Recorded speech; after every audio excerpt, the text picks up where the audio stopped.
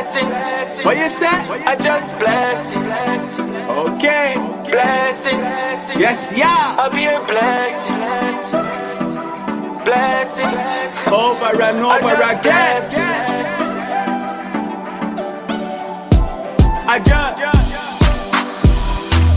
blessings upon blessings. Blessings. I'll be your blessing. Blessings upon blessings. Blessings. I'll be your blessing. Even when I'm stressing, I'll be your blessings. I'm taking every lesson as a blessing to increase my abaya. Me a blessing. I'll be your blessings. Every breath is a blessing. Blessings upon blessings. Blessings. I'll be your blessing. Blessings upon blessings.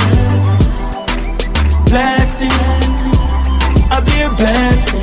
From I have mouth for talk, that's a blessing. I'm have foot for walk, another blessing. Me in the outline with chalk, add up the blessings. And me heart no dark, cause of the blessings. Cause me know who bless me, and who not left me. When me wrong, me know who correct me. Through the valley of the shadow of death, yeah, take me.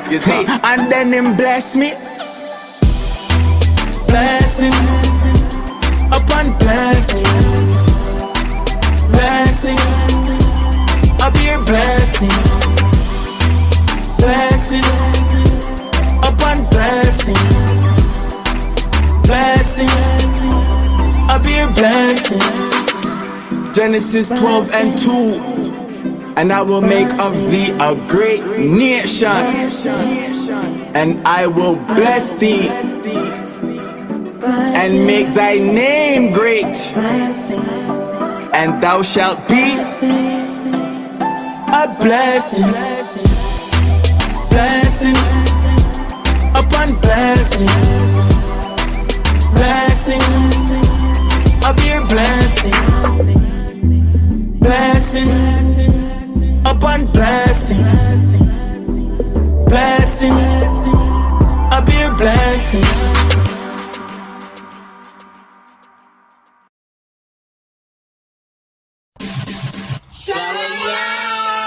Welcome to Marcia's Assembly. Don't forget, shoes off at the door.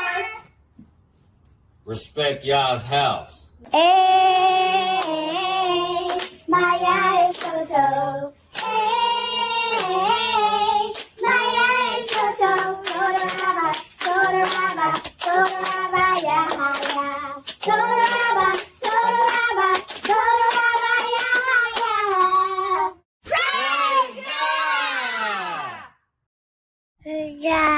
Praise Yah. We sing praises to your name. Oh yeah. We sing praises to your name. Oh yeah. For your name is great and greatly to be praised. Praise Yah. Praise Yah. We sing praises to your name. Oh yeah. We sing praises to your name. All praise to the Most High. Peace and blessings, everyone. Peace and blessings. Boom, boom, upon blessings. Hold on, let me get my mic level right. Where is it? That's too low. There we go. Now the mic level's right. Blessings. Boom, boom, upon blessings. Peace and blessings, everybody. Welcome to the house of the Most High. The house of the Most High, y'all. Peace and blessings. Hold on, let me get my battle rag on. Tonight's lesson is blessing. Tonight's lesson is a blessing. Yeah. We're going something, and I'm gonna teach some things tonight too. I'm gonna teach something. I got something to bring out. All right. So let me hold on. Where is my thing? Where is it? Oh, I closed it. I didn't know I closed that. That must have been by accident. All right. So let me open it back up. Let me find it. All right. So peace and blessings. Tonight's Right there. Which one is it? Is it this one? No, it's this one. It's that one. It's that one. All right, a blessing. Boom, boom, boom, blessings. Upon blessings, peace and blessings to everybody worldwide. I already know they're going to shadow ban the mess out of this live stream, but it is what it is, right? We're going to still teach the word. Stop share screen, bang, window, bang, share. All right, there we go. So when people find us, they can come in the building, they can understand what tonight's live stream is about. Peace and blessings to everybody coming in the live stream. As you come in, please give a like. If you're not new here, if you're new here, just you'll enjoy it. Just stick around. All right, so that others can know we live. And y'all know Mondays they usually shadow ban the mess out of us. Tonight's live stream, put my battle rag on. Is this the big event here? Is the big wallop here? There's a big events that are happening. So we know that the president of the United States went and met with the, I don't know what they call the president of China or whatever they call him. What is that called? The minister of China or the prime minister, the president, or, I don't know, the leader, chief head honcho, the HNIC.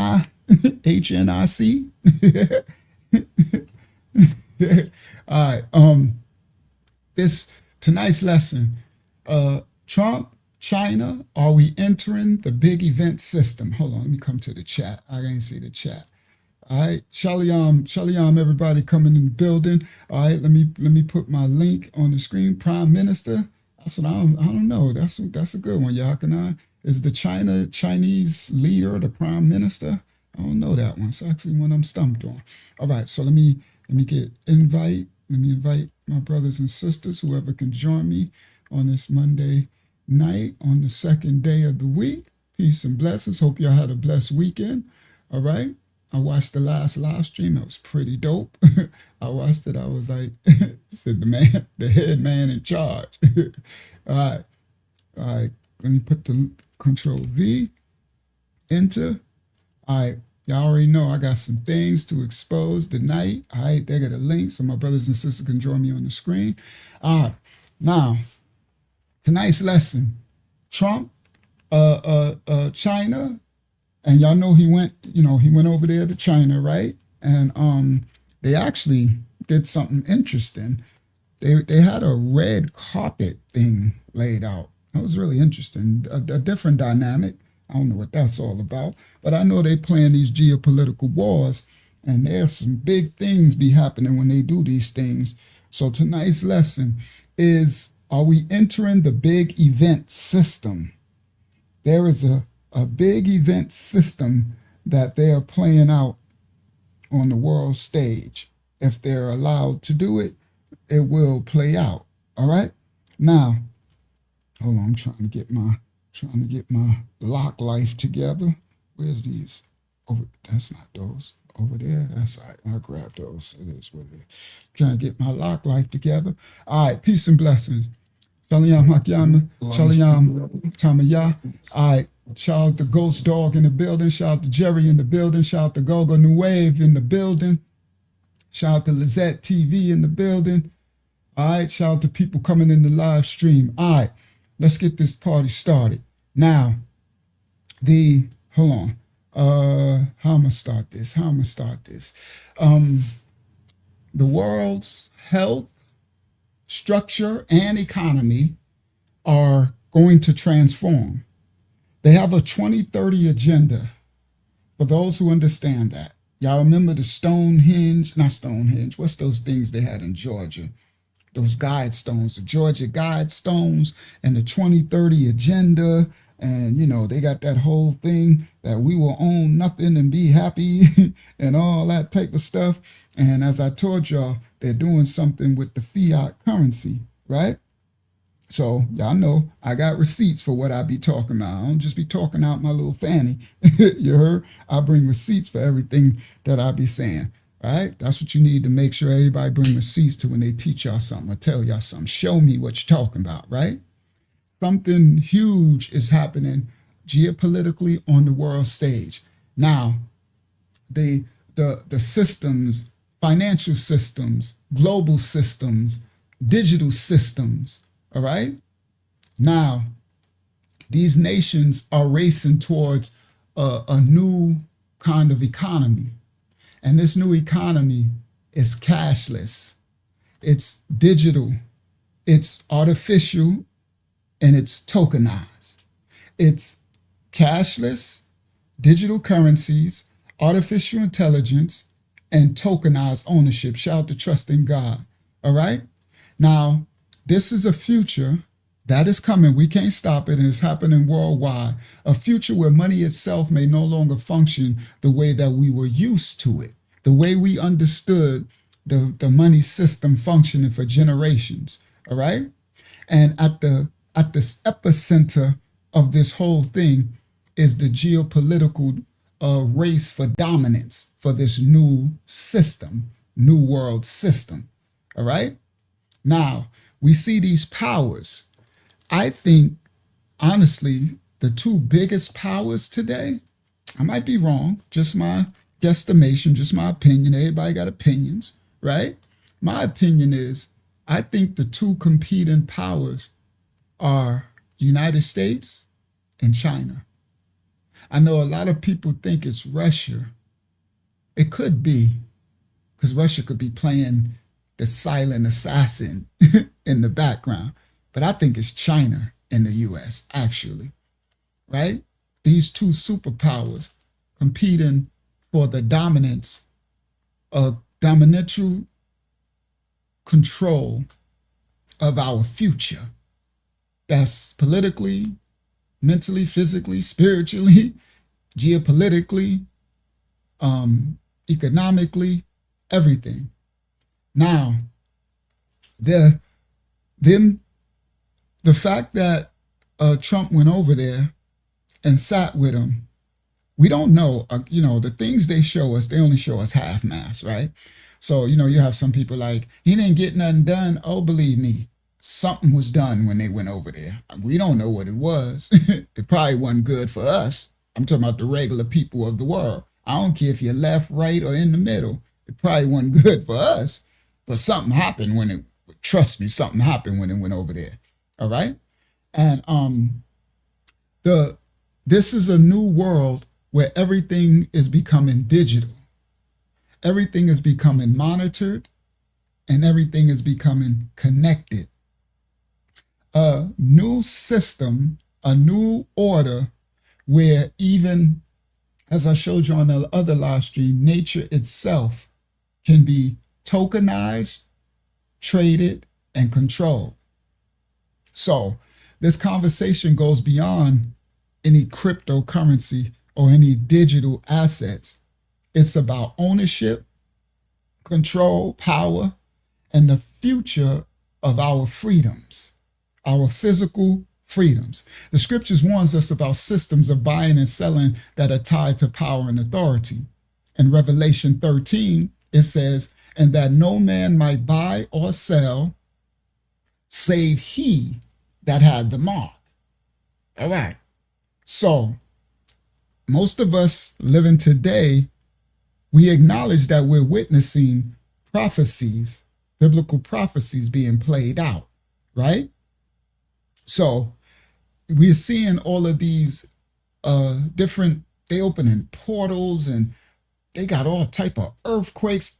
I think right after he left, there was a big earthquake in China, right? I think a 5.7. You got all type of bees everywhere. The bees all, y'all know the bees flooded the White House. I was going to show that tonight, but I'm like, you know what? I don't even got to, right? They put some bee stuff. Yeah, social credit store and stuff is coming. They put a beehive, the bee swarmed in front of the White House for almost a whole day. Okay?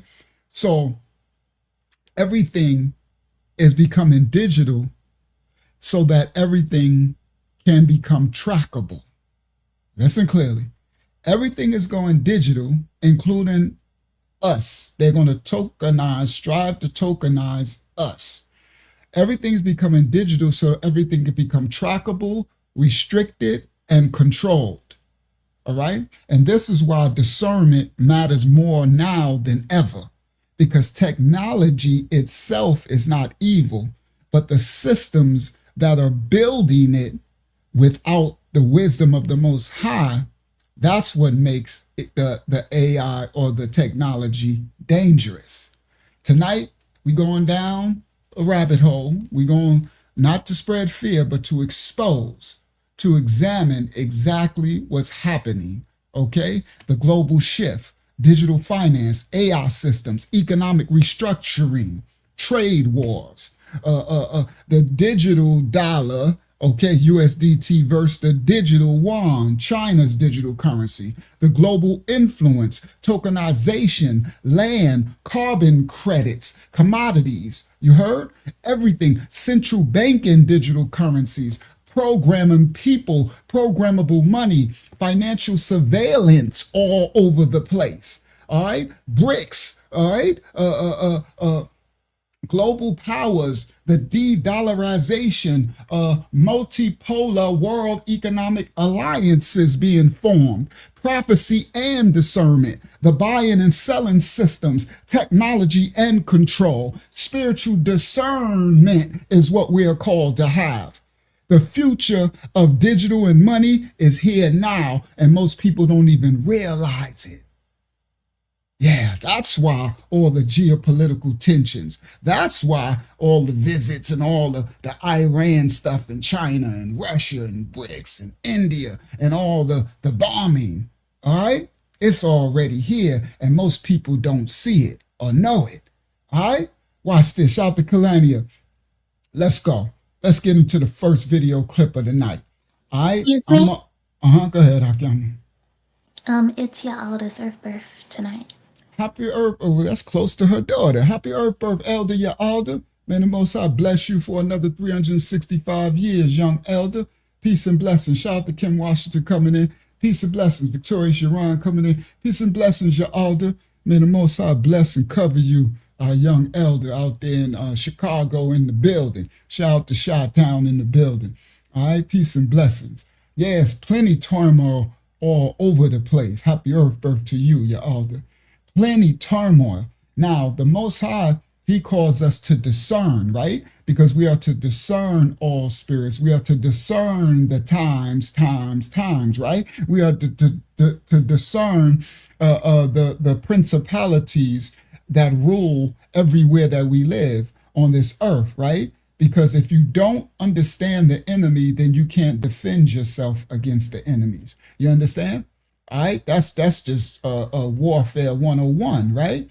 All right, so just to bring this in, so hopefully others could find out we live. I'm gonna start with this before we get into the big event, the big boom, the big bang. Okay, there is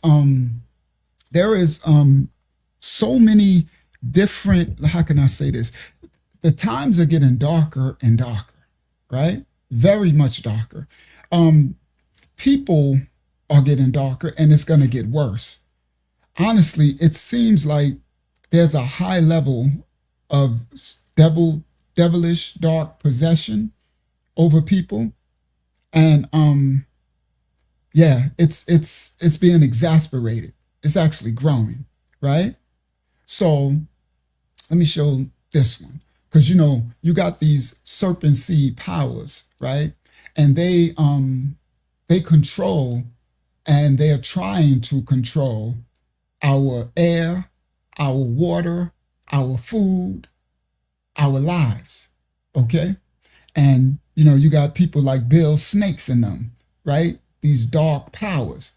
And this thing it's going to get darker before it get lighter. So we have to discern, and we have to be righteous, right? We have to come in the image of our Father so we can be covered by all this darkness. Copyright disclaimers are in effect. We don't own rights to the video. We reacted to the video. First video clip of tonight.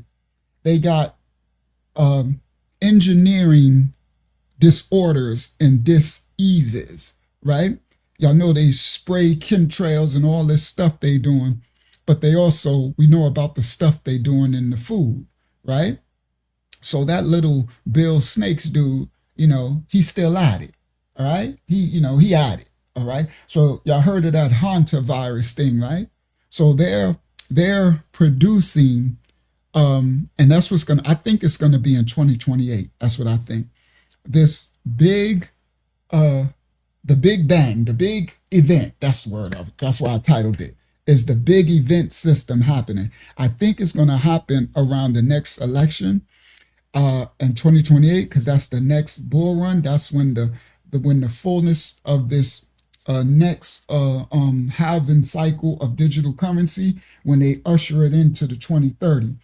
And I think that's when I think that they're planning this big catastrophic kaboom, like they did with the Jim Jones jab juice. Y'all remember that fake, that engineered crisis? You understand? I think personally they're going to engineer another one, and I think it's 2028, right around the election. Okay, and they're setting things up right now. Right. All right. Let's continue. First, copyright disclaimers on effect. First video clip of the night. Stop share. Share screen. Hold on. Let me do this first. Share. I didn't see the thumbnail. All right, there we go. The thumbnail. All right. Is this the big event here? So, y'all see this in the middle? I know y'all like, ain't that movie? Nah, that's real life stuff right there. All right. Shout out the same old face in the building, right? You see that Jing Ming? I don't know what his name is, right? But you see, he got the digital yuan. That's their cryptocurrency. You understand? Ours is USDT. That's what they battling over, right? So, I got AI to help me put this together, right? You got the White House, right? Then you got down here digital currencies, tokenization of the world, resource ownership, global power shift, the future of finance, right? Then I had blockchain, AI control. There's other images under there, but I put this image in the middle. We'll see what that is tonight, right? All right, the big event is the big event here. All right, copyright disclaimers. Check out what they doing. This is what they doing. Y'all already know they up to stuff. They always stay up to stuff. But we got to stay up to stuff too, meaning stay up to our intelligence, understand what they're doing to discern. All right, here we go. Copyright disclaimers on effect. We're on right to the video. Let's go. First video clip of the night. I'll give two examples. So one is that people eat too much meat, right? And if they were to cut down on their consumption on meat, then it would actually really help the planet. But people are not willing to give up meat. Yeah, some people will be willing to, but other people, they may be willing to, but they have a weakness of will. They say, wow, this steak is just too juicy. I can't do it. I'm one of those, by the way. So, but so here's the thought, right? So it turns out that we know a lot about, we have these intolerance to, for example, I have milk intolerance. And some people are intolerant to crayfish. So possibly we can use human engineering to make it the case that we're intolerant to certain kinds of meat, to certain kinds of bovine proteins. And there's actually analogs of this in life. There's this thing called the Lone Star tick, where if it bites you, you'll become allergic to meat. I can sort of describe the mechanism. So that's something that we can do through human engineering. We can kind of possibly address really big world problems through human engineering. All right, now let me explain what he just was breaking down.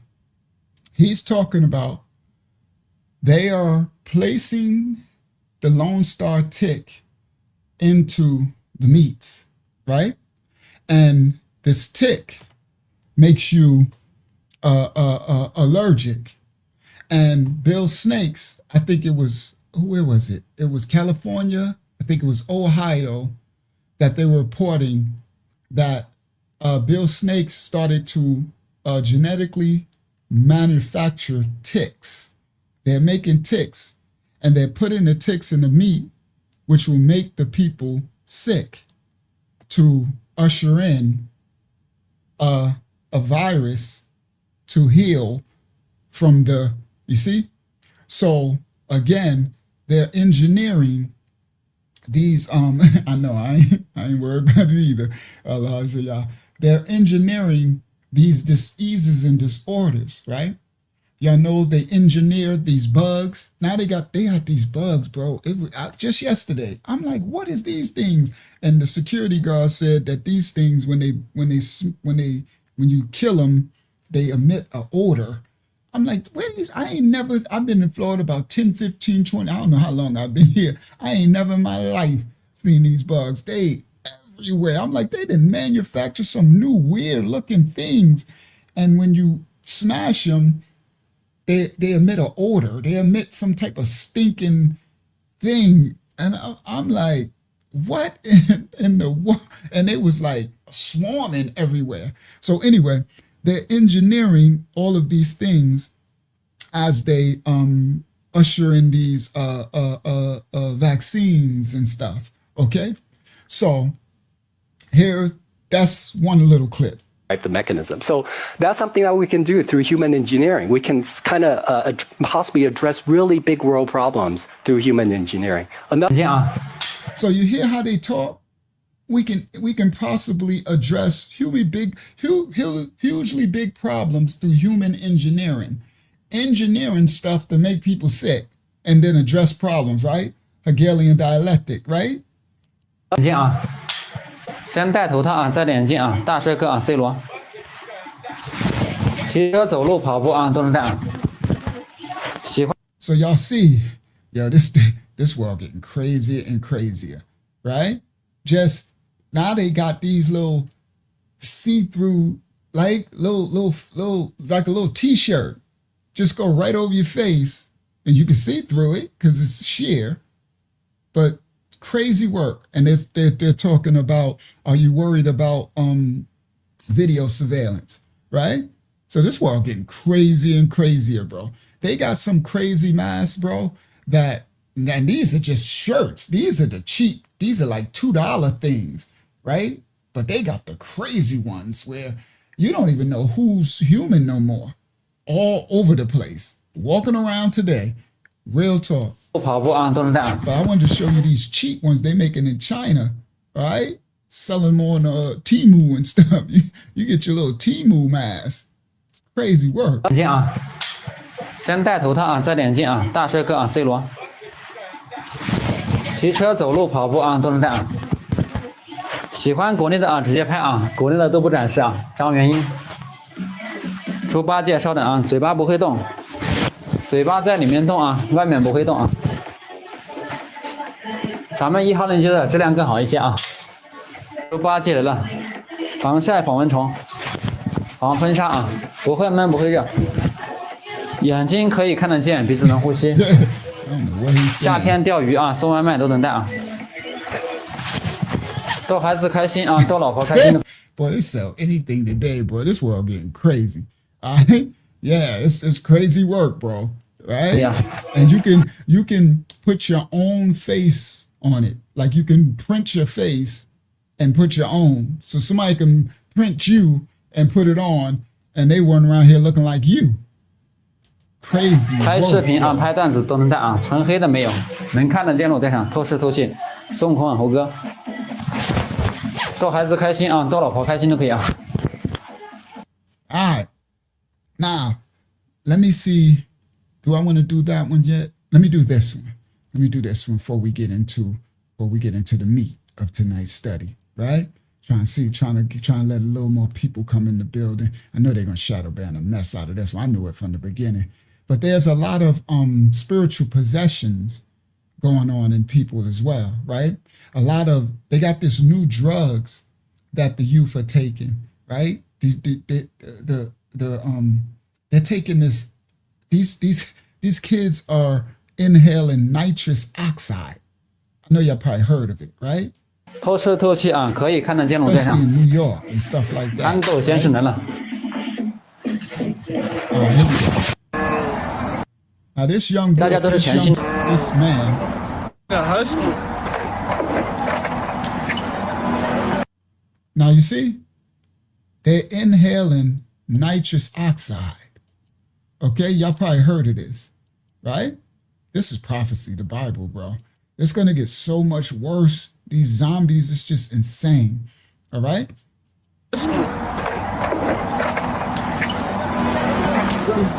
Bro, get your... Bro, come on, bro. You can't do this shit no more, my boy. You can't do this shit no more, my boy. You can't do this shit, my boy. You can't no more, my boy. That's real, bro. Watch your children. Watch your neighbors. Watch your family. All right? Prophetic. They will inhale anything now. That's crazy. You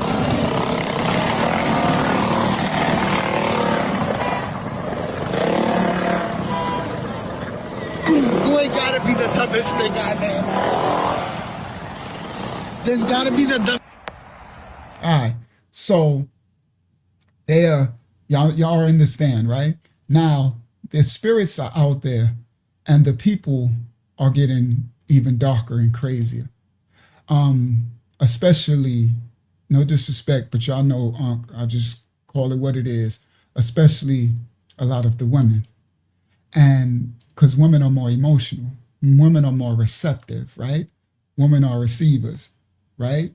And men are deliverers, all right? That's why even in the process of a man entering a woman, you understand, to recreate, for them to create, right? To give birth. So women, that's why a lot of the sprays and toxins that they're spraying and stuff have a much more detrimental effect on the sisters, okay? That's why a lot of sisters' memories are really going bad, young and old. So all of the things, the chemicals, the sprays, the vaccines, all of that stuff. Now, also biblically, prophetically, Hasatan goes after the woman to possess the woman. That's why he went after Eve instead of Adam, right? And so a lot of women are, they're on it's just, the world is getting darker and darker. The effeminate matriarchal powers over the earth are getting more and more stronger. So they're effeminizing the generations, the men, right? Which is putting more feminine energy or matriarchal energy, or and because the Most High created us different, and there's a balance in the separation. But Hasatan wants there to be no balance. He wants it to be one order. And so because the world is getting dark and everything is getting darker, unfortunately, a lot of the women are getting a lot darker. And shout out to the righteous women who come out of it and understand it. But we gotta, this world. All right, here we go. Watch this clip. Copyright disclaimers on effect. We don't own rights to the video. We're reacting to the video. This is what's happening. All right, let's go. Hold on. You share screen?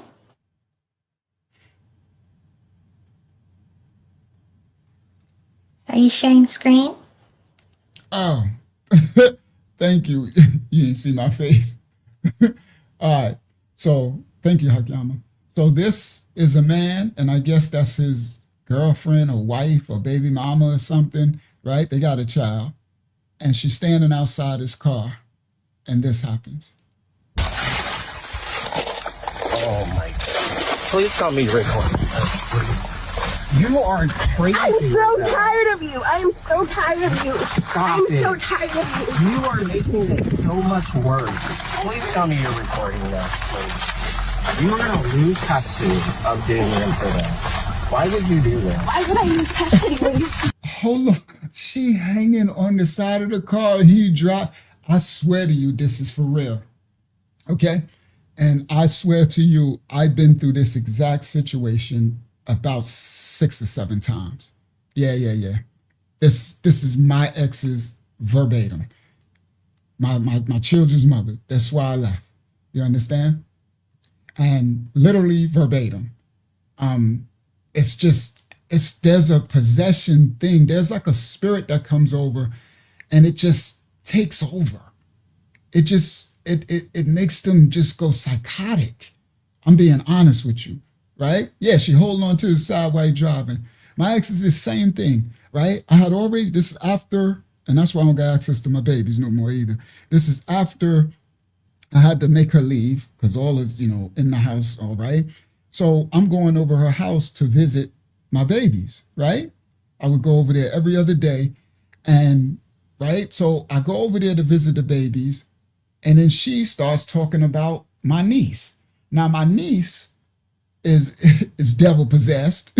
Yeah, right? She ain't nothing but the devil, right? And I tried to warn her. My niece don't care about you. She just, right? And so I come over there to see my babies, and she want to start disrespecting me, talking about my niece. And I'm like, bro, I didn't come over here to talk about my niece. I came here to see my children, all right? So I would go say hi to her dad and everything, and me and my baby girl, we would go shoot basketball at the hoop. My little man, he ride his bike, right? They happy to see me, I'm doing daddy time. Here she come out talking about my niece, and I'm like, I don't want to hear nothing about my niece, right? And she like, well, yeah, right? And I'm like, she's saying, and I said, listen, let me. So you know how they keep going, mess with you. So finally, I said to her, I said, why you sitting up here? Because this is true. I said, why you sitting up here talking all this crap about my niece? She was just talking about you, which she was. She just had was disrespecting the mess out of her. And I said, she is not your friend. I tried to tell you that, all right? You want to try to, posse up with her. I'm telling you, that's my niece. I know who she was from when she was little, all right? She ain't no good. Y'all know how y'all know people. Some people just ain't ish. Y'all know what I'm talking about. You got family members or whatever, right? And I'm like, I tried to tell you. And then she just started to, yeah, you mother. And then once they start to go, I was like, okay, that's my cue. So I went to my baby. I said, all right, baby girl, give me a hug, right? And I'm like, so you gonna come back? Yeah, I'll be back. I'll be back the day after tomorrow, right? And I'm like, okay. So I gave the baby girl a hug. I went to my little man. I'm hugging him. And so I started, all right, I'm out of here. So she come. Because she was standing in the front, and me and her in the driveway, she's standing in the front doorway doing all this yelling. So now, once I hug my baby girl, I go to my car, all right? I'm ready to leave because this goes left. It don't get better. It gets bad, right? Now you want to yell outside and, I don't know, you want to start hitting and, violence and stuff. So I get to the car, and I guess she's like, you ain't going. Here she come. And I get to the car, and I start the car. And when I start the car, she at the window. What you think? You think? And she just on 1,000 for no reason. Okay? Nothing. And then she just, boom, 2 hands, try to bust the glass. And I'm like, and then she stepped back and kicked the car. And I pulled off to kick the car. Right? And that's the last time I went over there, and the last time. You understand? But she's bust my other car windows one time with a vacuum. Went outside with a vacuum and bust my whole window, with the tent, like this woman just did. All right, and it's like a possession for no reason. You know what I mean? It's like, I don't know, bro. It's getting worse. Okay, and I understand the frequencies and sin and transgression and the stuff that's just getting darker and darker. Okay, and it's like yeah, and it's crazy because it's not a woman scorn. You know why? Because ain't been no scorning. You the one scorning. Ain't nobody did nothing to you. You understand? So it'll be different. You know what I mean? But the Bible does speaks of that, about a woman scorn. But nowadays, they ain't got to be scorned. It's some mental stuff. Okay? So anyway, I guess he got, I don't know who he in there with, maybe his new girlfriend or something. And he said, did you get this? And he said, you're going to lose custody messing around like this, right? And you see how calm he is. He like, you're going to lose custody messing around like this. And she goes, custody for what? And it's like, this is way more normal than y'all think. Okay, it happens like all the time. All right, shout out to Brother Tim. All right. Yeah, for those who if you get you a good woman that ain't possessed by many devils and stuff, you better hold on, because it's getting worse and worse. It ain't getting better. Shout out to the righteous sisters who coming out of sin and transgression, and we need to try to cover the younger sisters, and it's older sisters too. It's very spiritual. It is a full-on possession. I mean, I didn't seen it so many times. Once I could see it coming on. I'm like, okay, it's time to make my exit. And when those spirits know you trying to exit, it's like they take over more. When they know, when those spirits that's possessing these people know that you're trying to get away, they just have them go insane. All right, here we go. Oh my God. Please tell me you're recording this, please. You are crazy. I'm so tired of you. I am so tired of you. I'm so tired of you. You are making it so much worse. Please tell me you're recording this, please. You are going to lose custody of Damien for this. Why would you do this? Why would I lose custody when you... Look at you. You broke my fucking window. Let go. Can you stop? Like, what the fuck? Stop. They would have opened the door. I've been there. They try to open the door. You like, you see her holding on to the side of the car and all like, oh my goodness, man. And it'd be for no reason too. It'd be for nothing. Like it could be for anything. Sometimes it could be for something. It doesn't matter. It's just when that spirit takes over, it just is what it is. And it amplifies. You understand? So it could start off something like, where you going? I'm going, I'm going to the gym.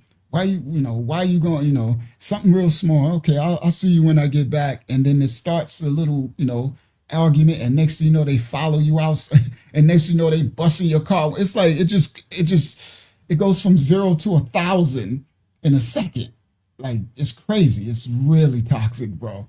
And I know there are some men who are toxic too. So I'm not picking, but this thing is being really amplified with a lot of the sisters in these end times. It's really a serious possession going on. All right. I'm just pointing it out because when I seen this, I'm like, this is just, I done been through this so much. It's just really, it's traumatizing. But anyway. Oh, fuck. Like, what the?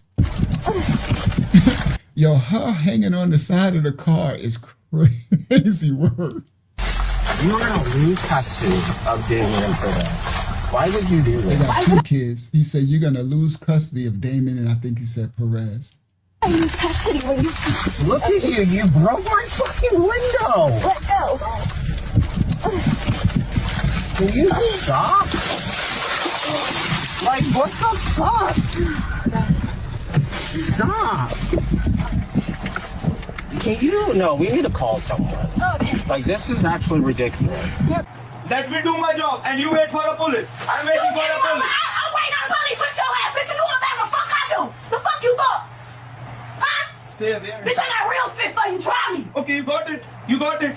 You want some? There you go. You gonna have to. There you go. And start over. Start over. All of them been on the ground and everything. Start over. Bitch, I ain't playing with you. The fuck you thought? Bitch, I'm here for 45 minutes playing with your ass and now you gonna give me something? Bitch, you got me fucked up. Standing on shit. Stop playing with me. Bitch, get this shit. The fuck you thought? Starting over, hoe. What y'all want? Come get it. What? What? You can give me some bags. You can do whatever the fuck you want to do around this bitch. What the fuck? What y'all want? What you want? Touch a kid, I'm gonna fuck you up. What the fuck you want? Now she talking to her kids. Mm-hmm. Yeah, talking to her babies. Hey. Touch him. I'm gonna fuck you up. You got the wrong one. Touch him. Touch him. Touch him. That's you going to teach your kids? Touch him. That's Bitch, what you you make, got going the to fuck make you up. them like Hell that. no, ain't nobody gonna get his ass. That's how you make your kids. That's a fool for your shit. That's a fool for your That's shit. how you make your kids. That's a fool for your That's shit. how Bitch, you you make heard your me? kids. Bitch, That's how you make your Get my kids. shit. Get my shit. Stay away, make a Uh-huh, difference. damn, wait. You walked up on me and got your shit, right? Make a I'm walking difference. on you getting out my shit, bitch. Give me my shit. You walked up on me and got your shit. This is the possession I'm talking about. That's what I'm talking about. So that's why I know sometimes y'all looking for like reasons and looking for, well, maybe they feel like this person wrong with it. None of this is devil possession. Stop looking for reasons for it. There be no reasons sometimes. Yes, I don't know if he owns the store, but he works in the store. All right. And this happens all the time. I'm talking about it don't matter. When that devil takes over, it don't have to be a reason. The devil will make a little reason. Do you understand? And it's like you can't stop it. It's just psychotic and it doesn't matter. I'm talking about to the point they'll pass out. Like, pass out. I had to hold my ex, right? Because they're trying to stab me and trying to bite it. And I'm just like, stop. You just got to the end. They'll hyperventilate, bro. They'll pass out. I'm talking about psychotic, bro. That's what I'm like, stop. Don't be looking for it was because they feel like, I don't care about none of that crap. It's psychotic. It's devil possession. And it's going to get, it's amplifying. Now, this got something to do also with the chemtrails, with the stuff they putting in the foods. It got something to do with everything. It's in engineering. All right? It was already a thing since Eve. You understand? It's biblical. But now, of course, in the end times, it's magnified. Okay? It's magnified. And they still ain't pulled up. Get my shit. Or give me what the fuck I want. Cause ain't shit moving around this bitch. I got real spit for you, try me. Bitch, stop playing. Why you spit on me? I won't say you nothing. Oh my goodness, she spit on him. May the Most High give people patience in these type of situations. Give them patience. Because the Most High knows in my sin and transgression, I would have knocked her right on back. I've been in jail. I'd have been in jail. Nowadays, I just would have to leave. Just get away because I still, and because you know the outcome. You understand? She spit in his face or wherever she spit at. Bitch, stop playing. Get my shit. Get my shit. Stay away. Make a Damn way. You walked up on me and got your shit, right? I'm walking on you getting out my shit, bitch. Give me my shit. You walked up on me and got your shit. And they still ain't pulled up. Get my shit. Or give me what the fuck I want. Cause ain't shit moving around this bitch. I got real spit for you, try me. Bitch, stop playing. Why you spit on me? I was saying you nothing. I was saying you nothing. I was acting civilized. I don't get no fuck. I'm not like you. I'm very educated. He said, I am acting civilized. Ass not civilized. Bitch, when you stole my shit and gave it to the next bitch, fuck you talking about? Motherfucker, I've been real nice with you. All you got was a spit. The fuck you talking about? That's what you only can do. What? That's only can you do. Oh, you sure? You are uneducated like you act like a bitch. You know the fuck I got behind my name. That's why I fucking clown the way I do, bitch. Stop playing with me. Bitch, you ain't fucking with anybody. Stop playing with me. Listen. Now, I don't know what happened, okay? I don't know what transpired, but there's nothing. This is in front of those babies. Do y'all understand? And you see how she yelled at the babies, go get the stuff. And he was like, this is what you're going to teach them this, to take the stuff to go do, right? You see how she cussed at them. So you can only imagine what happens when she get mad at them at home and stuff, right? I'm saying you very... What? What you say? You are a lady. If they on your plate, there is some man. I will tell you. Oh, my nigga can ball back me up too. What the fuck That's you not my culture to put a hand on some lady. You think you Send from your man. Send from your man. I don't give no fuck who I doing with. Go get your bitch away. I don't give a fuck who I doing with. Your bitch ass teacher. Tell her come holler at me. The fuck? Bitch you ass. All right, sorry. That was very, very, very toxic. All right? And the world is getting darker and it's getting crazier. Copyright disclaimers are in effect. I don't think y'all might not have known this, but something happened in Atlanta. Y'all know now we're going into the big events that's coming and happening, right? I'm walking this down. Now, there was something that happened in Atlanta. Y'all know they got these driverless cars, right? This has all got something to do with this 30 agenda, digital ID, currency, network, this new order, new world system, right?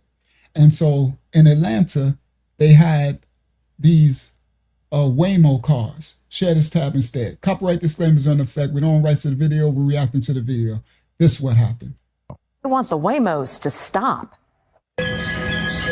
It's almost every little cul-de-sac around our area. So I think it's a real problem. Waymo after Waymo after Waymo enter this dead-end street, usually early in the morning. I think yesterday morning we had 50 cars that came through between 6 and 7. Neighbors on View Drive started seeing the autonomous, driverless cars 2 months ago, but the groupings and large number of Waymos just started circling in and out in the last couple weeks. They even shared video with us when neighbors used this little guy to put him right out here in the street to block the Waymos from getting into the cul-de-sac, and you can imagine.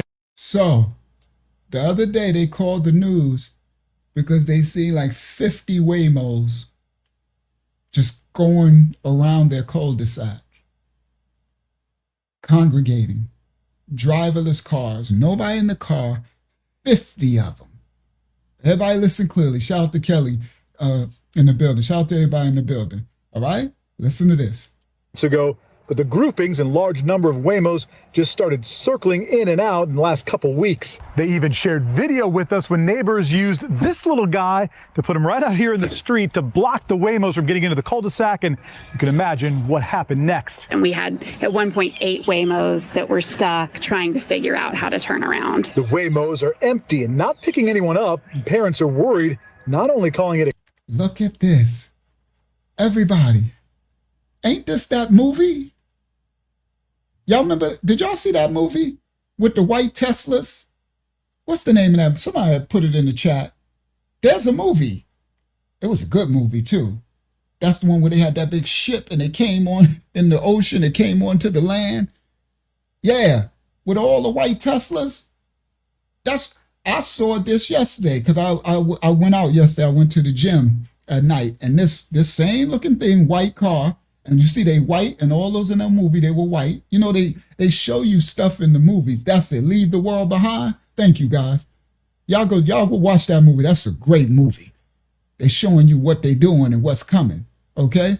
And it was all these Teslas, right? Because these electric vehicles, they are for, again, control, right? So starting in 2026 or 7 and up, all vehicles will be, they got this system where they can turn your car off, they can do all this stuff, right?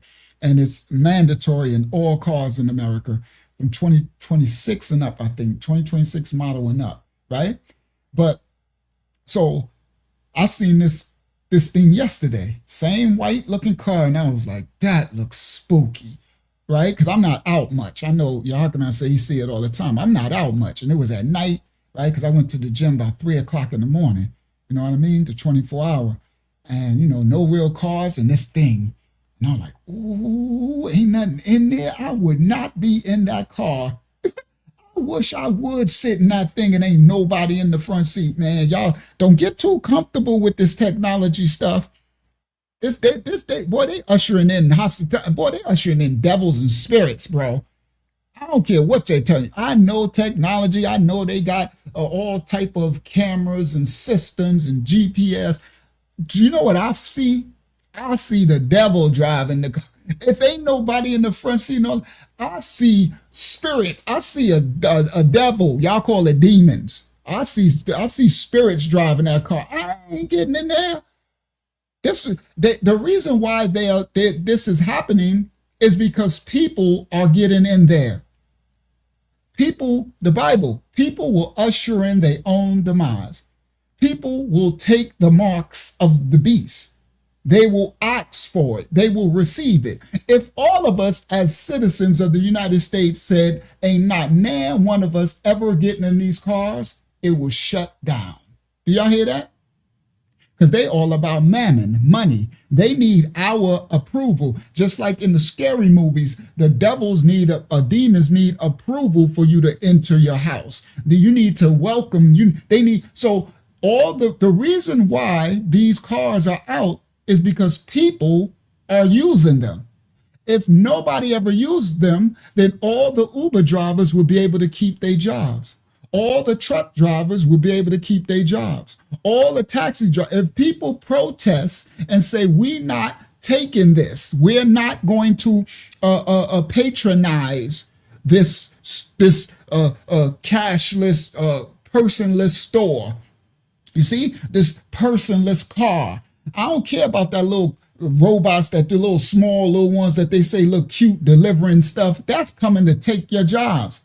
No, we're not ordering no deliveries. We want a person to do everything. If the people stood together, then they couldn't go forward. But they know that the people will never stand together because everybody's so selfish.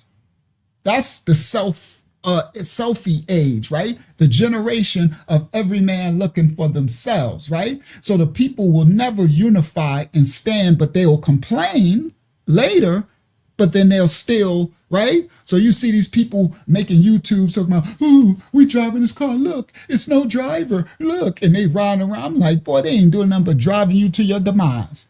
Now, everybody, this is a scary movie played out real live. Now, why are all these cars, right, congregating early in the morning, everybody? So that means, nope. And so what they're doing, Ghost Dog, any brand new car created from 2026 and up, it comes with a system, a computer, something in the car is mandatory. I'll do it another time. Y'all can look it up. And so people, and then I'm gonna show y'all something, a way to turn off certain things in your car. I'm gonna do that. I'm gonna do that. I'm gonna show y'all stuff, right? How to turn off certain things when you got newer cars, right? But that's why a lot of people trying to get them some old schools, right? That's why they did all that cash for clunkers thing. See, all of this stuff was part of the beast system setting themselves up. So when, come on, Satan, take the wheel. That's a good word. Satan takes the wheel. When they did the cash for clunkers stuff, right? Back then, this how they whammy us all the time. We'll give you money for your old, and it didn't matter if the car was old or not. And they went in every place dealership wherever you took the cash for clunkers, they had a mandate that they had to seize the engines. No matter how good the engine worked, no matter how much, they had to seize it. This was to usher in the old cars that can't be detected and programmed. You understand? To usher in. So again, this is how, this is how they, it's like a dumbing down, using people. My people are destroyed for a lack of knowledge, using people's lack of knowledge against them. Okay. So yeah, they did that whole cash for clunkers to here, we're going to give you money and everything. And they destroyed, I think it's like 5 million cars or something. Perfectly driving cars, some cars, because those old cars will drive forever. Y'all remember y'all know the buckets, the beaters? Boy, you'll drive a beater, it'd be smoking, the door hanging off, smoke coming out the front, smoke coming out the back. But it'll drive to the, you know that saying, we drive it till the wheels fall off? Oh, I done had cars, you drive it till the wheels fall off. I'm talking about that thing doing 500,000 miles and it's still driving. You understand? Oh no, they need to destroy all that. Okay. So this right here with all of these cars, this is, let's discern this clip. Let me let it play a little more. All right. Let me let it play. Circling in and out in the last couple weeks. They even circling in and out in the last things in large number of cars 2 months ago. But the groupings and large number of Waymos just started circling in and out in the last couple weeks. They even shared video with us when neighbors used this little guy to put him right out here in the street to block the Waymos from getting into the cul-de-sac. And you can imagine what happened next. And we had at one point 8 Waymos that were stuck trying to figure out how to turn around. The Waymos are empty and not picking anyone up. Parents are worried, not only calling it excessive, but dangerous. We're families, we have small kids, we have animals and pets, we've got kids getting on the bus in the mornings, and it just doesn't feel safe to have that traffic. Neighbors reached out to Waymo and have not got a response. They've also contacted their council member representatives and GDOT and don't know what to do. They contacted Waymo and Waymo ain't answering them. They contacted their councilman and the government transportation department, and they don't know what to do. Let me explain something to y'all guys. Every last one of these cars have, the reason why they can drive or less is because they're completely 1,000% monitored. They can control it, turn it off, turn it around. They can lock the door. They can make it go where it wants.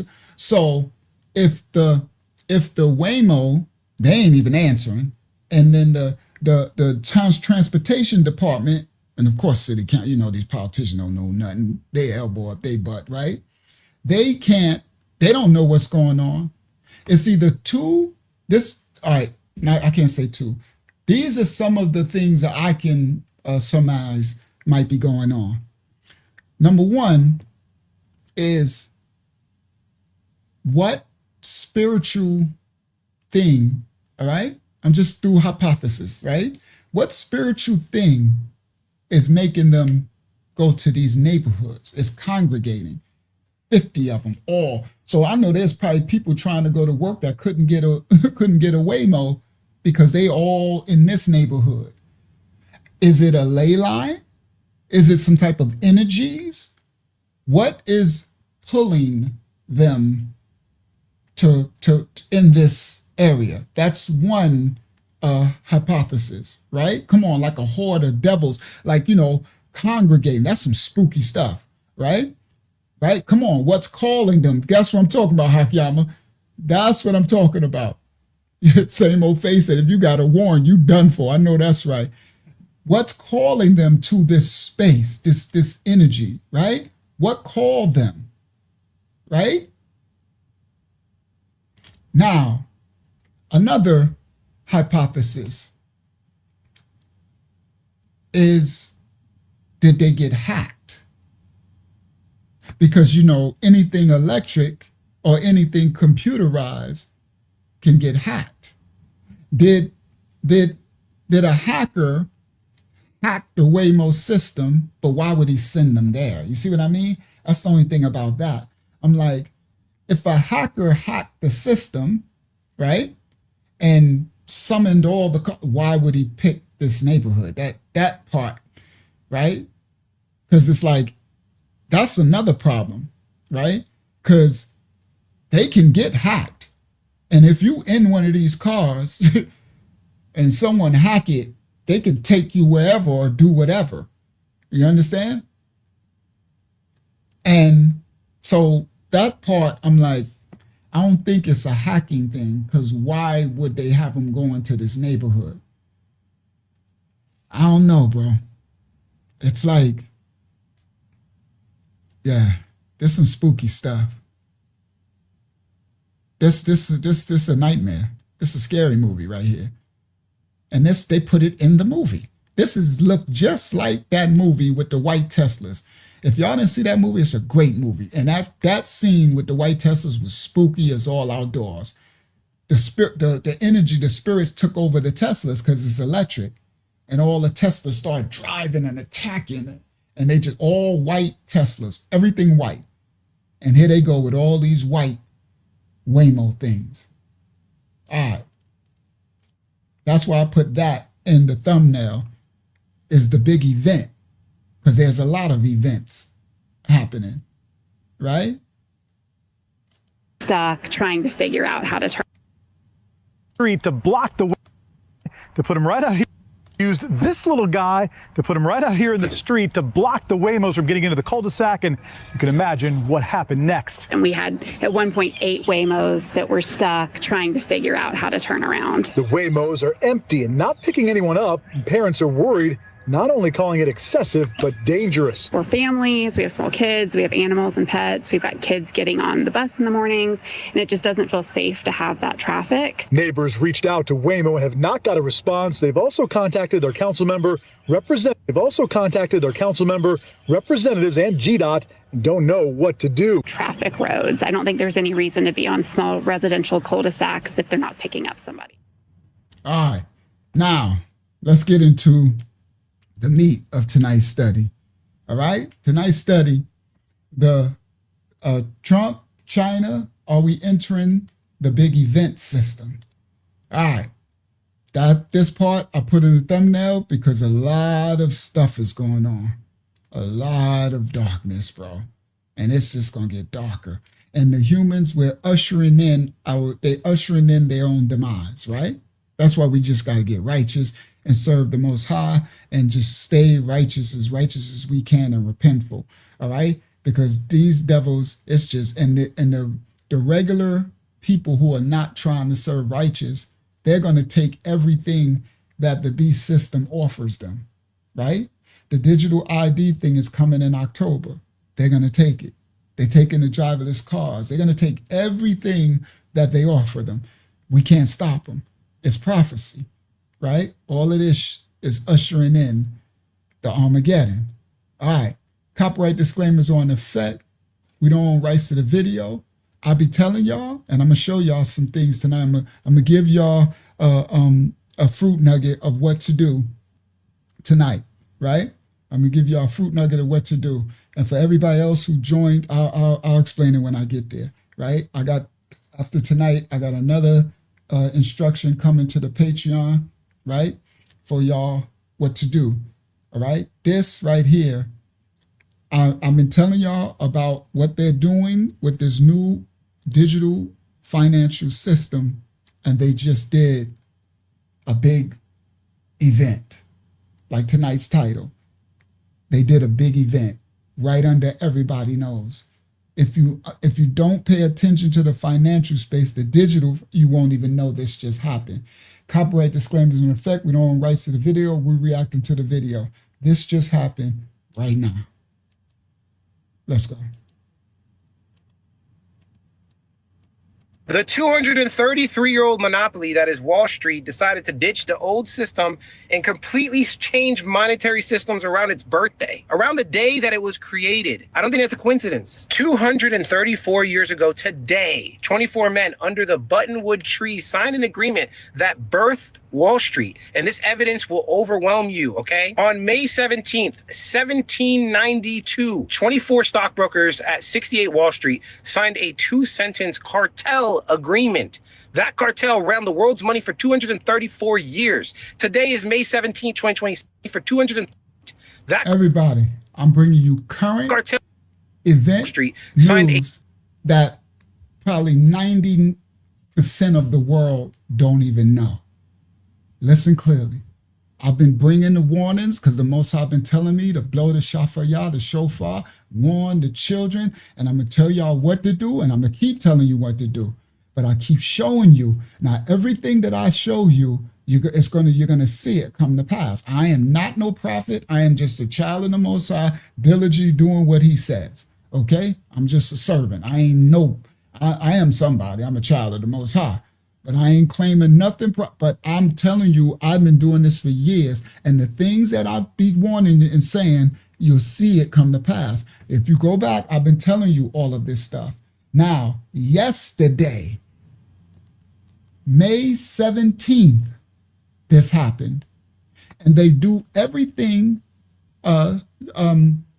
numerically, right? Gematria and stuff. Right? And they do things anniversary, right? As anniversaries. Everything they do is intentional. Nothing's ever willy-nilly. Okay? So, on yesterday, they changed the fiat system. All right, let me go back again. The Buttonwood Agreement. The Buttonwood Agreement was a compact to create a stock exchange on Wall Street in New York, signed by 24 stockbrokers and merchants in 1792. Legend says it was finalized under a buttonwood tree near what is now 68 Wall Street. The agreement marked the creation of an official, this is how they created the stock market, the stock exchange. And they put us, everybody, on the stock exchange. Yeah, listen clearly. A birth certificate, registration, Social Security. We're on the stock exchange. This new digital stock exchange that I've been telling y'all about, I've been warning, I've been blowing the shofar. Yesterday, it happened. I've been telling y'all all the processes, the pieces as it go. And I'm going to keep telling y'all and showing y'all. And I'm going to show y'all what to do. Same way that they put us on that stock exchange when they created it in 1792, is this. I'm gonna walk you through, Sister Kelly. You gonna know. Just keep coming to these lives. Keep coming. That's all. As we go, because we got to October. The digital ID thing coming in October. October is it's a marker. All right, the Web3. So we'll be prepared way before that, and we're gonna prepare something business-wise. There's things. Okay. So all y'all gotta do is just keep coming back to these lives. Okay. If you miss a live, just go watch the replay. Right now, the same way that they put us on the stock exchange is the same way that they're tokenizing us and going to put us on the digital exchange, the blockchain. All right. Now, let me play it again. Buttonhood Agreement. It is history signers. The Troy Siegel. What is the button? All right. Let's continue. Let me go back to the beginning. The 233-year-old monopoly that is Wall Street just buried 162 trillion of its own monopoly in 30 days. Listen clearly. These moves, the regular people do not know. For those who are able to catch this live stream through the shadow ban, because look, we ain't reach 100 on where we at. Only 70 people. Who that over on Facebook? Shout out to Angie over on Facebook, right? I knew they was gonna shadow ban the mess out of this, right? I just knew it. I was like, we ain't gonna probably even get 100. It's probably gonna be maybe 1,000 people watch this video when it's over. Okay? Now listen clearly. And for all those who don't get to see it, let me explain something. Do you see how fortunate it is? This is what you call spiritual warfare. I can do another video and they might let us get through a little bit and we probably get 5,000, 6,000 views, right? And the people who see it, whatever fruit I brought out, they bless. But a video so important, and I knew it, but I'm gonna keep doing it for those who couldn't see it. Now listen clearly. They just buried 162 trillion. When he's saying buried, he means they're doing away with fiat and it's going digital. So they are destroying the old system. The old system is already over. They're just transitioning while the masses have no idea what's happening. But the Most High gonna warn his children. All right, let's continue. I'm gonna let it play. Listen clearly. The 233-year-old monopoly that is Wall Street decided to ditch the old system and completely change monetary systems around its birthday, around the day that it was created. I don't think that's So they, shout out to Don't Just Be Another Brick in the Wall. They abandoned the fiat system, which I've been telling y'all for months and months and months, right? Probably for years, but months and months lately, right? I've been really blowing the shofar, right? And now he said they abandoned their monopoly system they didn't have for, really, they just switched it over, right? His terminology is a little bad. They ain't abandoned nothing.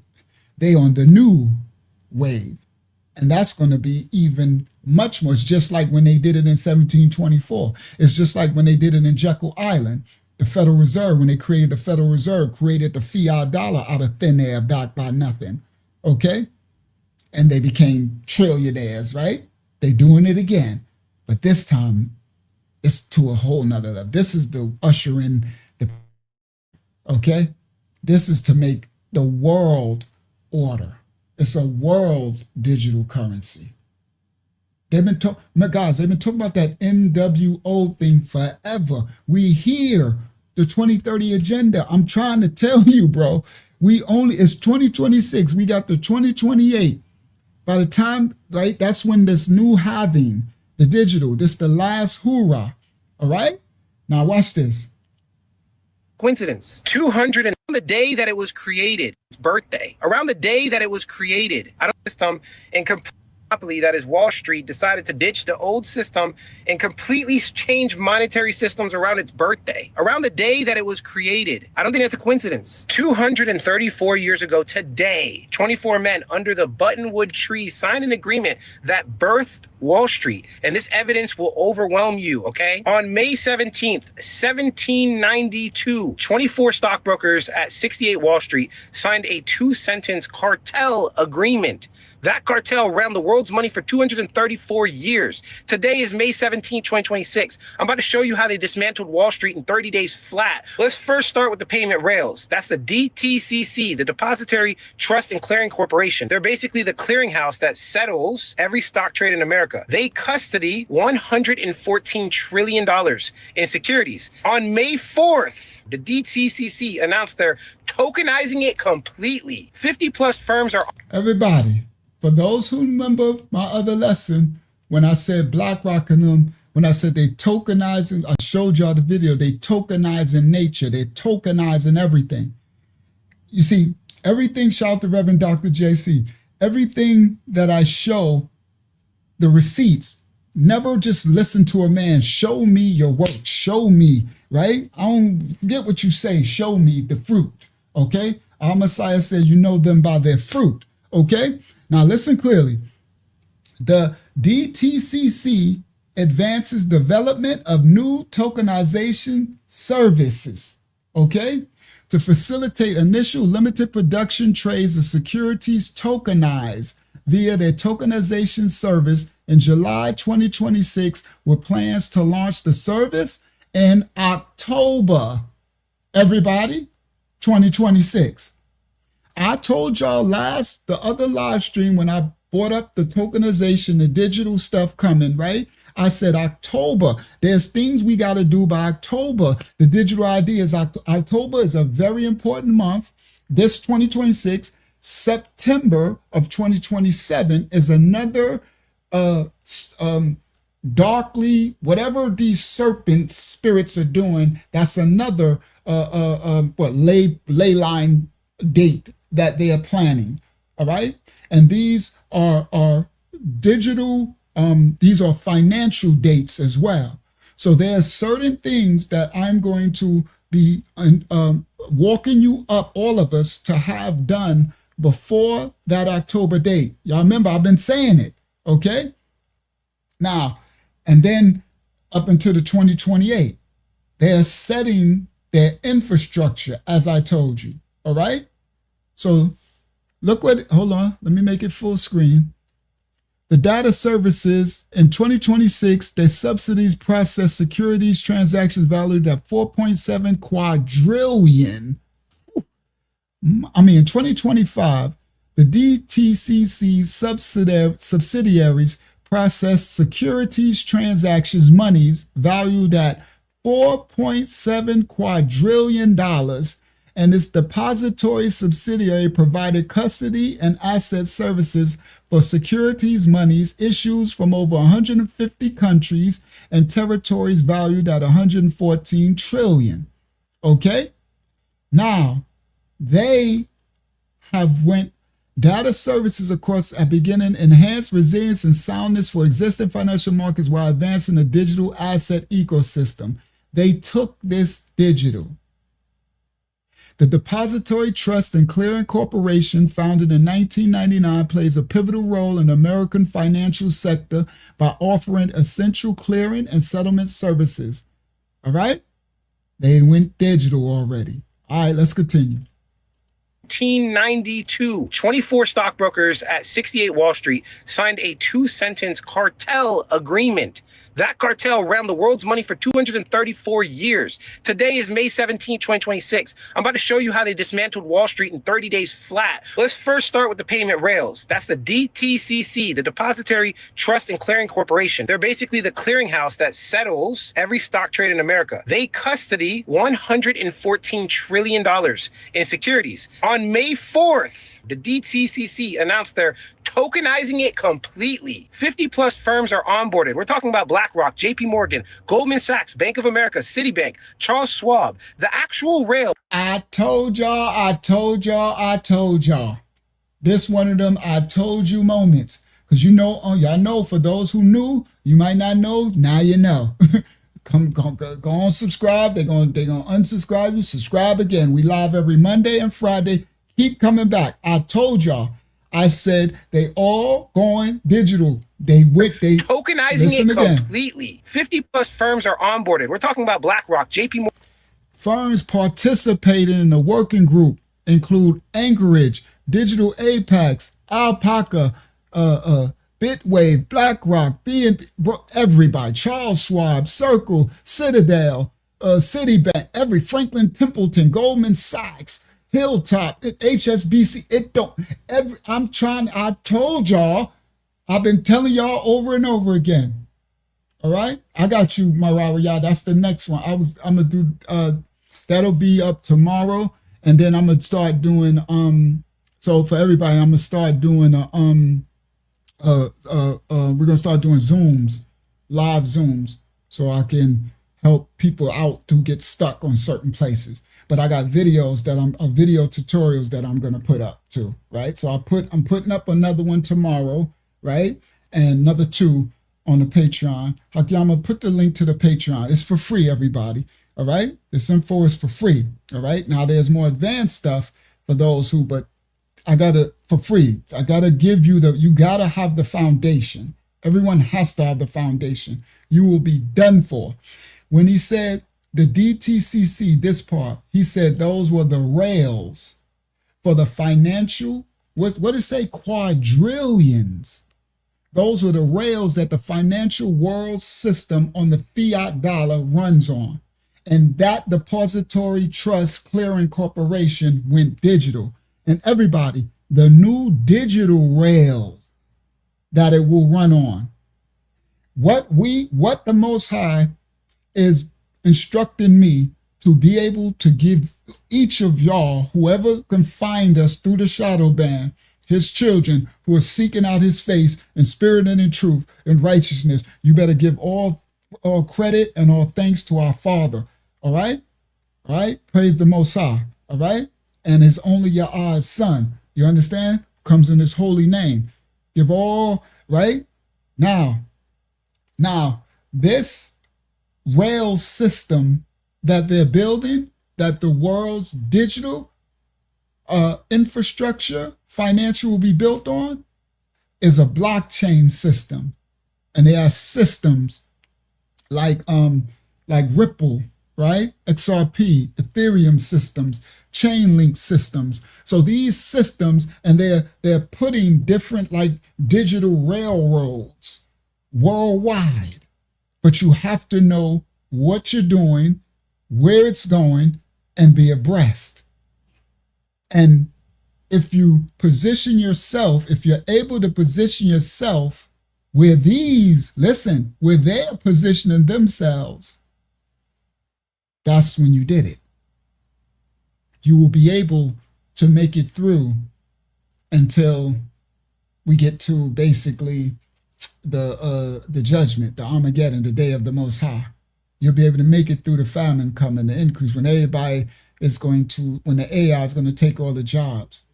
You'll be able to survive because you'll be positioned. The Bible says, know the devices of the serpent. Discern all these spirits. So you'll be positioned in the same place that these people are positioned. These companies. Your bank. I don't know if they got Wachovia, but your Bank of America and everything. Your 401ks. You see? All right, let's continue. They're tokenizing it completely. And I know because I've been teaching and saying it so long that sometimes it can seem like, okay, Unc, you've been saying it and we see things happen, but we still ain't say, oh, no. There's dates. When these people make these dates, they do it for a reason. They told you 2030 agenda. You see, there's a 2028 thing. There was a 20, right? And they followed through.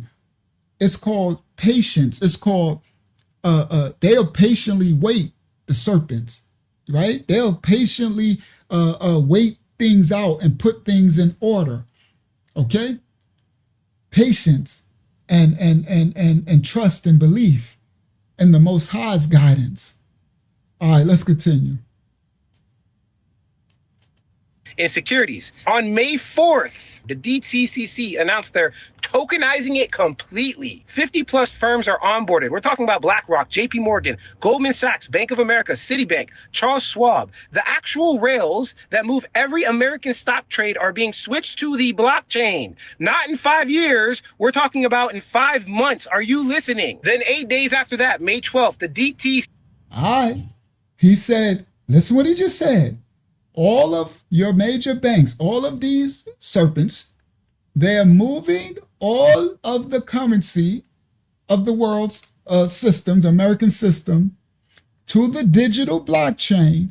And when did he say? In 5 months. Everybody, what is 5 months from now? October. I told y'all. I told you. I told you. I love receipts. I love receipts. You know how the people say this video age well? Because I let the Most High lead me. Okay? I told y'all all. I've been telling y'all. I said October. I've been telling y'all. Before this announcement, before they did it, this is when the Most High leads you. The Most High leads you, and but you have to understand and trust and believe and know. You understand? I've been telling y'all, and I told y'all on the last one, I said there's things we got to do before October. Did I or did I not? I said we're going to do this before October. There's certain positions we got outside of our personal identity, because the digital identity thing, all this stuff is October. I told y'all. All is done. All right, let's continue. Let me just go back. I ain't going to keep saying I told y'all. Let's go back. Let's play it. I'm going to let this play. Onboarded. We're talking about BlackRock, JP Morgan, Goldman Sachs, Bank of America, Citibank, Charles Schwab. The actual rails that move every American stock trade are being switched to the blockchain. Not in 5 years. We're talking about in 5 months. Are you listening? Then 8 days after that, May 12th, the DCC partnered with Chainlink to handle the tokenized collateral. Chainlink is a protocol, a crypto DeFi protocol, the most invisible, most regulated. That's an interesting statement. That's a good news to know. And I got this other thing. Yo, the Most High gave me something, guys. Oh, I'm trying to tell y'all. Y'all listen clearly. I'm trying to tell y'all. I got you, Lizette. Everybody, y'all just have a little patience with me, right? Because there's so much I got to do. He just gave me this thing. It was last night. My days mixing. Oh my, I got to show my brother in the UK, Yana. I'm like, Yana, it's like the Most High. Guys, literally, I'm swear to y'all. He like gave me their whole blueprint in my lap. Like here. And I'm up. It's just how he does. He'll have me click on this, and that'll have me click this, and then that'll have me go here. And it's like he just guides me. And all of a sudden I end up and I'm like, oh my goodness. So I spent hours and hours last night copying and pasting and downloading and copying, because see, when the Most High does this, you got to act immediately. Listen clearly, because you'll wake up. If you don't secure what the Most High shows you, you can wake up again and it's gone. I've had that. Yeah, they'll remove it. It'll be gone. So I get up out the bed. You know how you really tired? You don't want, you like, you know what? I'll do it in the morning. Ain't none of that. I got to get up, because I know when it's that, when the Father gives me something like, I'm still speechless of what when I show Yana's going to trip, and Yana is a software developer. So now we know. So he gave me the blueprint, God, this is for us to do with our digital infrastructure to prepare for what they're doing. Everything I'm telling you, just this last night in the bed, and then I did it all today before I went live today. I was just copying and pasting and copying and screenshotting and copying and just for hours and hours and hours. And I'm looking at the thing like, Father, this is crazy. How you just gave me the whole thing. The whole thing. I'm like, so now I got the way that we can get the info immediately. Oh, y'all, yeah. All right, but anyway, let me get myself together. What's very interesting is that this DTCC partnered with Chainlink, right? So I'm gonna have to tell Yana, we might have to Chainlink, we might have to get a little bit of Chainlink, guys. All right, I'm gonna show y'all what I'm talking about tonight. So after this, we got another clip that's gonna show that got just to do with this, and then I'm gonna get y'all set up with something tonight, and I'm gonna give y'all certain things that you can start now, right? All right, so Chainlink, that's very interesting that they did that, and I don't got no Chainlink, right? Because it's so many places, but you gotta, it's all about, what word am I looking for? It's all about knowing where that, because all of these things are coming together. They're putting it together. I got everybody. These serpents are putting this stuff, their railroad system, this stuff together now.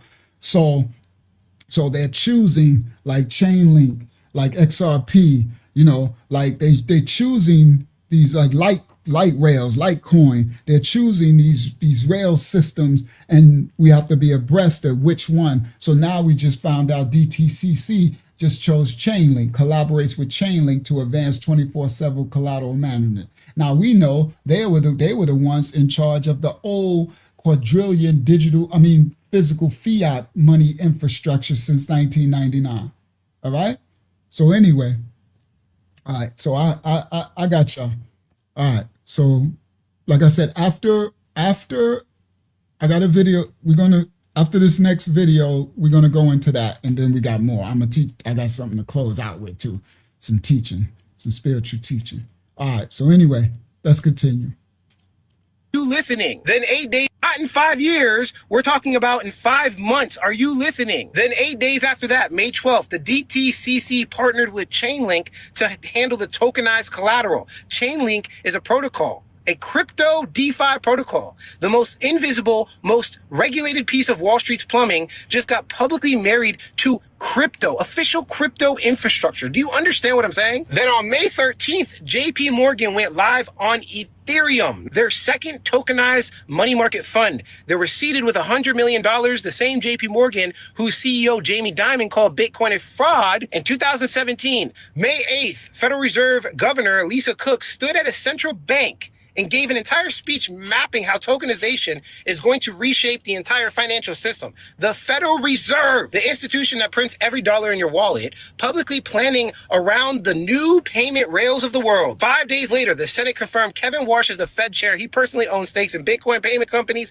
DeFi protocols, stablecoin companies. The man about to run American monetary policy makes more money the faster this happens. He's going to make sure it happens. May 14th, the next day, the Senate Banking Committee passes the Clarity Act 15-9, heading to the Senate floor, White House targeting a July 4th signing. That's $4 trillion from JP Morgan, $14 trillion from BlackRock, State Street, that's another $30 trillion in custody. The DTCC is $114 trillion in clearing, plus 20 more banks queuing at Anchorage waiting to issue stablecoins. That's $162 trillion of traditional finance, almost twice the entire global world GDP. They're leaving the signs right in front of your face. Do you understand? You need to research, please. Figure out how to take advantage of this. Come on. All right, now. Copyright disclaimers are in effect. I'm going to show y'all what to do after this next video. All right. So it's interesting that they said July 4th. See, they do everything around these dates, right? Because they pushed it off because the Clarity Act was supposed to pass like a month and a half ago. When they pushed it back, I knew it. I said, because they ain't ready. And they manipulate the market. They be swiping longs and shorts and stuff. They be playing stuff, right? They just did it again. Swipe. That I'll show y'all red. I would just swipe the shorts. I had to look at my ETH and make sure they ain't swipe my stop loss. I'm like, it got closed too. I looked, I'm like, okay, good. All right. So, and I'm gonna show y'all after this, right? So it's interesting that they doing it for July 4th. It makes sense. Of course they is. Go ahead. Somebody, you want? I have a few questions whenever you're ready, if you want them later. It's about this. What was it? It's all over now. Say it again. They're everywhere. It's all over now. Oh, okay. The questions. All right. So let's do it after this. Let me get into this because it's still early. I don't want people to get tired. All right, and then after this, I'll do the questions and I'm gonna show y'all what to do. All right. Yep. 250th anniversary. So it's the timing with you, right? They already did the anniversary for the Buttonwood Agreement, right? So all this stuff, boy, this is some darkly historical. It's some dark devil historical stuff.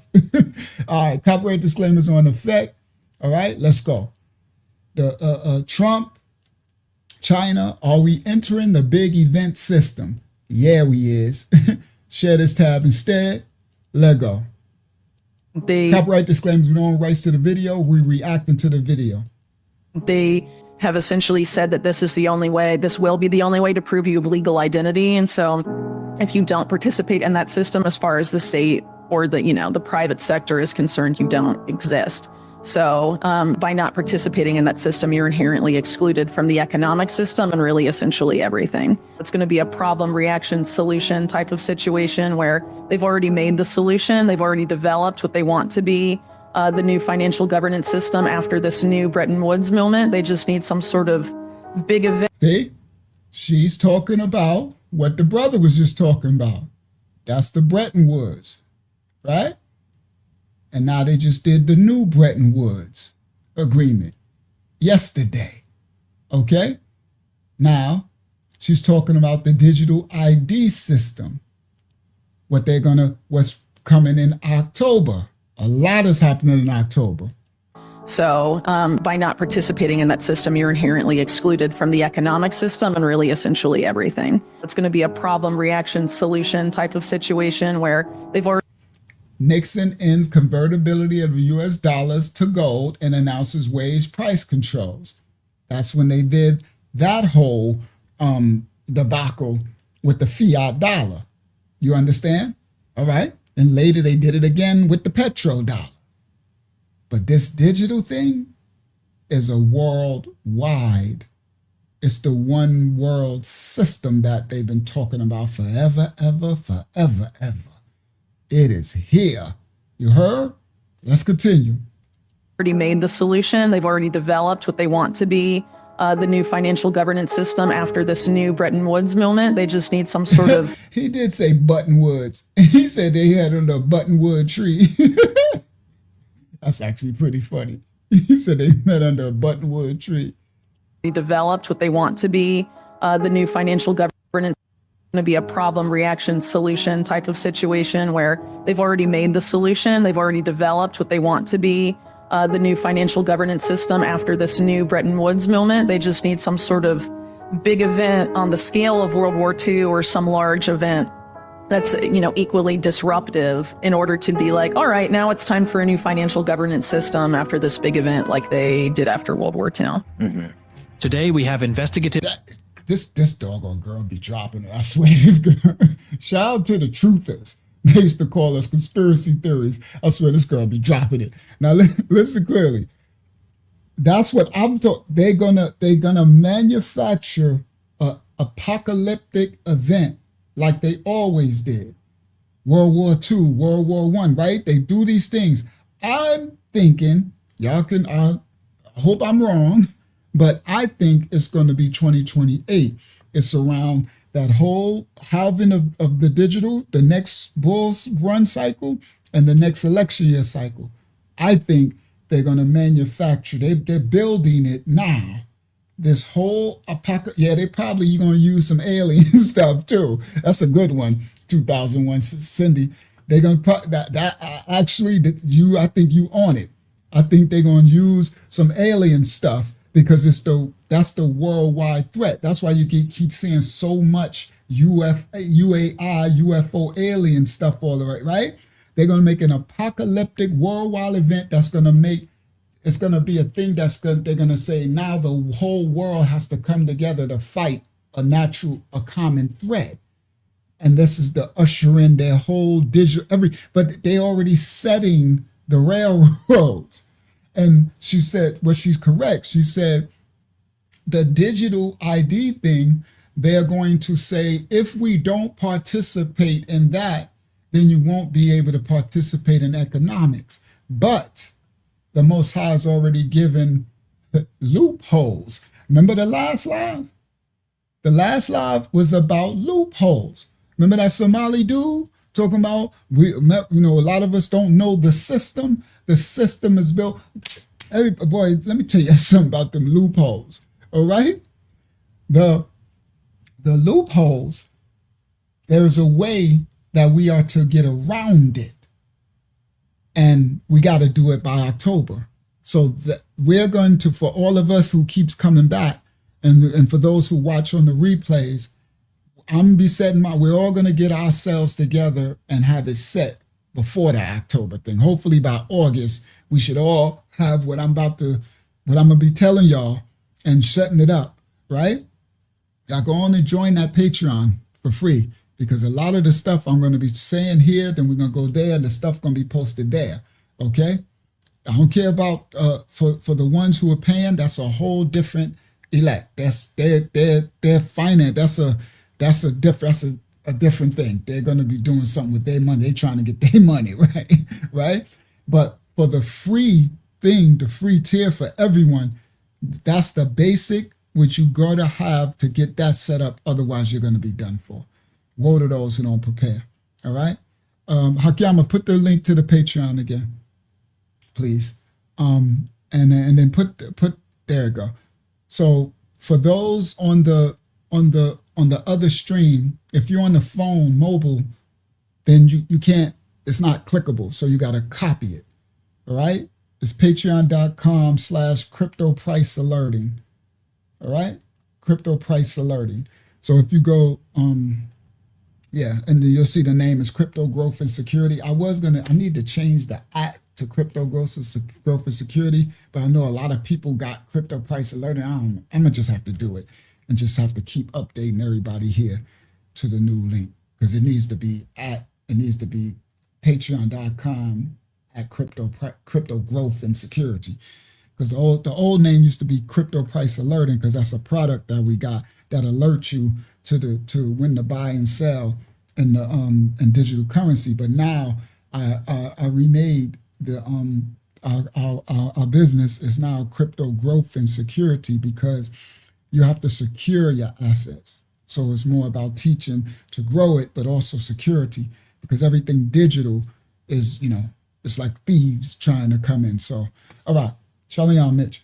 All right, so let me so the digital ID thing, what she's talking about, she's correct, is they're going to have it, right, where they're going to say, because a lot of people going to be complaining about it, right? Then you got your same people who taking those driverless cars, they're going to take the digital ID, they do all that stuff out of convenience, right? They're going to take it right off the rip. They're going to, they're going to offer you free donuts like they did with the COVID stuff. Remember, they free weed, they was giving people free heroin, free donuts, free Walmart gift cards. They're gonna be like, take the digital ID, we give you some free chicken McNuggets, right? Fools. And these fools are gonna take it like they did the Jim Jones jab juice, right? Same idiot stuff. That was just testers, right? But so one of the things is that they're going to later, after that, they're going to say that the people, if you don't have it, you won't have an economic profile. Okay? You won't be able. So the Most High has instructed us a loophole for a time around that. And we'll be doing that before October. All right? We'll be doing that in these next coming weeks. We're going to be getting that done. So I'll be mentioning it here and over on the Patreon, and we'll be doing step by step to get ourselves together, because that is correct. That digital ID thing, the reason why they're saying you won't have an economic profile is because they're tying your biometrics to a digital, they're putting your biometric, they tokenize you actually, and your biometrics, and they'll be able to cut your money off and stop, right? They'll be able to stop you in your finances. And that's how they're be ushering in. This is all prophecy. I know y'all like, this ain't nothing but the Bible. Yeah, it is, right? And people won't be able to buy and sell, okay? It's all prophetic. All right, so anyway, let me continue. Financial governance system. And like I said, once this video finish right here, once we get through this video, then I'm going to show y'all. I got a step for y'all tonight for y'all to take, and I'm going to show y'all something that y'all can start purchasing right now. Y'all can start, and I don't care, just take your little $5, $10, anytime, anywhere you, and just buy these things. Forget everything else. Forget everything else. You know, you got people, unfortunately, wanting to put their money and, you know, spending money on this and that. And I'm like, bro, if you're not buying this infrastructure here. But anyway, let me continue. After this big event, like some large of everything. It's going to be a problem, reaction, solution type of situation where they've already made the solution. They've already developed what they want to be the new financial governance system after this new Bretton Woods moment. They just need some sort of big event on the scale of World War II or some large event that's, you know, equally disruptive in order to be like, all right, now it's time for a new financial governance system after this big event like they did after World War II. Mm-hmm. Today we have investigative journalist Whitney Webb warning us that we are witnessing the birth of a new international monetary system, the consequences of which will be disastrous. Whitney warns us this new financial system will replace the current Bretton Woods system and will be built solely on the blockchain. The purpose of the new financial system is The interesting part about this video is this was before, and I just showed you the clip. They just did it. They just replaced the Bretton Woods Agreement yesterday, the DTCC. So everything that I've been saying, she been saying, us truthers that they used to call conspiracy theorists, conspiracy truthers, you understand? It always comes to pass because it's not a conspiracy. You understand? Praise the Most High for whoever he gives the wisdom to discern the devices of these serpents. But anyway, so this is aging very well, okay? Because they just did it just now. All right, let's continue. Solely on the blockchain will replace the current Bretton Woods. Whitney warns us this new financial system will replace the current Bretton Woods system and will be built solely on the blockchain. The purpose of the new financial system is total surveillance and censorship over every aspect of our lives. Whitney's warnings are based on the plans of several global elites, such as French President Emmanuel Macron and World Economic Forum founder Klaus Schwab. Schwab has warned the world that every industry from oil and gas to tech must be transformed, stating that we need a great reset of capitalism. In her most recent interview with Mark Goodwin, Whitney warns us that all world governments are pushing us towards this new world order. It is being ushered in by elites such as BlackRock's Larry Fink, who wants to tokenize all existing assets and commodities in the natural world. Whitney warns that everything will be tokenized, from forests to rivers, mountains, and lakes. Everything commoditized to be owned and traded by the super rich and powerful, all with one singular goal in mind: complete control and domination over the rest of us. Within the conversation, Whitney breaks down two important factors of the New World Order plan: digital IDs and natural world tokenization. Whitney warns that Schwab and his fellow elites are on the verge of achieving their grand plans and will use a catastrophic level event on the scale of World War II to usher in the new financial system.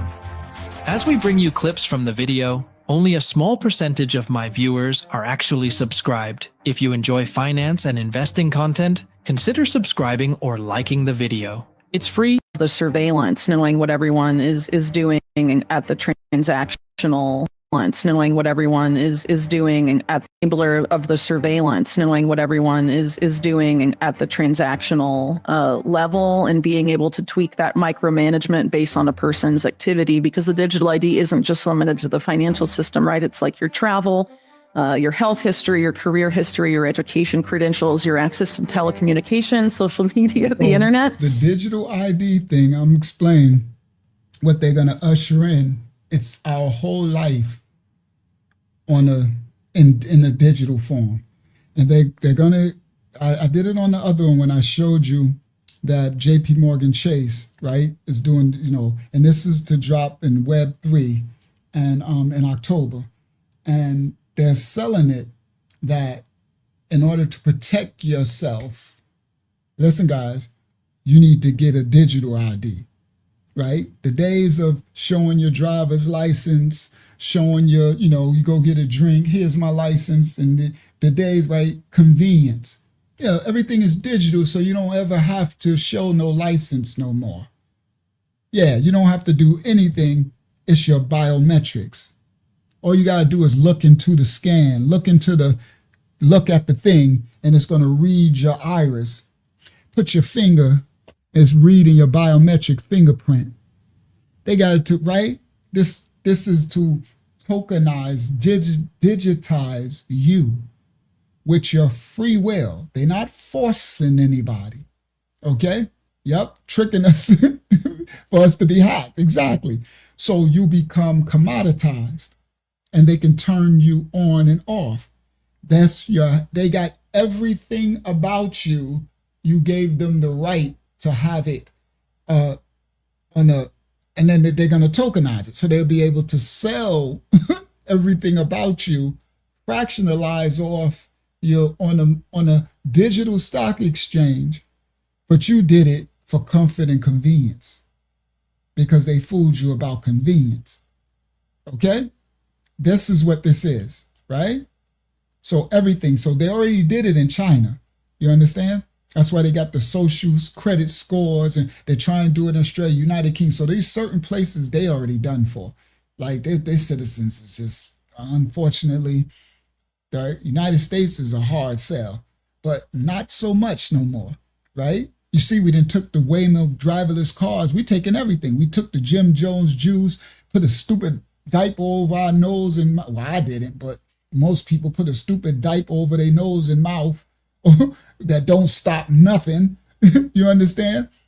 So we used to be, the United States used to be the last holdouts. But now because of social media, we just, we to go along, get along too, right? So anyway, let's continue. So your career history, your travel, based on a person's identity, they're going to know okay, it's 100% surveillance, everybody. So once you take the digital ID, but because we got to October, so I'm going to be, and others, it's going to start being plastered a lot, right? And thank you. A lot of the big channels and stuff, it's going to be plastered, right? Y'all going to remember like Unc then said this long time ago, right? Because everybody, they Johnny come latelys, right? So it'll be plastered later. Then they're going to be doing switching stuff. That's why I stay ahead of the serpent, their moves, because they always doing something. They'll switch to this and switch to that. You got to stay abreast of the serpent's devices. That's Bible, right? So this is the way of 100% digital surveillance. They own you. Once you do that, it's kind of over, to be honest with you. Once you do this digital ID thing with your free will, it's kind of lights out, honestly. That's kind of the last hoorah. And so it's a threat of your economics. That's how they're going to threaten people. But the Most High gave us a loophole, and we'll be taking care of that. And I'm probably going to be doing that. See, that's what I'm saying. That's why y'all going to have to go over to that Patreon, because there's certain things that you don't want to announce publicly. You know how I'm just not no boo-boo the fool. I'm not was boo-boo the fool. Even when I was in the world in my sin and transgression. And because I'm righteous, I ain't no righteous boo-boo the fool. I still got my wisdom. You don't just let the left hand know what the right hand's doing. You don't announce, right? Because if I put it out here on the YouTube and we keep announcing stuff and everything, next thing you know, everybody, and then they're going to switch up. It's not, you understand? Even though they're going to, but so that's why I say y'all going to have to go to that Patreon, because I'm only going to say so much here. You understand? I'm only going to say so much here, all right? Because I'm not that foolish to be announcing everything, what we, how to get around it. Like the Most High gave us a loophole, and I'm just going to be announcing it to, no. So anyway, you're going to have to be over there, okay? And it is, whoever don't, it is what it is. For those who, everybody don't got eyes to see and ears to hear, so it is what it is. But I'm going to keep ushering the fruits, the warnings, and everything. That's why, you know, I made that thing free. All right, let's continue. Doing at the transactional level and being able to tweak that micromanagement based on a person's activity. So I think the digital ID is a key enabler of the surveillance, knowing what everyone is doing at the transactional level and being able to tweak that micromanagement based on a person's activity, because the digital ID isn't just limited to the financial system, right? It's like your travel, your health history, your career history, your education credentials, your access to telecommunications, social media, the internet. You know, with the new AI era, right, they can fuse all that data, analyze it, you know, and depending on how they develop that AI algorithm, use it to control people really in unprecedented ways. I think the digital ID and the CBDC and its private sector equivalence project is something that we're always sort of intended to be the same system. So there's documents from the UN, from the BIS, and in related groups that are sort of that have been working on this for years, that essentially frame one as essential to the other. Shout out to Jazz, my day one out there in Germany. Shout out to Jazz, Daryl Preston over on Facebook. One love, Jazz. Using words about, you know, this is inclusionary, frame one as essential to in related groups that are sort of that have been working on this for years. The sector equivalence project is something that we're always sort of intended to be the same system. So there's documents from the UN, from the BIS, and in related groups that are sort of that have been working on this for years, that essentially frame one as essential to the other, using words about, you know, this is inclusionary, sort of, you know, the whole, I guess, marketing behind digital ID is that everyone needs a legal ID because otherwise they're unable to access essential services, right? And so the idea is we all have to be included in the system, and they directly link that to the concept of financial inclusion and banking the unbanked, which you brought up earlier. But inherently, these systems actually function in an exclusionary way, based on how they've been set up. You know, they have essentially said that this is the only way, this will be the only way to prove you legal identity. And so if you don't participate in that system, as far as the state or the, you know, the private sector is concerned, you don't exist. So by not participating in that system, you're inherently excluded from the economic system and really essentially everything. So you have to onboard to the surveillance state or be excluded from everything. So it's, you know, being marketed as inclusion, but it's really inherently exclusionary. Totally. So how does this system get triggered? How do we move into the Mark Carney-ism? Well, I think they sort of give it away when they say that this is the new Bretton Woods movement that needs to be seized. So Bretton Woods was what came out of World War II, essentially, and was the creation of a new financial governance system after World War II.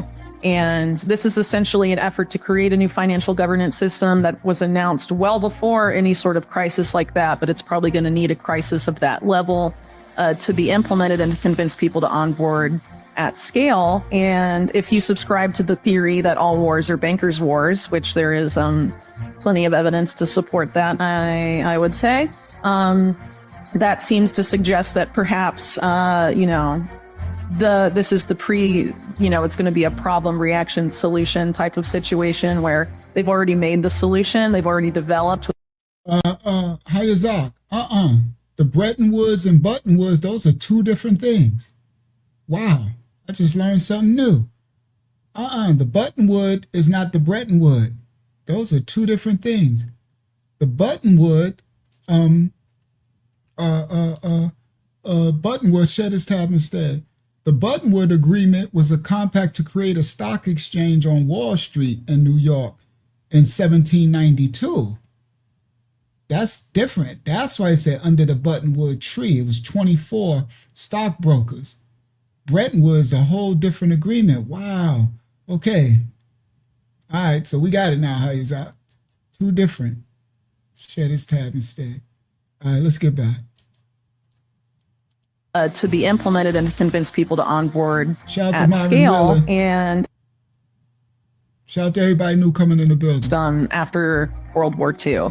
And give it away when they say that this is the new Bretton Woods movement that needs to be seized. So Bretton Woods was what came out of World War II, essentially, and was the creation of a new financial governance system after World War II.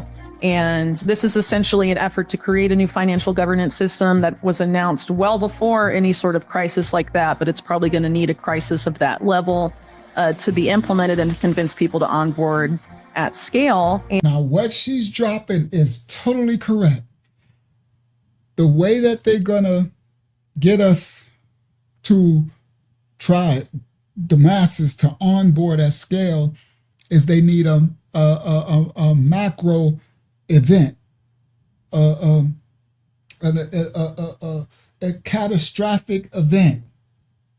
And as Cindy said, they might be using that alien stuff. 'Cause I know it's going to be a world war, but for it to be a global threat, it has to be an extraterrestrial threat.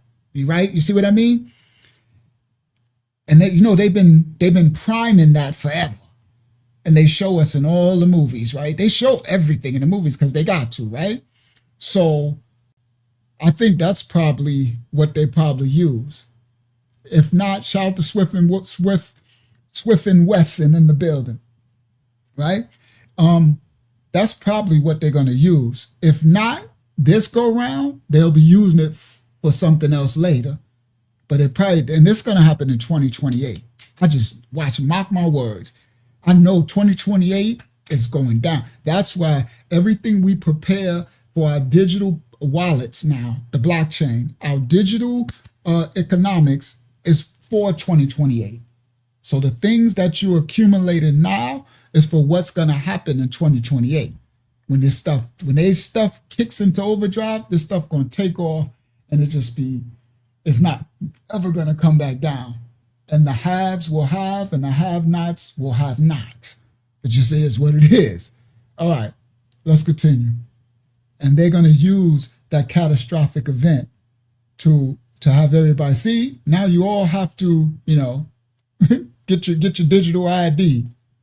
System that was announced well before any sort of crisis like that, but it's probably going to need a crisis of that level to be implemented and convince people to onboard at scale. And if you subscribe to the theory that all wars are bankers' wars, which there is plenty of evidence to support that, I would say, that seems to suggest that perhaps, this is the it's going to be a problem reaction solution type of situation where they've already made the solution. They've already developed what they want to be the new financial governance system after this new Bretton Woods moment. They just need some sort of big event on the scale of World War II or some large event that's, equally disruptive in order to be like, all right, now it's time for a new financial governance system after this big event like they did after World War II. Mm-hmm. Yeah, and I think the thing that's so interesting about this debt bubble exploding is that when you know that the debt bubble is going to explode and you want to explode it into the new system, the way that you sort of trigger that into the system that you want to get the masses to go with you is you actually want to have the most debt obligations on the record, on the board, so that when the system pops, they'll all pop. When the debt bubble pops, every debt bubble will pop. It will be everything all at once. It won't just be like, oh, Japan's fine, the US is it won't work like that. Everything will pop at once. So that was brilliant what he just said. When they created this new first time, right? Remember, every other system was a national system, right? It was the Bretton Woods, the Jekyll Island, right? The Federal Reserve, right? It was to have geopolitical global effects, but it was a national system set up. This is a global system set up right from the rip. And what he just said was very, very important. Because listen what he just said. He said, in order, they want to have the most debt obligations. Shout out to, who was that? Thank you, Swift and Wesson. I humbly receive your donation. Thank you so much. I humbly receive. The key, and everybody, a lot of these revelations will answer our questions to what's happening to us all financially in our everyday lives, right? Where everybody, I know y'all all could agree with me, it seems like they are pushing us into more and more what? Debt. right or wrong. You know that saying that says they will own nothing and be happy? You know how some of y'all might not know this, especially the younger brothers and sisters, but years ago, we could buy everything, right? I could buy my Premiere Pro. I could buy this. Now everything is subscription based, right? Everything you paying monthly, right? For the things that we used to can own, now you got to pay. So you own nothing. Listen clear. Come on, Lizette. It's right in our face. It's like they sneak this stuff up on us that we can't own nothing no more. They make you, I do not like it, right? Because I want to pay one time, right? And I own it. I don't want to, but they locking you in debt to them, especially once you have to use it. So you subscribing to Netflix, you paying this, you paying that, you paying this, everything you get now, you can't own nothing. You have to subscribe and pay a monthly thing, but you don't own it. And they keep raising, they can do whatever they want. But that's what they said, you will own nothing. Now, if you see everything they doing to us, it's like everything is to get us in debt, right? They raising the grocery prices, raising the rent prices, raising the electric prices, raising everything is going up, but they're not raising our wages. You understand? So what is it doing?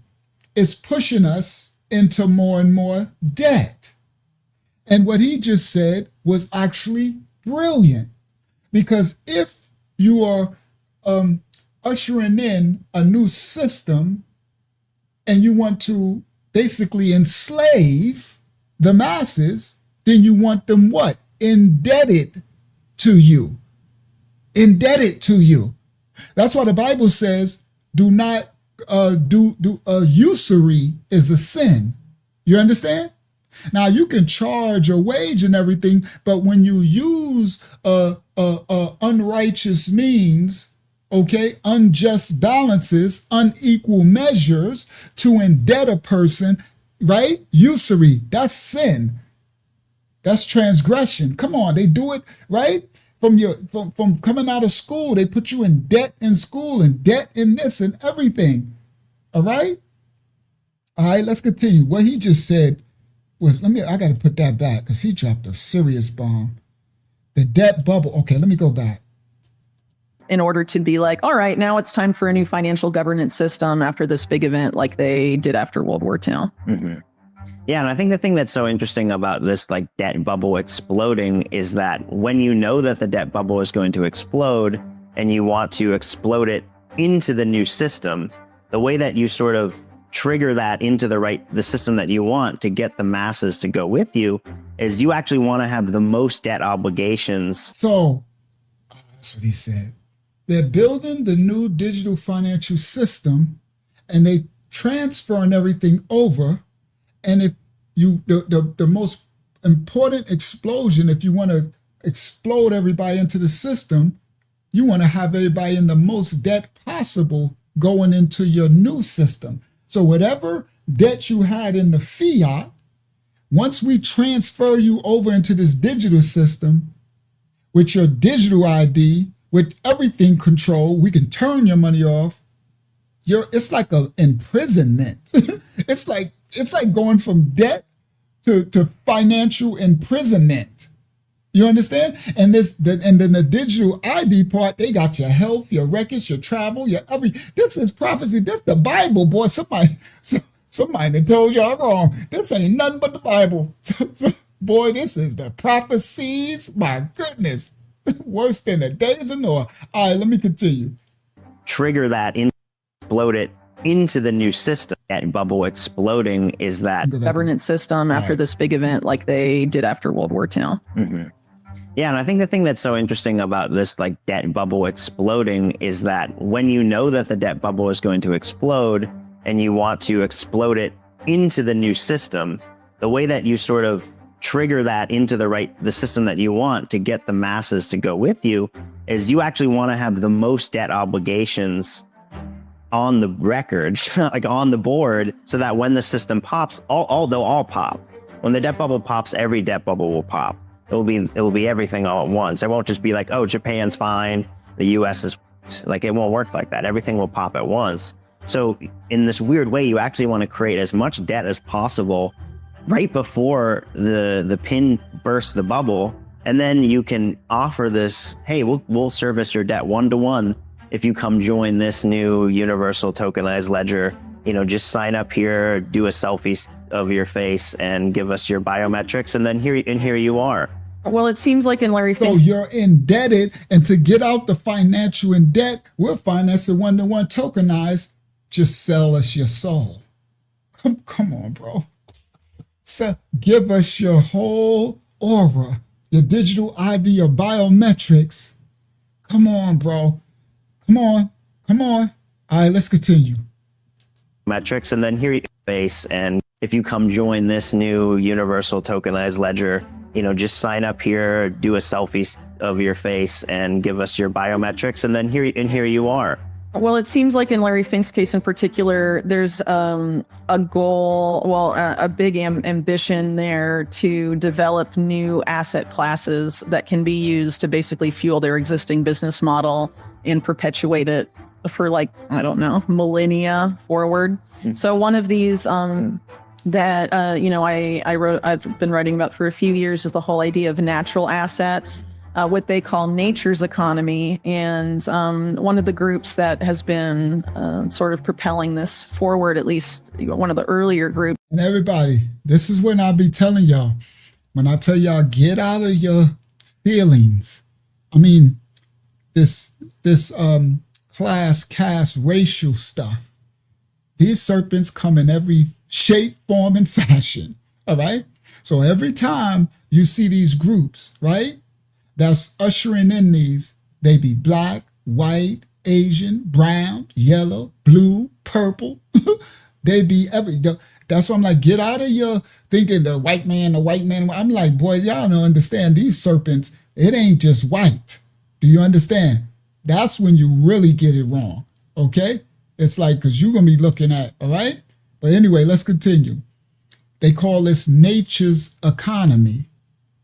So they're going to tokenize the grassy woodlands, the atmosphere, the soil, the groundwater, the minerals, the ocean, the sediments, the wetlands, the ecological communities, the native wildlife, the forests, the mountain ranges, the freshwater, aquatic wildlife, all the grasslands. They're trying to tokenize all of Yah's creation. All of the Most High's creation. Everybody, this is the Bible, bro. I'm talking about, this is prophecy to the T. You can't get, it's like somebody up there, it's like somebody drawing a movie script and we sitting there like watching it play out. This is literally what they're doing right now. And this will be done about 2028. That's when they're going to usher in that big cataclysmic. So remember what they said is supposed to be all set and done, really in motion by the 2030 agenda. We're going to have something done by October. We're going to have something done by September 2027. We're going to have everything done by 2028. But your righteousness need to be getting done now. Y'all hear me? Get your repentance and stuff on. Y'all better come on. Y'all better listen clearly. Because this ain't nothing but the Tower of Babel.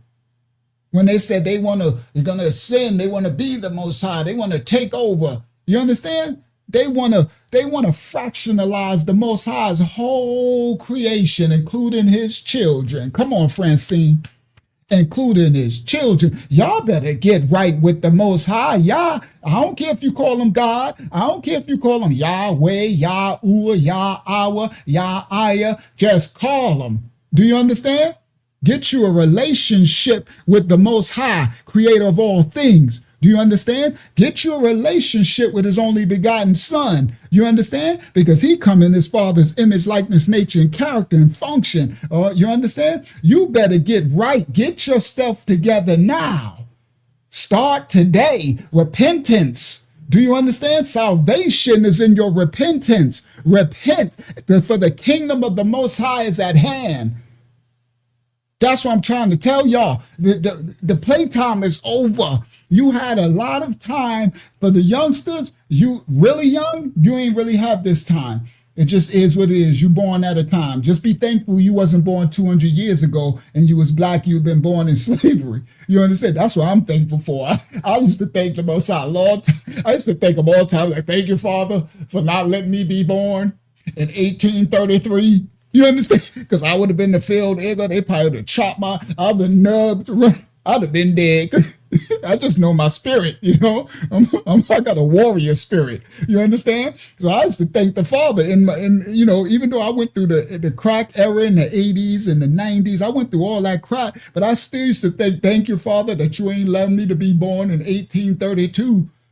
You understand? In America, the devil's a lie. Who in the Hades wanted to be born then?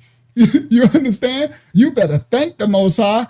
Right? Now, for some generations that's just born and they coming up in this, it just is what it is. But they got to get righteous. So for us elders, we got to try to lead them and cover them to righteousness. You understand? Do the best we can.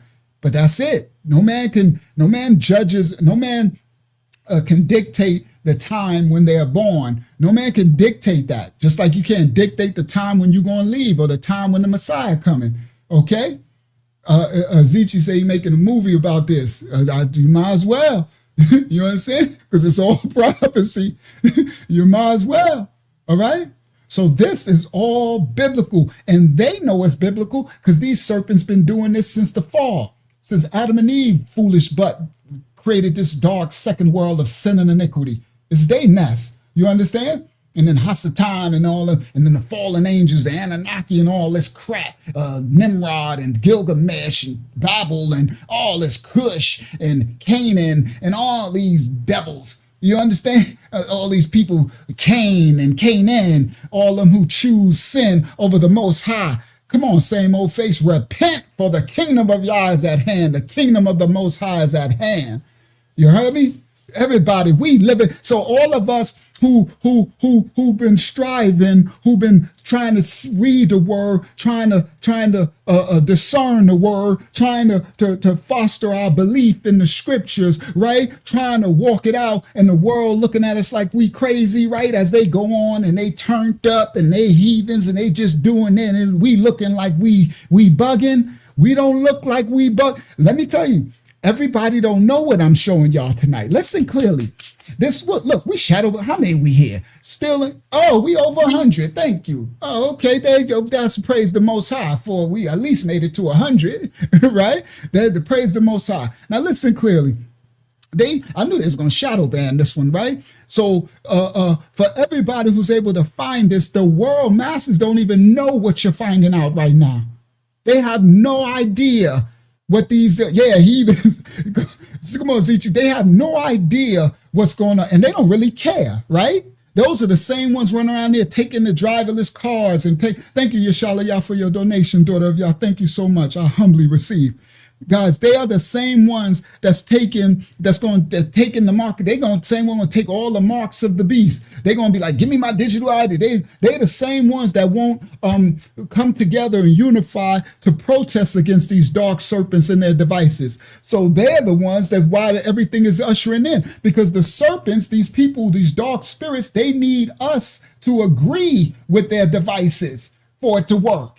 And those are the ones who are going to take it. You understand? And those are going to be the same ones who are running around starving. And those are the same ones who's going to be running around causing chaos when the famines come. That's why you got to get righteous, because the Most High is going to cover his children. Do you understand? And that's where our belief and stuff come in. You understand? We walk it on out. See, these are called spiritual, they're called, what do they call that? Treasures stored up in the Shamayam in the heavens. You understand? But people don't believe it. I'm sorry, you're going to believe in something. You know, you got people believing the Satan Bible. They believe in Hasatan. It is what it is. But we believe, I know I'm storing up treasures in my Father's kingdom. So there's things, there's graces, there's extra favor, grace and mercy over his children who've chosen when the times were they didn't try to turn to him and use the Most High as a tool.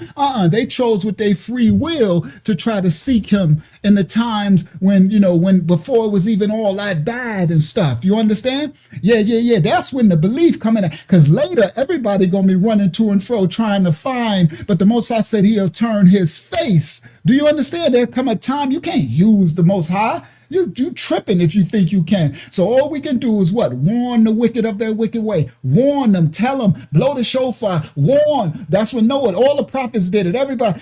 Come on. The Bible says that the children will prophesy. They will go at the end times. Do you understand? These are prophetic things. It don't call me. I'm not a prophet, but there's a prophecy in us. Do you understand? The Most High reveals prophecy through his children, and he'll tell you, speak that word. Warn the children. Warn the wicked of their wicked ways. Do you understand? Seek ye first the kingdom. The Most High is at hand. Do you understand? Repent.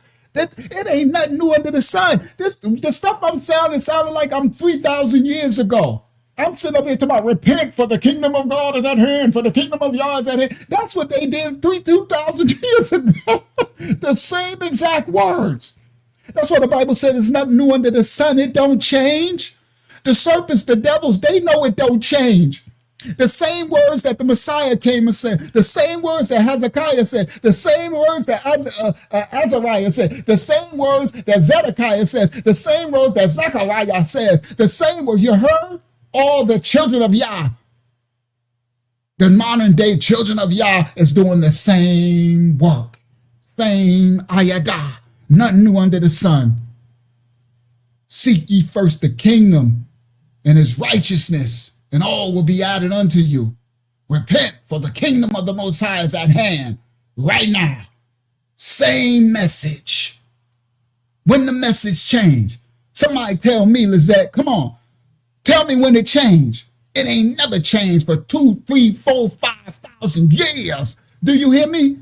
And they talking about, you don't know who y'all are. You don't know. That devil's a lie. The Bible, the prophetic blueprint, the Most High got prophetic breadcrumbs. It ain't never changed. Come on, Tammy. Never, ever, ever, ever, ever, never. It'll go all the way to the final judgment, to the big Armageddon. It'll be the same message. Seek ye first the kingdom and his righteousness. Repent, for the kingdom of Yah is at hand. That's it. Same message. What the Bible says? The one that come with a different message. Cool. Come on, Father. Speak your word. Speak your word to your children. The Bible said the one that come with a different message is the one. That's the one that you go, what? No, that's a different word. That's a different message. Ain't nothing new under the sun. Where'd that come from? The one with the different message. You heard? You know how sometimes you say, well, you can saying the same old thing. That's right. I'm going to keep saying the same old thing. Repent, for the kingdom of the Most High is at hand. That part. All right, let's continue. So this right here, this is what they're doing, tokenizing it all. And they're going to try to tokenize our system, the biometrics. Yeah, that's one of the marks of the beast. You understand? Where you're tokenizing your temple, okay? And we're going to have a free will choice to do it or not. So those who don't have a belief in the Most High, who scared, you understand? Don't be scared. You scared, get a dog. You should have got a dog. You know how they say, shut about a Honda? You shut about a dog. I'm sorry. I'm just, is what it is. Y'all know this, the doggone religion and got people taking us to all these tongues and stuff. The devil's a lie. Who's what's the name in the tongue? I need somebody to be telling me what you said. Okay? You shouldn't have bought a Honda. You should have bought a dog if you're scared. You understand? Get right with the Most High. There ain't no y'all. You got Yara. I ain't got that fear. Fear not. You heard? That part, Yahweh is respect and reverence of the Most High. They transliterate that to fear. That's why you need to know the actual language. But it's okay for those who don't know. His elect know, and I'll cover you with the tongue and the language. I'll teach you as you come along. Keep coming back. Keep coming back and eat this spiritual food. You eat this manna from the Shamayam, from the Father, from the Most High, from the heavens. You eat this Most High manna. You understand? Stop. We don't want no quails. That's when you see what happened to the ancestors. Stop with the quails. You know, come get this righteous manna from the Most High. Come on at his house. This is house. Come on, sit down, take a seat, your name on the seat. You understand? Come on, assemble in the name of Mashiach. That's how you say Mashiach or Messiah in the Habariyah tongue. And it's a tayat, a T at the end of that one, because he is the Mashiach. Mashiach is a Habariyah ancient Hebrew word for deliverer. He who delivers. That's why Moses' name was Mashiach, not Moshe and all that Musha and all that Canaanite stuff. But anyway, let's continue.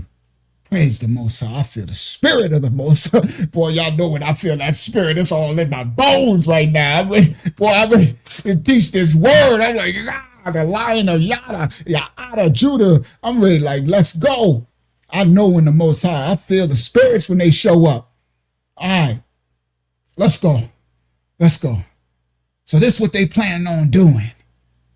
Taking all the Most High's resources, taking all the creators, all of his stuff and fractionize and sell it. It ain't yours, it's our father's, and it is ours by inheritance. Now, the first Adam, our grandfather, Adam, right? He forfeited, he gave up the keys, he gave up the dominion, the Radayah. But the second Adam, the Messiah who came, born through the flesh, now we're spiritually seeds of the second Messiah. Do you understand? Being his likeness and image and function and nature and character, because he come in the image of my Father, because all things was given to him, right? For him to come to bring us, to lead us, to deliver us. Mashiach, that's his title. His name, Yah, is salvation. He who delivers to the Father, to the Most High, to Yah. So this is what we are to be and are to do. So now we get another inheritance. We get the keys back. What Adam, the Radayah,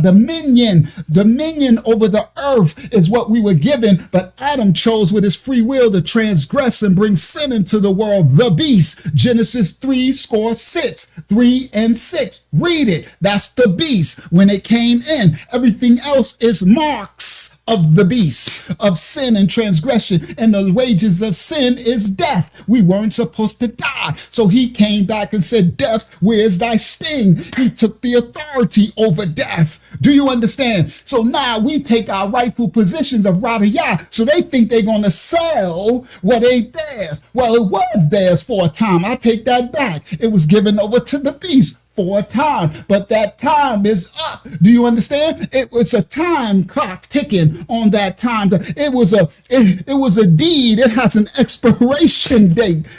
That expiration date, Marawayah, is coming on in. That expiration date is coming on in. So the righteous children of the Most High is coming into themselves and their righteousness. They're coming into their spiritual power. So while these dark serpents are getting spiritually strong, the righteous remnant are getting stronger in spirit and in truth, while the heathens are being lost more and more and more. Come on, y'all speak this word, y'all ain't speak this word, Mariah. I know y'all like it when the Ryak show up. I feel them all in my bones. Teach the word, Father. Come on, let's go. This is what they trying to take Yah's creation and they're trying to sell it all. No. Their time is almost up. Their time is up. Let's continue. Let these truthers drop it. Economy and one of the groups so this intrinsic exchange group, right? And remember, they're going to be here, guys. They're going to have every nation, kindred, and tongue. They're going to have Africans, they're going to have Iranians, they're going to have Australians, and this one ends, and that one ends, whites ends, blacks, yellows, browns, reds, whatever you want to call it. They all going to be confederate one. You understand? This part. For their God Mammon. And people are going to sell their soul for victuals like Esau did. They're going to sell their souls like Judas, what's his name? Judas. Like Judas did for shekels, for red pottage. Selling your soul for mammon. My soul ain't for sale. Die for my Father. Shout out to the righteous remnant. You scared to die, then get a dog. You should have got a dog. Get about a dog. Speak that tongue in your church, in your Cersei. Shh. shit about a dog then. Let's go.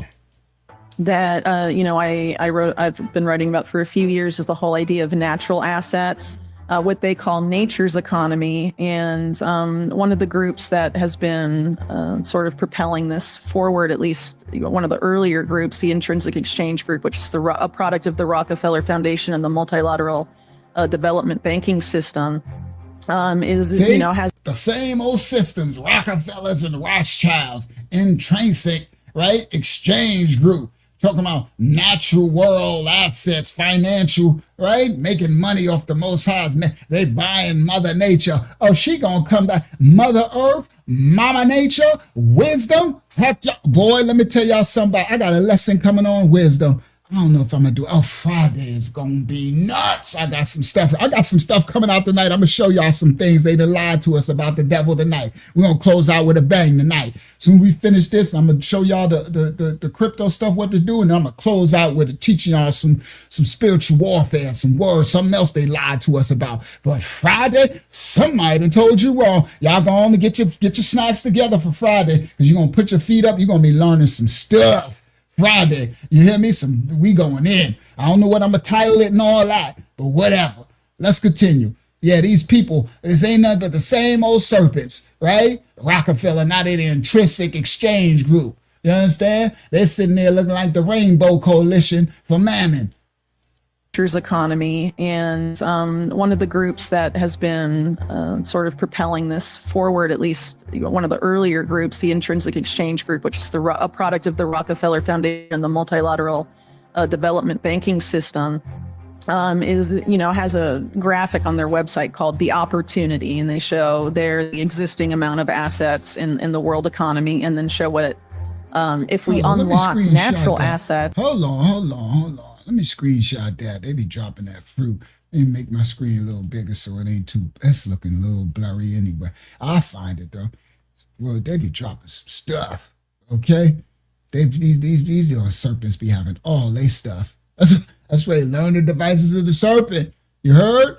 Y'all ain't got to worry. I'm going to do it. I'm a student. I'm about my father's business. I'm always learning. I'm going to bring it right on to you too. I'm that one that's going to tell it all. I'm telling all they business. You heard? That's why I'm Shadow Band. Let's continue. Amount of assets in the world economy is. Please like and subscribe. Hit that like button so others can know we live. Product of the Rockefeller Foundation and the. Y'all know I'll never say it. I'm saying it now. Hit that like button. Forward, at least one of the earlier groups, the Intrinsic Exchange Group, which is a product of the Rockefeller Foundation and the multilateral development banking system, has a graphic on their website called The Opportunity, and they show there the existing amount of assets in the world economy, and then show if we unlock natural assets, how nature's economy, it's like 6 times the amount of existing assets in the economy. Oh, look what they doing. They called it the opportunity. See, guys, that stuff we don't know about. Y'all go and give y'all some praises. Go on, praise your father right where you at. Give the Father some praises in your cars, in your house, in your studios, in your room. I don't care where you at, outside, on the walk, on your phone. Give the Most High some praise and glory. Kabayad. Give him some ya'ad and glory. Ya'ad and kabayad. Ya'ad is praise and glory is glory is kabayad. For revealing. How we gonna know this? They call this stuff the opportunity. And they letting these people know that they're fractionalizing nature's assets and tokenizing all of nature, and it's worth 6 times more than the financial world, the fiat. Oh, these boys, these devils is 6xing. Come on, boy. Come on, you got sing some praises to our Father for those who know how to sing. Let's go. 6 times the amount of assets in the world economy, and then show what amount of called The Opportunity. Has a graphic on their website called The Opportunity, and they show there the existing amount of assets in the world economy, and then show what if we unlock natural assets, how nature's economy, it's like 6 times the amount of existing assets in the economy today. And so as an asset manager, BlackRock being able to unlock and take control of as many natural assets as possible that aren't currently part of the financial system is obviously a way for them to perpetuate what they do and deepen and expand their control over not just people in the existing financial system, but really over the natural world as well, and essentially turn everything alive into a tradable Wall Street financial. So at the beginning, I showed you the clip. Wall Street just turned it over to digital. BlackRock, they made him head of the Larry Fink, WEF now, turning everything over, people, us, the land, nature, into a Wall Street digital financial product. I've been telling y'all. Everything, essentially turning everything that's alive into a token to be traded. They traded us, y'all's children. Now they about to trade every blade of grass, every grain of sand, come on, bro. Everything alive into a tradable Wall Street financial product. And the goal, as Fink has stated, is to have all of this on a universal ledger, on blockchain, presumably, and have it be, trackable and surveillable. Everything on a universal ledger, blockchain, surveillable, trackable. Which is interesting if you look at it through the context of risk management, which is something that Larry Fink is very open as having been one of the guiding lights of his whole career. And so by having it all surveillable and automated sense, he's able to have his risk management AI thing, Aladdin, sort of exercise control over it in unprecedented ways, I think. For their benefit. And then, of course, a lot of what's happening now as we're moving into this new financial governance system is the push to change all of the infrastructure towards this, quote unquote, green model, I guess, or decarbonization, right? Which is, of course, interface with the global carbon market, but not necessarily so. Like it doesn't have to be. But the push is obviously to create a bunch of new infrastructure all over the world. And BlackRock is positioning themselves to be one of the key players in that space. They acquired, I think they're called GIP, one of the biggest infrastructure, developers in the world. And I'm trying to tell y'all, come on, Kelly, and you know who is carbon? We are carbon atoms. So they do all this carbon stuff. Yeah, footprint. We made out of carbon. Somebody done told y'all. Somebody told people wrong. Listen clearly. That's why I'm trying to tell people. I'm trying to tell the so-called blacks and everything. We got a lot of trauma, but you got to heal from that because you got to open your eyes. Because if you only think you looking at a white person, right? You trying to say the white man is this and the white man is that and that. Listen, these serpents don't see no white, and they see blue blood. They see lineage. They see mammon. They serve the same God. Do you see this? Global Infrastructure Partners, GIP. And look at that. See him? Don't get that. Don't get you. That's why I try to tell people, get out of your trauma. You're pigeonholing yourself into a box. You're not going to understand the enemy come from your own kind. You better discern all spirits individually. BlackRock acquiring GIP for $12.5 billion. Structure, developers. We acquired, I think they're King said they shared hairstyles. called GIP, one of the biggest infrastructure, developers in the world. And I think one of their top guys at Davos just a few months ago was talking about how they're betting really big on infrastructure going forward, and it's going to be one of the biggest investment opportunities of the next several decades, actually. So I think one of the biggest investment opportunities, and that's why I'm going to show you where we're going to be investing in their infrastructure. Know the devices, be wise as a serpent and harmless as a dove. We need to know the devices of these serpents. Woe to those who don't prepare. They're quite ambitious, and, if people aren't aware of it, it's actually. That's interesting, Hayazak. Black rock means black cube. That's what a black rock is. Come on. You already know. And that's why that old Kabbalah crap, right? That Kabbalah stone, that black stone, that's a black rock and all that. And if you only know, no disrespect to those who don't know what that Islam stuff was created for. That's Anunnaki fallen angel. That's all this stuff is. These of the next several decades, actually. So I think they're quite ambitious opportunities of the next several decades, really big on infrastructure going forward. And it's going to be one of the biggest investment opportunities of the next several decades, actually. So I think they're quite ambitious. And, if people aren't aware of this, I'm sure they'll get away with it, but we'll see. One of the things, too, about the natural asset thing, at least as far as the natural asset corporation model is concerned, is that you literally just go into a forest or you go to a river or lake and you identify the natural asset. And then at no cost to you, just after identifying it, you issue shares in the natural asset, a lake, a forest, whatever, and then you sell those shares to the sovereign wealth funds, asset managers, whatever, and then you have an IPO and generate all this money. I mean, it's literally just pointing out something outside and being like, this is mine, I'm going to fractionalize it and sell it to people, and you're producing money in like, out of thin air, essentially. And you're able to do that. I mean, the natural world is vast and huge, and they're doing this, they're financializing it all as framing it as the only way to save the planet. But really, it's the only way for them to save their insane debt racket. Right. And it's funny, too, because, I think there's a parallel here that you've talked a lot about where it's like,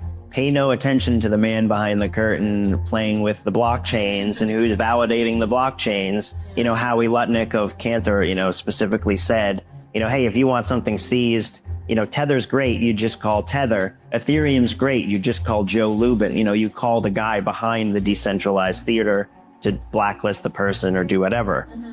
Reminds me kind of a little bit of how the AI play is probably going to go, right? It's like, oh, it's AI that's in charge. It's AI that's in control of all these things. But really, it's the keepers of the AI. Totally. It's the puppet masters behind everything pulling the strings. That's why you would have to have your own cold storage. It's like this system, bro. And it's going to come to a time, though, when they take everything. That's later. That's going to come to a head. That's when your faith and your walk have to be one, and you have to be knowing that, but we have to prepare up until that time. All right? He's correct. The AI is a system that they're building, and they're building the generations to trust the AI. Listen clearly. These generations that's coming, that's all they're going to know. So AI is going to be their God, if so you will. And they're going to look to trust everything that it says, and they're going to promote it like it's some higher, like it's a God, a higher, right? It knows all things. But they won't know that the AI is still being controlled. Puppet masters. Until the singularity, until it can't be controlled. And that's what these foolish serpents, they did it at the Tower of Babel and stuff, right? It's nothing new under the sun. Until they can't control it no more. Then it's going to be game on. But anyway, for a time, they'll be manipulating everything. Mm-hmm. Yeah. I mean, things, but really is probably going to go or do whatever. Reminds me kind of a little bit of how the AI play is probably going to go, right? It's like, oh, it's AI that's in charge. It's AI that's in control of all these things, but really it's the keepers of the AI. Totally. Mm-hmm. Yeah. I mean, you have to pay attention to the people that are tweaking the AI, programming its objective functions that maintain it, they're able to manipulate it. And there is definitely a coordinated push to put AI in charge of as much of everything really as possible, and allows them to sort of follow what I call the Wizard of Oz model, be the man behind the curtain, but have AI be sort of this layer between you and the public that gives you sort of allows you to never be accountable for anything. You can just either blame everything on the AI, or say like AI is superior to human intelligence, and therefore, it's not our fault and we should trust what it says. Computer says yes, computer says no. And, I think it's very likely that AI following that same model is going to have a very big role in this coming, digital financial system. Well, I think the selling point that we're going to be seeing soon are these same guys saying this is the free market solution to climate change. Right. Let's let the free market resolve the environmental issues that we're facing, and this is the way to do it. I think it's probably going to be cloaked under those metrics, because obviously framing it in sort of a left-leaning way has been unsuccessful and generated a lot of pushback, to the point where you have big groups like BlackRock and Vanguard, abandoning some big climate groups that they were a part of. You have Larry Fink openly backing away from the term ESG after being sort of the ESG champion guy, and going on record saying that a lot of this stuff that BlackRock's been involved in, that's been framed as ESG, isn't about politics or ideology. It's about the prospect of long-term returns and profit. So I think, him moving in that rhetorical direction is sort of a harbinger of what we're likely to see going forward, because they want the big players in financial markets to sign on, and they don't want to see it as like a state-led thing. They want to see it as a private sector-led thing to get them to onboard, and also to sort of, I think, neuter a lot of the criticism from right-leaning people and the populist right in general. The guys with guns. Yeah, well, in the States, the majority of gun owners, right? They want to sort of placate them. And I think they're also going to offer it to people as, oh, if you buy into these systems, you'll, be prosperous. This is, a return to sovereignty and prosperity. And they're going to use some of these technologies, where people have heard the terms but aren't necessarily overly familiar with them, and sort of market it as being, a return to financial sovereignty and prosperity and stuff, but not necessarily. I think it's, again, it's going to be the same debt-based monetary system. Debt is a form of control. Right. But they're going to try and market it, I think, under those metrics. So, Fink recently said that he views Bitcoin specifically as a technology for asset storage. And in this multipolar currency paradigm, it's likely there's going to be, in multipolar reserve assets, they want to move away from the appearance, at least, that the U.S. dominates the reserve assets of the world. Do you think Bitcoin has a place in that? And do you think it's possible for the U.S. government to sort of Wizard of Oz that, to sort of be able to manipulate countries, through that potentially? 100%. Yeah. I mean, we talked earlier about how, Bitcoin basically is digital M0. It's this digital base layer money, digital base money, and all of these other dollar denominated things, and Ethereums and all these whatevers are debt based. And Larry Fink specifically talks about, it's technology for storing assets. It's this universal ledger of the state that, we can shove any integers into, any bits, and use it to uphold the state of all sorts of other assets. The US, I think, has the most to gain from Bitcoin, actually. It's sort of this weird, it's been framed, so much so the opposite. But the US has so much Bitcoin. The United States has 1 million plus Bitcoin. We're seeing companies like MicroStrategy, basically doing a speculative attack against the US dollar while their headquarters is 15 minutes away from the CIA at Langley. They have 200,000 Bitcoin. The ETFs, with Grayscale and with the new BlackRock and Fidelity ETFs, there's like almost 600,000 Bitcoin now within the United States. There's a huge push within the United States, within the borders of the United States, to acquire as much Bitcoin as possible. I think the US has way more to gain as we've crossed this 33 trillion, 34 trillion. We're at this runaway debt service. Where do we print money and retain our economic hegemony? We can actually inflate the dollar into Bitcoin, this demand inelastic asset, and uphold the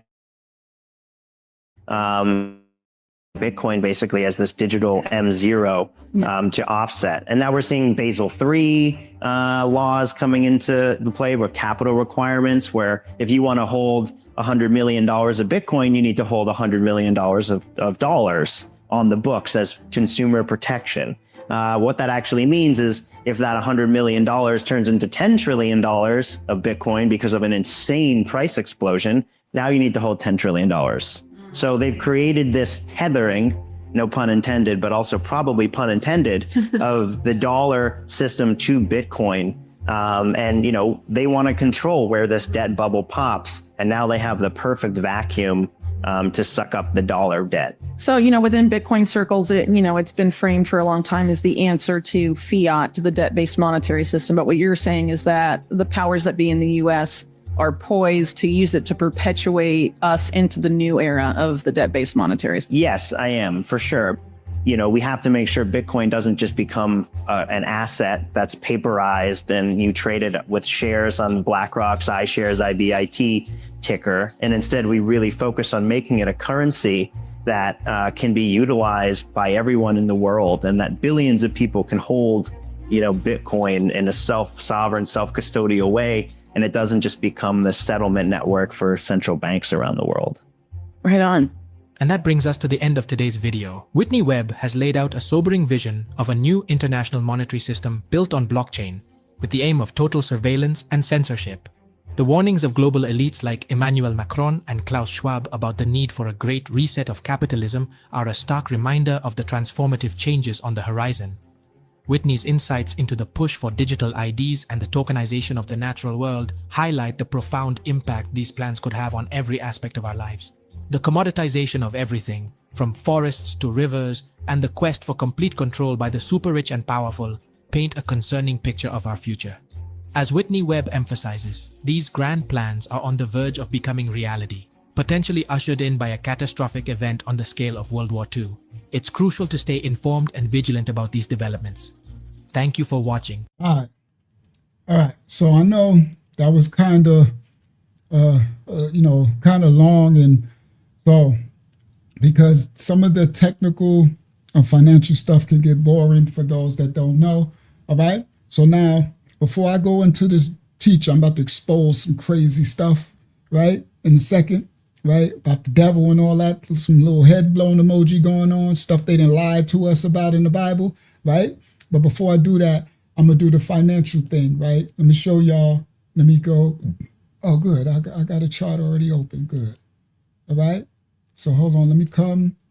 So share this tab instead, right? Then, all right. So this is just tradingview.com. Oh, I got to make it full screen. Tradingview.com, right? Oh, it's on Monero. All right. And see, this is what I'm talking. Oh, so that's 15 minutes. Let me do an hour. So this, all right. So there is, what we're preparing for is we're preparing to position ourselves into the new, was digital, the financial infrastructure of these new beast system, and they're positioning themselves in tokens or assets that have utility and function, like they're railroads. So these spikes, you see that spike right there? This is market manipulation. These things never used to happen before, right?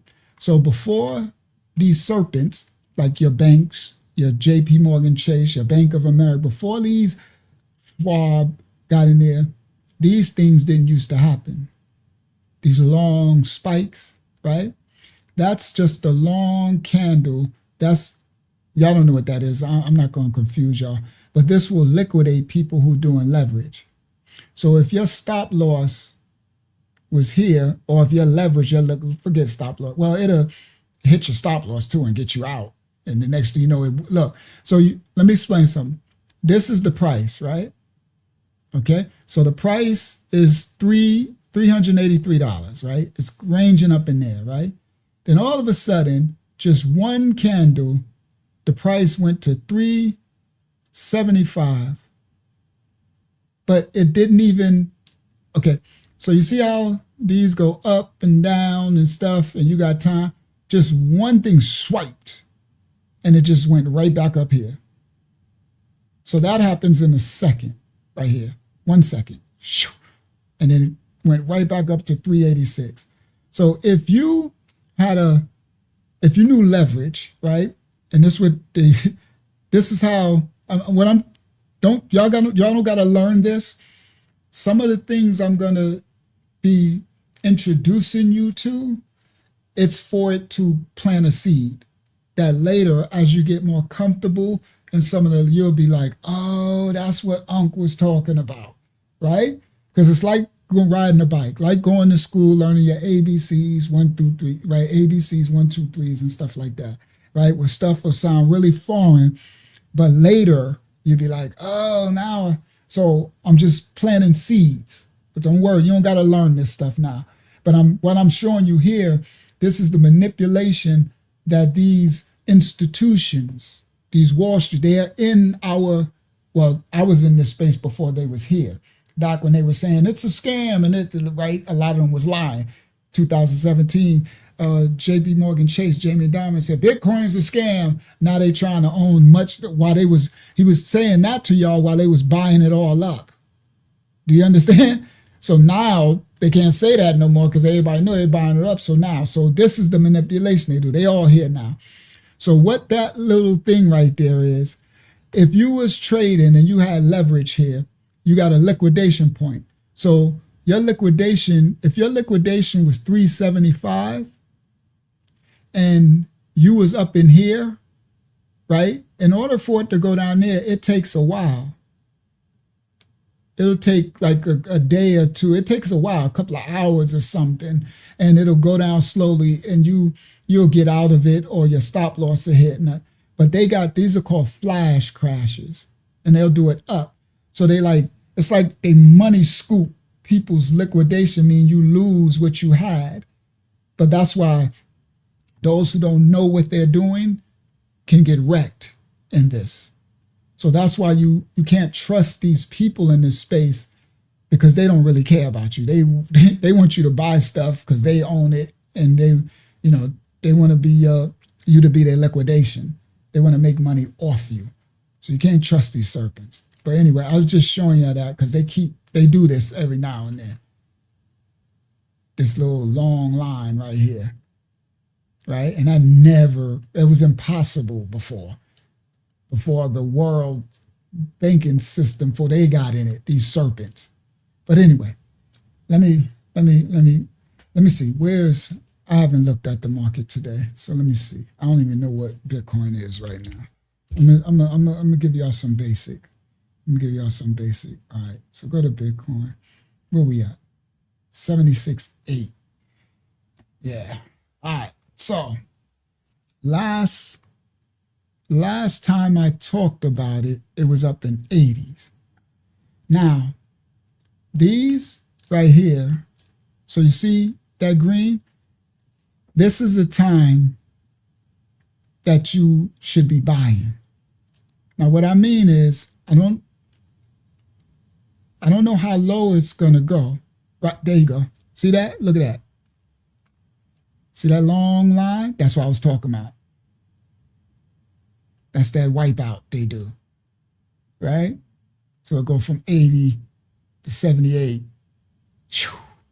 All right, so anyway, that's called market manipulation. Nothing never did that before. But they're here. The beast is here now.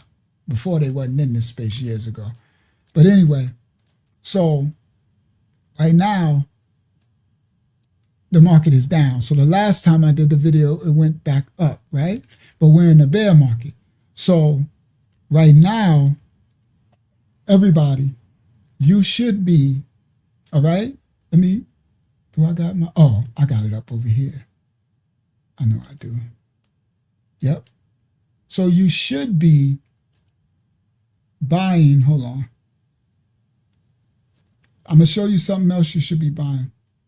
You should be buying your Bitcoins, some Bitcoin, right? So crypto growth, hold on. go over here. Give me a second, right? There. That's the ministry, right?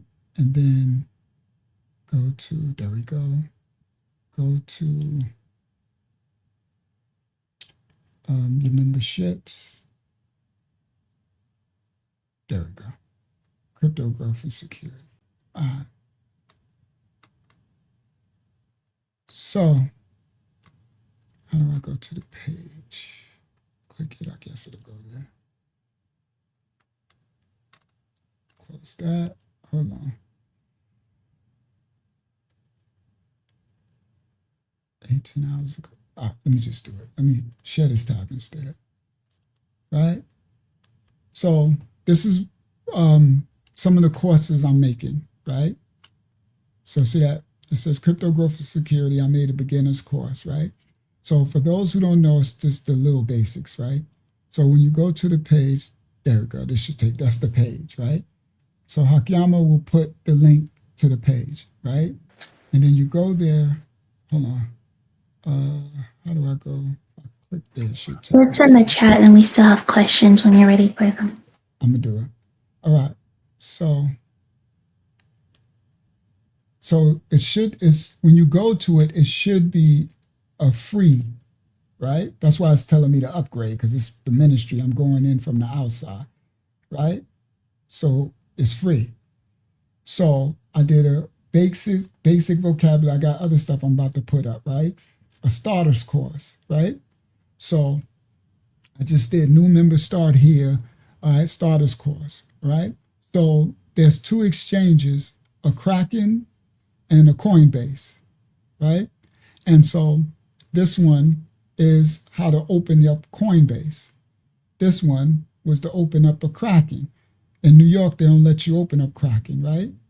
So it's basic. It's if you click on it, it'll basically show you exactly what to do. So go to Coinbase using a link, click it, click sign up to get started, enter your email and all that type of stuff. It's basic. It's walking you through exactly how to do it. Now I'm going to be making some assisted videos. For those who trying to do your blowfin, I got you. That's coming in tomorrow or the next day, right? I'm trying to do video too, right?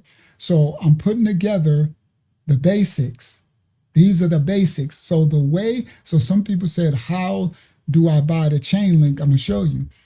For Hayazak, I can't see the chat. I wish I could. Oh, maybe I can open.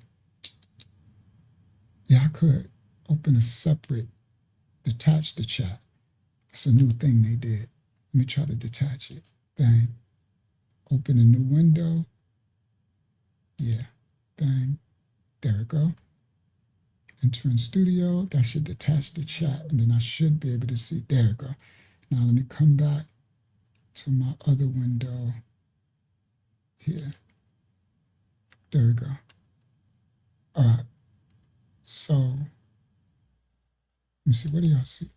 Oh, y'all still seeing over there. Oh no, I'm in the other. I'm over here thinking y'all see this. Share this tab instead.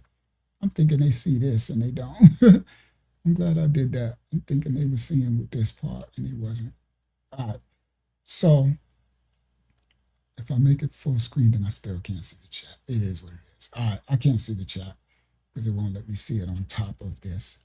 All right. So now you have to open the Kraken account. If you live in New York or certain places, because Kraken is the best, right? That's this right here, right? Let me go back to my home.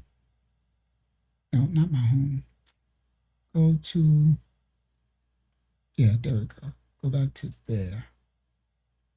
There we go. Go back to, there you go. And then, so that's this one. The starter course, the first one, right? So this, share this tab instead. There we go. So this is the Kraken course. And it tells you, right, how to open the Kraken. It's explaining stuff. download Google Authenticate. I need to put that on a Coinbase, right? So that you can log in. These are exchanges. It's like opening a bank account, right? That's how you're going to buy. So when Hayazak said, how would I buy Chainlink? You will get it right off Kraken. Okay. So when you open up the Kraken, right? So this is the, you click the invite link, you go ahead, you sign up, you create the account, right? Then you go through your verification, like you open a bank account, because it's an exchange. Okay. It's like opening a stock exchange or a brokerage account or something, right? Then once you go in there, if Coinbase or Kraken, that's how you can buy your Chainlink or whatever coin, your Bitcoin. You buy it there. Okay. That's how you purchase it. You can purchase $5, $10, whatever, anytime you want. Okay. So the coins that what you're gonna purchase in their new infrastructure, that's why this is the beginning stage. And then lesson 2.5, how to buy your first Bitcoin. So the steps will walk you through it. Then I'm gonna make a video thing though, because some people are visual learners easier, right? And then once you open your account and then you pass your verification and everything, then you'll be able to purchase the account, the asset. So the lesson tells you to buy the first one is Bitcoin, right? And and then I'm gonna do videos to show you, right? So then if you can't open a Kraken account, then you can open a Coinbase. And that's for New Yorkers and stuff, because New York is a horrible state. They don't want y'all to have no assets, no money, right? In certain states. So you open a Coinbase. So the next one is a Blowfin, and that's going to be really the easiest one, right? And so these coins, if you wanted to buy, right? Shut this tab instead. This Bitcoin, which y'all should be buying now because the prices are down. So the thing about it, don't let people who don't know what they're doing, they'll be like, it was at 82, now it's at 76. Yeah, look, here it was at 74, and then it went up to 82. You see? If you go further back, look, it's going up. Look, when you scroll out and look at the bigger picture, see? So back in April, it was at 66. And here we are in May, it's at 76. It was just at 80. So in the bigger picture, it's going up again. And this is from the last bull run when it was up to hundreds, all right? So can it go lower? Yes. Some speculate over time it might cut through this and go down. If it does, I think my stop loss is set at like 70, I think. So if it gets lower than 70, mine's is going to sell, and then I know it's going to go a little lower, and then I'll buy it back down here. So the reason why, so let's say if you bought this, right? You put $10, $20, $100, right? And then you're like thinking, so you're not looking at the big picture. The big picture is that in 2028, later, it's going to be way up here. It's going to be going 200, 300, 400. You are at the bottom now in a bear market. All right. The money, the way that the dude who owns Bears and Stearns, that old dude, the old trading dude, I forgot his name, the trillionaire dude. He said money is made when everybody's scared, not when everything is green and everything is right. Money is made now when everything is red and low. So whatever you buy now, even later, if it go down, you just ignore it. You just keep buying. I don't care if it go down, buy more. When you get some dollars, buy more, buy then, because the big picture is later when this next bull run takes off, it's going to be up here. Now it'll go up again and come back down again. Might bust through. If it busts through 80s, that'd be a good sign. But the thing is that sometime when it get to certain prices, it's never going to come back down here again. So if you got some at 76, you might never get it again. Okay, later, because it's going to be in the 80s, then the 90s and everything. You like, crap, I should have, right? So the real holders, you're building a portfolio, meaning I'm holding this asset that I know in this when the next election year, 2028, the next bull run, it's going to be going up to 200 and 300. Now, that's not even factoring in all of the digital infrastructure they're setting up. That's why I show you the beginning of the videos that they are building the new world systems. Your banks, your bank that you put in your money in, JP Morgan Chase, Bank of America, Charles Schwab, where they got your savings account. What's those other things when people work and they got those accounts? The mosquitoes and bit me. Where people work and they see your 401ks and your other, they are investing in this. So all of the billionaires, trillionaires, your government, America, your presidents, your everybody, Bing Jing, Putin, everybody. So you are to be just buying, okay? And the bigger you're buying for the long play. But it could stress you out if you see it go down. You'd be like, Unc told me to buy this Bitcoin. I bought this Bitcoin. It was 76. Now it's down here, 72. I ain't listening to Unc no more. You know what I tell you? You got some more dollars? Buy some more at 72. You're buying your position for later when this is 272. You have to have a macro understanding of the finance. This is what they're doing. They're buying it all up every day. If I go and show you, I guarantee you, this company, Bank of America, BlackRock, this one, Schwab, they bought a $1.10 million of Bitcoin today. They do it every day. El Salvador, America, China bought this to everybody. So it's the big picture. So last time I did it, it was up in the 80s. It's better to buy when it retraces. So a good strategy is to, if you can learn to just buy, because things always go up and down, up and down, up and down. They retrace. You should train yourself never to buy when something's at a peak. You see how these are at peaks? So on this smaller scale, let me go to the 15-minute. It's ranging. So it's down from that little jump. So you always want to buy when it goes down. Anything down. Even if you just buying to build your portfolio for later, make it a habit that I'm going to always buy when it's red. So when stuff goes down, it shows up kind of red. But then when it goes up, it'll be green. Let me see if I can. No, it won't show up on the. I haven't got the 30-second. All right, so let me get back to what I'm talking about. So those exchanges is how you buy.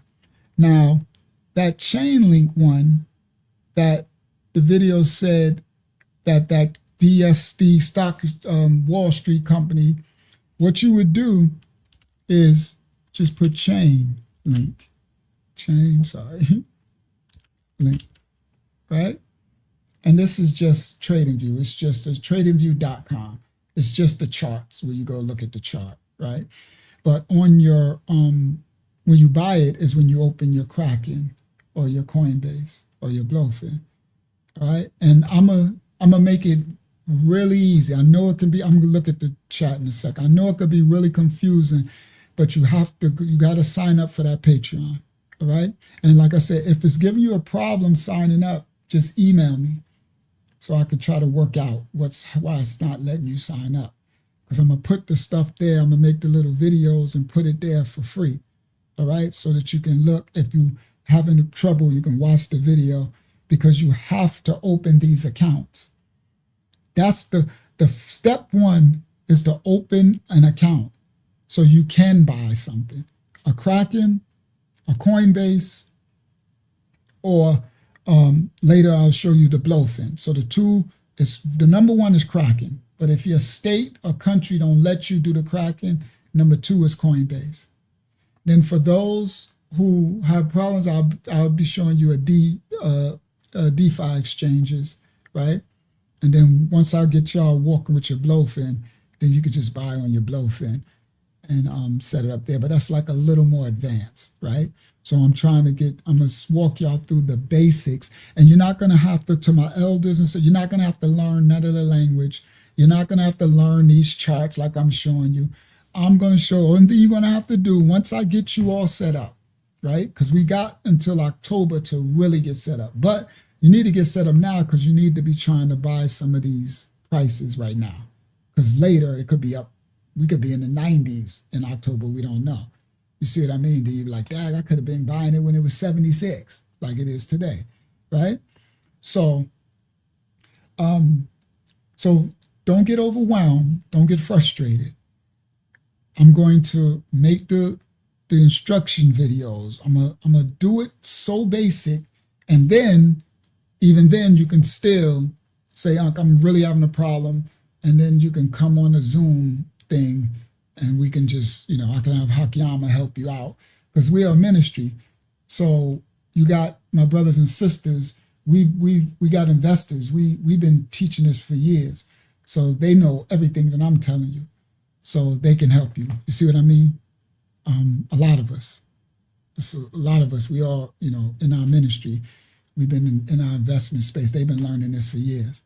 So this stuff ain't foreign to them now. So the ministry can help you, right? We can help you walk it through. So if you are brand new and you're an elder, don't get frustrated. Don't worry about none of that. It's going to be laid out where all you got to do is, okay, click this. I bought it. Now I got it. And then once you do it, you're like, okay, I got this. So next time I need to buy, I'll just go in, click it, and put my money in and buy. All right. And there's only about 3 or 4 positions that you really need, 5, right? But first we need to get you some Bitcoin, your first purchase, because that's your foundation. All right. And so when I click this chain link, right, let me click it too. I ain't clicking that one. There we go. So chain link is 9, said 9. Let me see what kind of floor. Everything is out of floor, basically. So how long ago was that? Oh, that was just March. Let me go into 4-hour chart. Yep. See? So you see how that's really up high, and see how it's down here? Now that was today. It just went up, right? So a lot of stuff probably going to start going up again. But so the overall, it's at the real floor is like 86, and it's at 93, right? And I don't know where the highest it been on the last bull run. That's way up. Dad, look at that line. See, I remember that. That was, y'all see that long red line? That's illegal. See, this one I'm showing you. Look at this. I'm glad I just showed y'all that. This is what BlackRock, Bank of America, this when they came in and did this. Now this wouldn't have hurt you because you don't got leverage. So for those who know how to trade with a lot, so this thing what they did in October 2025, they wiped I don't know how many billions of dollars from people's wallets. These people who trade with leverage, trading $1 million, 100. That one little candle. So it went from 22.5 to 8.4. That's insanity. That's impossible. So look at the chart. You see how it just moves to the side and moves up and down. This is over time. So right here, let me show you how, look. Right here is Saturday, August 2nd, 2025. And by the time it moved all the way up to here, that's a whole day, almost 24 hours. This thing went from, and that only went, let me see how much it went. That's a lot. 60%, right? 60% in August 6th. No, I didn't think that was a day. That's what I thought. August 6th to August 22nd, all right? Like almost 20 days. A couple of weeks it took to go 60%. So they made this thing go from here.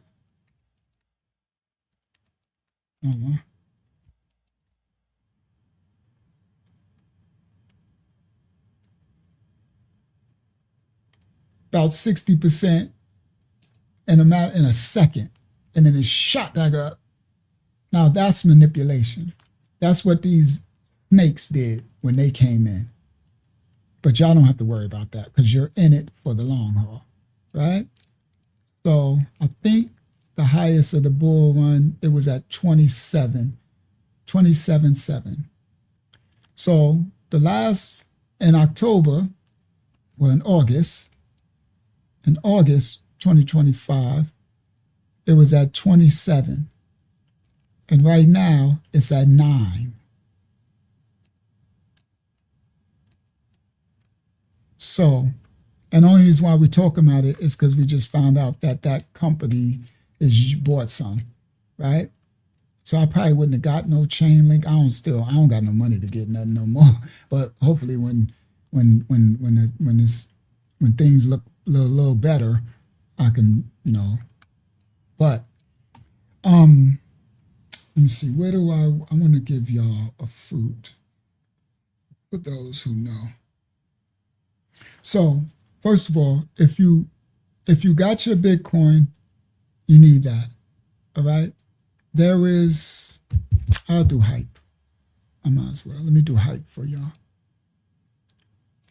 For those who know how to purchase this coin, get this.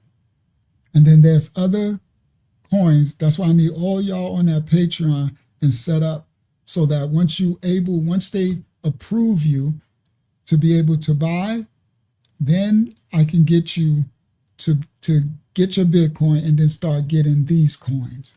All right. And we're still early, right? But we need to start. Okay. So this hype, let me show you. And there's like 3 or 4. There's coins. See, look, it's up. That's a 4-hour chart. It just went up. When was that? Day before yesterday. All right. So this is called hyperliquid. But if you look at the chart,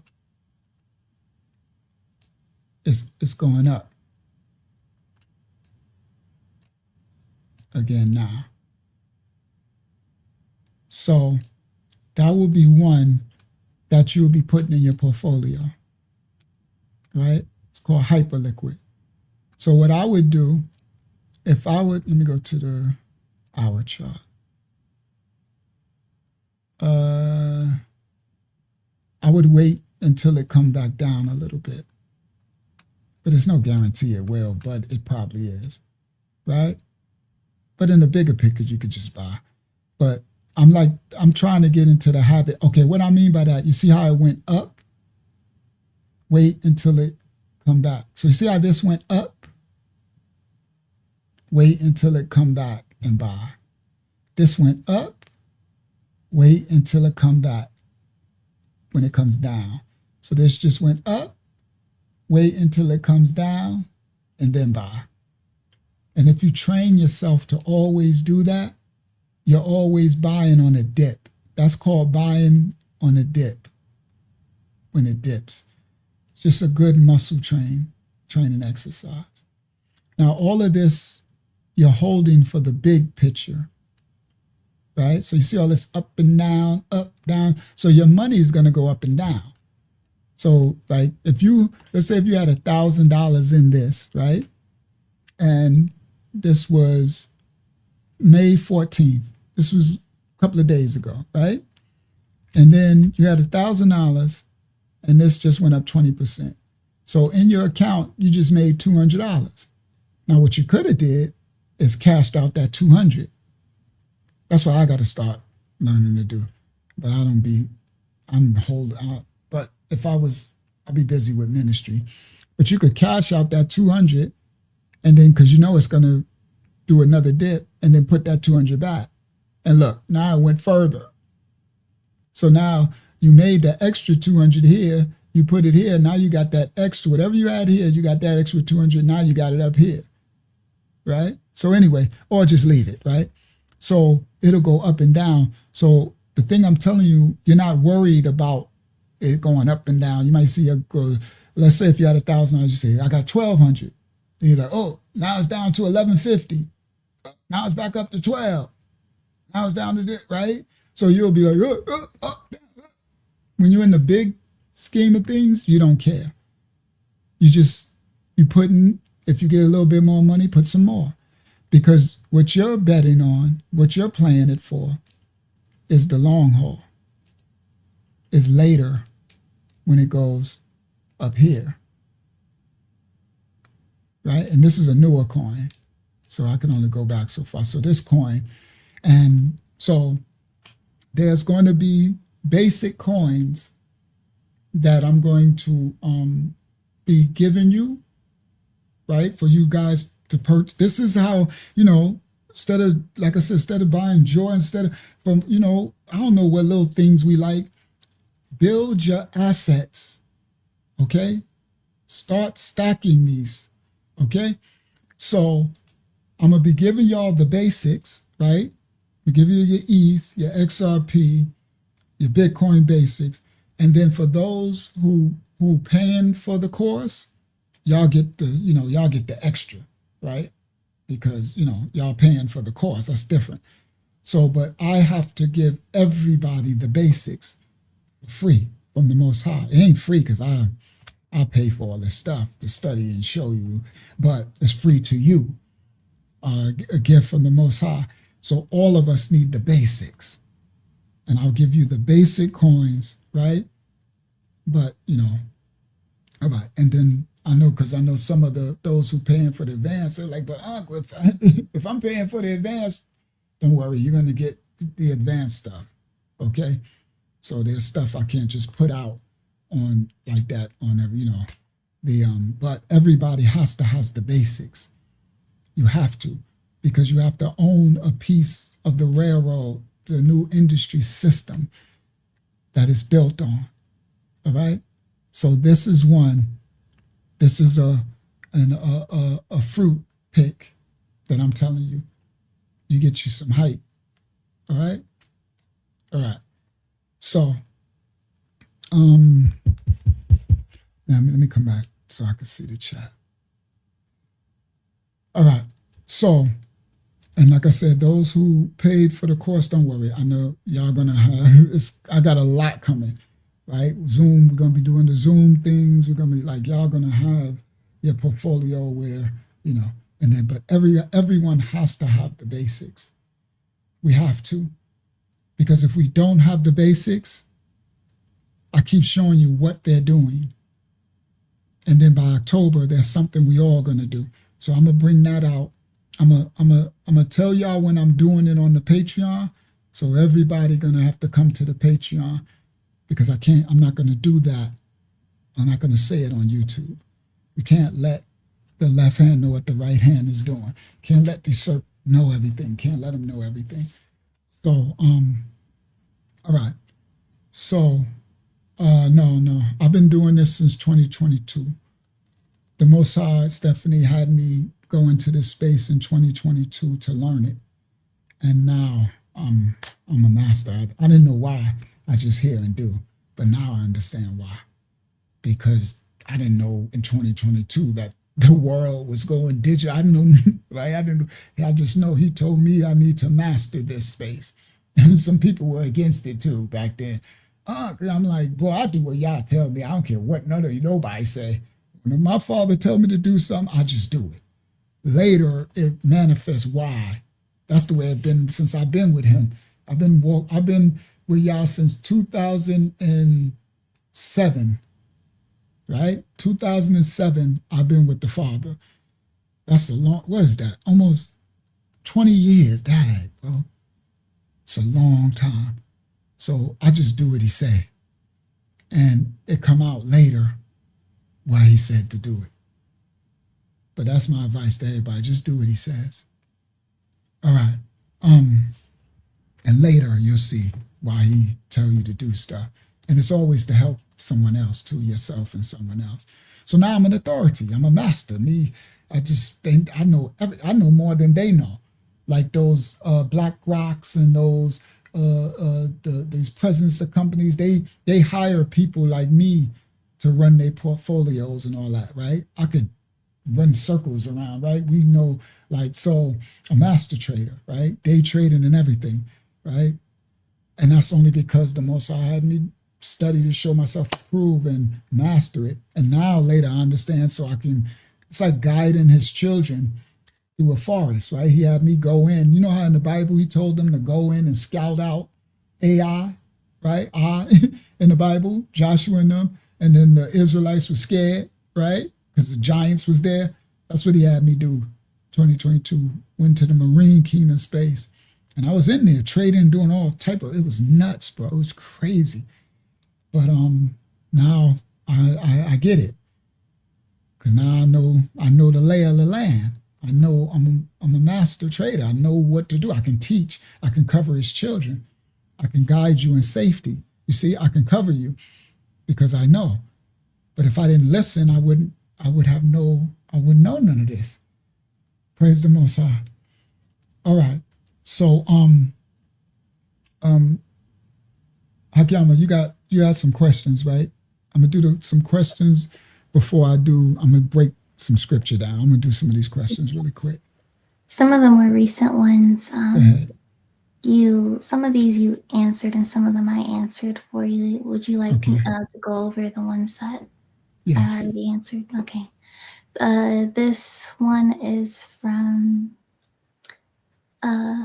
Get Right with the Most High. She says, do most of these have a minimum purchase amount? Yeah. The minimum is like $5. It's really small. So certain ones like a big coin, like Bitcoin on the Kraken or Coinbase, I think the minimum would be $10. Yeah, so the minimum is really small. But the regular smaller coins like this Hyperliquid, their minimum is probably $5 or something like that. So yeah, the minimum is small. And then once you purchase, you can even set up for it to come out. You know, they call it DCN. It just come out automatic every Saturday. They even got it on what they call a Cash App. All these things have it. Everything is in crypto now, right? And it'll just every week $5 a week or something. Because in certain things you can buy $5 and stuff like that. So it's just building your digital bag, and then later, once all of y'all get your foundation, there's a cold storage. Don't go try to find this out yourself. You get yourself in trouble. That's why everything I show you, I'll send you the link, because people make fake accounts. They make fake, like they can make a fake Walmart account or fake T-Mobile, right? And then they get there and they want your information. So do not trust nobody. I'm telling you what I'm telling you. You do not want to go into this space and just clicking on stuff because you Googling. There'll be a Google page. You'll Google, you'll think you're on the real page and you're not. Okay? How do you pick what coins? So these are coins, not stocks, right? And once you learn this, you can trade stocks. It's the same thing. Stocks are just slow as molasses, right? The only stocks that really take off, move are stocks that's tied into the digital space, right? Like Circle and what's the name, Bully. Like if you could have caught those, they went up 400% a day. So how I pick is from technical and fundamental analysis. So once you understand the space, you know what is moving and what industry, meaning what companies, because these are all utilities. So we're not doing like meme coins and hype coins, just coins that's fad coins that just go up. This is actual structural industry utility positions. So if I'm doing a hyperliquid, right? Yes, if I'm doing hype, right? Hype I'm doing because hype is a new exchange, okay? And so it's made a lot of money. And you go by a history, you go by the company, and do they, because hype invests, they buy more of their own shares, right?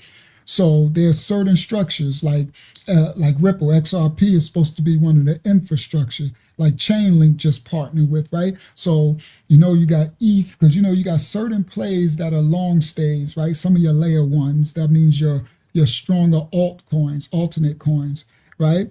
And then for some of the more volatile ones, that's when you're a trader. So I'm getting you guys set up in the more, they're less risky, less volatile. These are the long plays, right? Now, if you want to be, when you learn, you want to be more advanced or be a trader, where some coins go up 30, 40% in a day, that's trading, but there's more risk, that's trading.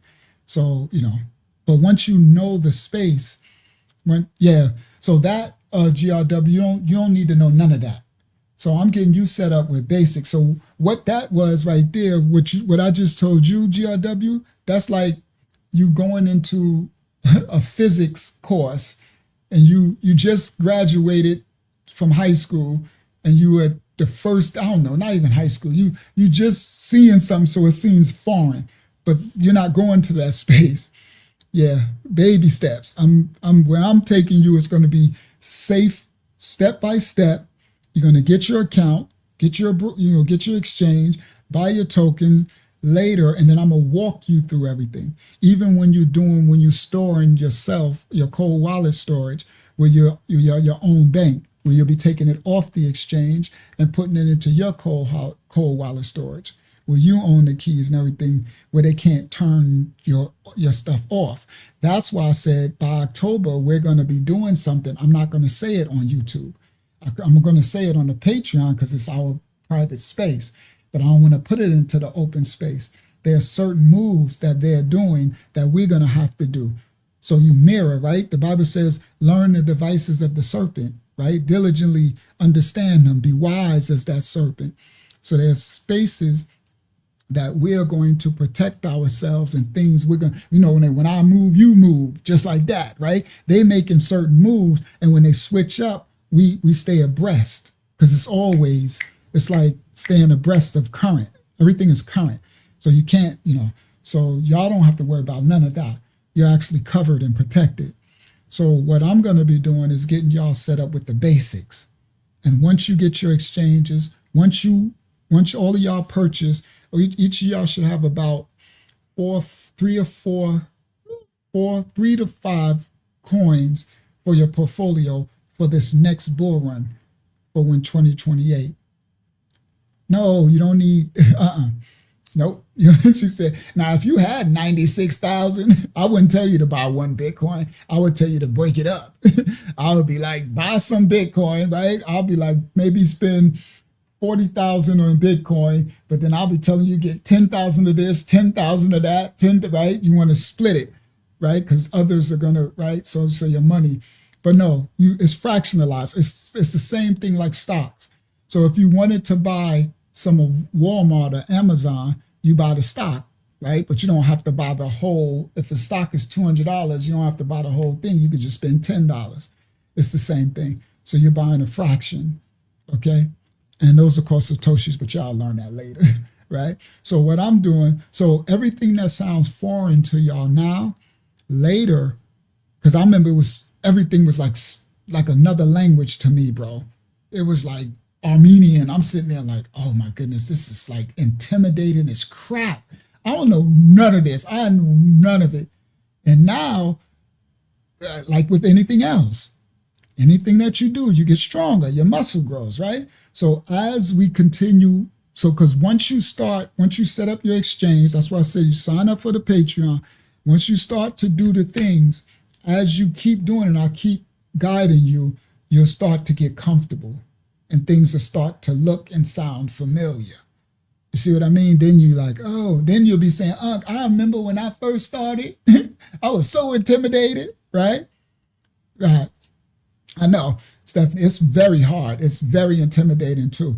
But you know, the Most High always looks out for his children. He always does. That's just how our Father gets down, right? So he'll send some in there to learn so that he can guide and protect, we can guide and protect the children. Because the Bible says as if they're broken down as if a baby can understand.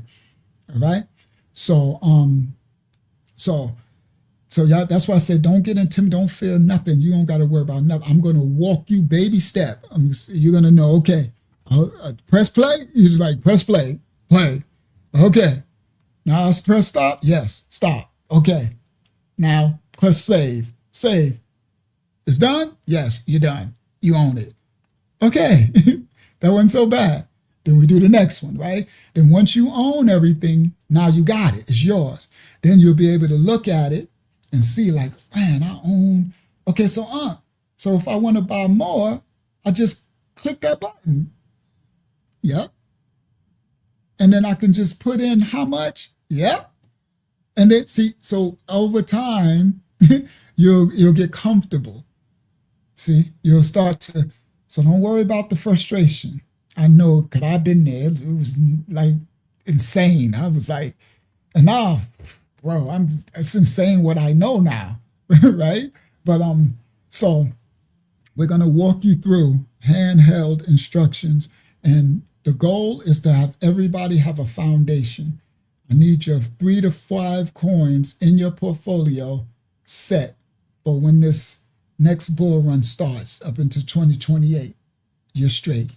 And once you've got your little bit, you could just be buying more and putting in, you could do that on your own anytime you want, right? And anything you ask, anything you want to know, you want to learn more stuff, you can ask, you want to join the investment group where, you can trade, but it is what it is. That's for later if you want to.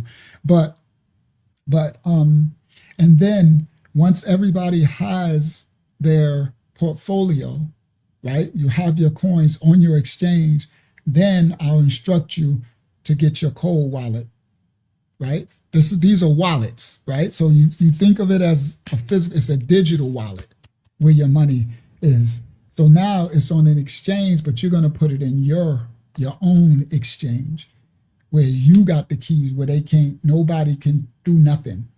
Like later when they say they're going to turn off your stuff, they can't, because their stuff is stored the same way.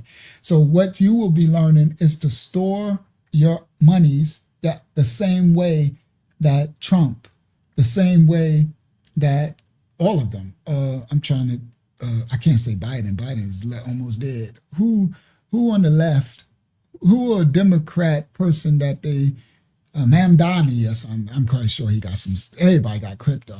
I don't know about Kamala because she's a fool, but she probably got some crypto too. She a fool, but she ain't crazy, right? She made it all the way to almost president, so she ain't crazy. I'm quite sure she owned a lot of crypto too. But anyway, AOC, thank you, Kelly. So AOC, all of them. So everybody, the way that they're storing theirs is the way that you are. Even what Ilhan, well, I don't know, Ilhan is really boo-boo the fool. I don't know about Ilhan. I take that one back because they done lost their mind. They should have been gone. That girl done said she told Trump she made $30 billion and it took it back down to 19,000. So that's some craziness. So I can't vouch for her. But anyway, all the politicians, everybody, all the powers, everybody, all right? They store theirs the same way. Private key, your own keys, your own, it's your money locked away. All right. So when we get y'all to that step, first you got to own the possession to store it. Right. First, I got to get y'all to own a possession to be able to store it. All right. So So praise the Most High for guidance. Okay, praise the Most High for guidance. All right. So like I said, don't worry about none of these charts, the way it look. Don't worry about none of that. All that's intimidating. Ain't nothing. It's you're just going to be guided what to do, right? How to do it, and once everybody's set, my goal is to get everybody to have a portfolio on the exchange and have purchased these key positions, coins. That's the part of the new digital rail system that their new world money financial order is going to run on. We're buying infrastructure, right? We're buying bricks on the road that they're going to build the houses on. We're buying the steel, right? We're buying into the steel company that they're going to put the railroads that the train is going to run on, right? We're buying the shovels that they're going to use to dig in the ground, the gold mine and the gut, right?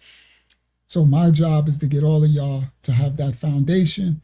Then once y'all get that foundation, then we'll go to the next step to secure it. Y'all have your cold wallet storage. And then from that time that we keep visiting, you'll start to get more comfortable. Okay? So don't worry about it. Don't worry about the intimidation. We got you. All right. And then again, you just go to crypto price alerting, Patreon or crypto price alerting, right? And Hakama keeps putting the link. And this is how the page will look. It's crypto growth and security and these lessons. So these lessons, and then I'm gonna make a videos of these lessons, these beginner, and it'll be walking it down. You're like, okay, I can stop the video. Unc said, do this, right? And it's a process because they got to clear you, right? They got to screen you. Once you get the exchange, now you in there. But you got to get, you got to get it where you can purchase. All right, go ahead, Hakama. Okay, there's a handful. So GRW said, how do you pick what stocks/coins? All right, I just answered that. Okay. Go to the next one. Shout out to Jazz. This Jazz is said, from I say and figured it out myself. It was very difficult. Your listeners are lucky to have someone like you. I know, Jazz. I can see by when, shout out to Milton in the building. I know when you said that, I'm like, that's good that you know about crypto. Yeah, that's that, Jazz. You know the Most High. He always going to look out for his children. We got a lot of elders here, worldwide. The people watch us from all over the world, right? Jazz is in Germany, guys. He's from my hood. He's from New York.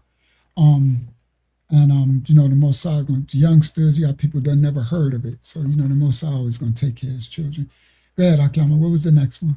This next one is from Aurora's child. She asks, my son sent me Bitcoin years ago in Cash App, and it's still there. I was afraid to touch it. How do I transfer it to my account? Oh, I can help you, Marariya. So, Marariya, you can ask me that on you can ask, because it's easy. You guys just send it. I got to find out, first of all, which account you got, if you got your Kraken, whatever, and then we can just send it from there to that account. But yeah, I had some on Cash App because some people used to donate to the ministry and they would send Bitcoin and Cash App.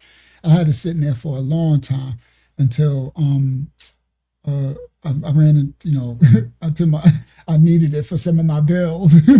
Time got a little rough. I didn't want to, I hated that I had to send it. I had to spend it, but I needed it. The rent was due and everything. And I'm like, crap. I'm like, well, I got to cash it. So I cashed it and paid my, it is what it is, right? I want to get to a point where you never touch it. That's what you really want. You really want to build a portfolio where it's money that you act like ain't even there. Right? Never buy anything that you can't afford to lose. That's why you never use your rent, none of that. Just use money that you investing with it. Like I'm willing to just spend this like it don't exist. All right? Yeah, they don't allow you to transfer the cash out. Exactly, T. Gardner. So we'll cash it out and send it. I didn't know they don't allow you to transfer. We'll cash it out and just send it over. All right, what's the next one, Hakiyama? That plays into her next question. She asks along with that, so do you take money out or just let it sit? No, I let it sit. So the monies now, when you can cash out now, when the next bull run happens, right? 2028, that's going to be the peak. 2029, right? 2028, 2029. It's going to be about 2029, right? Probably like December 2028 is probably going to be the peak, beginning of 2029. That's when we'll take profits to cash out because we're buying now. So let's say if you're getting some Bitcoin stuff at 76 right now, in 2020, the end of 2028, it should be about 200 and something, right? A price from 76 up to threes. It should be in the threes. I'm just being modest with because it usually goes up about 5 to 6x every bull run, right? So a 5 to 6x from here is about 300,000, right? 300, right? And I said 300,000, 30,000. Well, it's 300,000 for the thing, but whatever. So you because you're getting it at 76,000. Sorry, I said 30, 300, 76. So it should be 300. So once you at that top, you do want to take profits because once that bull run over, it's going to go back down, and you don't want to just ride it all the way up and don't cash no money out and go all the way back down. You always got to learn. But right now, we're not taking no profits because we're building for what's coming later. See, so right now everything is at the bottoms. Everything is going up and down. We're in the bear market. It's at the floors and everything. Now this is where you build your Legos. You just buy. You just buy. They call it dollar cost averaging. You can just buy whenever you can, and you just build.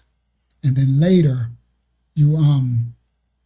later in 2028, 2029, the end. And we could time it. That's another thing. When a person said, how do I know what to buy? From experience, you also know how to time the market tops, right? So they have averages, 200 moving averages, 50 EMAs. They call them EMAs. So those are some of the technicals. Y'all ain't got to learn none of that. You understand? All right, shout out to Jazz. You got to go to work? All right. Bless you too, Jazz. He said it's 7 a.m. Got to go to work. Holla at you soon, my brother. May the Most High, may God continue to bless you and your ministry. You're very welcome, King, and his ministry. But I know people used to saying that. May the Lord bless this is his ministry, not mine. All right, praise Yah. Praise the Most High. All right, Jazz. Love you, King. All right. So, and I'm about to go into something deep, guys. Y'all don't go to sleep yet. It's 1 o'clock. I'll see if y'all want me to do it. All right. So let me finish here for a second. So those technical things, those are traders, right? So we know how, once you're a professional day trader, like you trade the markets, you could do exchanges, stocks, whatever, then you know how to time markets, you know indicators, you know where the floors is. That's why you see my chart that I show. I don't know, is it still up? Yeah, those markers, that red and blue stuff, those are technical indicators. That ain't, if you go open up TradingView, that ain't going to be on your screen. Those red and blue lines that you see on my thing, that's because that's technical indicators. That's traders. A trader would know what that. That's showing floors and ceilings, and that goes off averages. So I would know how far this should go down if I've passed pattern behavior. So they have pattern behaviors and stuff, right? Yeah, and your storehouse. That's a good word, T. Gardner. Right now, you're accumulating as much as you can to go in your storehouse for later. All right. All right. Go ahead, Hakiyama. What's the next one? This next one is from Mariah. I'm sorry, not her. It's Hayazak. She asks, so buy more of the same coin as it is rising up in value? Yeah. It doesn't matter. So once you, so let's say Hayazak, once you get your Bitcoin, right? You get your XRP, you get your Solana, whatever you're gonna get, right? You get your height. Once you got your 5 coins, You just want to keep buying more of those coins. Because, all right, let me explain. The way it works is, guys, if you got $100 and it goes up 100%, then you just made $100. You got $200. But if you, yes, dollar cost, but if you got $1,000 and it goes up 100%, you made $1,000. So the more that you own, the more money you got in the coin, later when it goes up 2-3 times, you're going to make more because of how much of it you have. So you're stacking your position in the coin. So when you get your 5 positions, right, 3 to 5 is a good space, right? Then you want to build your position, meaning how much of the asset you own. You see how much you own. So you just keep dollar cost out, just keep buying it, just keep stacking it, and just keep buying and just keep buying because you're playing the long game. Then later, what happens is later you'll see one day it'll just shoot up. That happened to us on the last bull run. So we started about 20,000 when Bitcoin was 20,000. And then one day the ministry was here, those in the investment group. One day it just shot up to from 20 to 60,000 out of nowhere. It was just like, whoa, that was it. That's how, so you don't know when that's going to happen. So that's why you just want to, right? And then later it just shoots up. So one day you wake up and it's 70, it's just, I don't know how low it's going to go. It'll just shoot up to 110. You'd be like, whoa, okay. And then it starts playing around there and going up and stuff. But you lucky, you like, I was stacking at 70. So yeah, that's what it is. So you want to keep buying the same coin. And you don't really want to, before in 2022, we was playing getting every coin. So one time I had a portfolio that had like 30 coins in it. It's like you're stretching your hands too thin. You know what I mean? Now, with anything you learn, you become a master. So now now I learned you want to have you want to be focused. You want to have more of strategic plays with utility that are long holders. See, so that now I'm building a long position. These things ain't fly by nights. These ain't meme coins that go up and then down 80% and up and stuff. These are, now we're buying infrastructure for the new world system, financial system. So everything we're doing right now under the Most High instructions is building in this new financial infrastructure that this new world order stuff is being built on. So everything we're doing is strategic. So it's only about 4 or 5 plays, and you just want to build your bag on those plays. And then I'll be able to show you if that's, but I don't want to overwhelm y'all. Then it's a way when stuff go up a lot, you can cash out some of it and then buy another position if you wanted to get something else. But now I learned to stay more focused, about 3 to 5. 5 is a good sweet spot. And keep building your position in those coins. And that's it. And you just, and as you start to do it, you will feel a sense of accomplishment too, because you'll see that you're building a financial storehouse, a database, and it's the future of finance. That's where everything's going. So you're in the right spot. You're building something where the whole world's financial economics is traveling to. That's insane. That's the Most High. That ain't nothing but the Most High. And the world is still going on about their business. By the time the world catches up, it'll be too late. The prices will be too much. They can't afford a lot of it. And you will have already got it. You would have already stored up your asset. So when it takes off, because it's going to be it's going to be a time that it's going to take off when these beasts, BlackRock, JP Morgan, when they get their whole stuff together, it's a wrap. Once they press that, it's like they're going to click a go button. You know how they click the atomic bomb? They're gonna, and it's just gonna, and it's not gonna come back down. That's when Bitcoin gonna be like $1 million, 2 million, and once it do that, it's gonna not come back down. So so that's why the Most High have us to prepare more. Yep, the long-term strategy. The T-Gar, the long-term strategy is so flawless that if you would have just bought Bitcoin back in 2008, 9, 10, you'd be a multi-millionaire without doing nothing, just buying it and just holding it. The long game. It's when people get caught up in the short ups and downs. They're not playing the long game. And as long as you play the long game in the right positions, well, you could have did anything, right? Bitcoin, Solana, ETH, any of them. Back when it was, you'd be straight. And that's what's coming for the future. And this is why they're hoarding it. They're trying to monopolize it. And remember, Bitcoin is only a set amount. Bitcoin is only about 18 million left or something that can be bought, right? Once that's gone, there's no more to be bought. That's when the price of it is going to be infinite because they put a scarcity on it. It's built in its system. And that's why they buy so much. They're trying to own it all before the masses find out. So once it's gone, right? They tell you 21 billion, ain't no 21 billion. They got like about 18 left, all right? Probably 17 because they keep buying it. And all these countries are buying it. It's not an infinite amount. It's a scarcity. And that's what's going to make the value skyrocket. Once it's all gone, what that means, guys, once they buy up these serpents, these rich trillion billionaires, these countries, empires, once they buy all of it, it will be no more to be sold.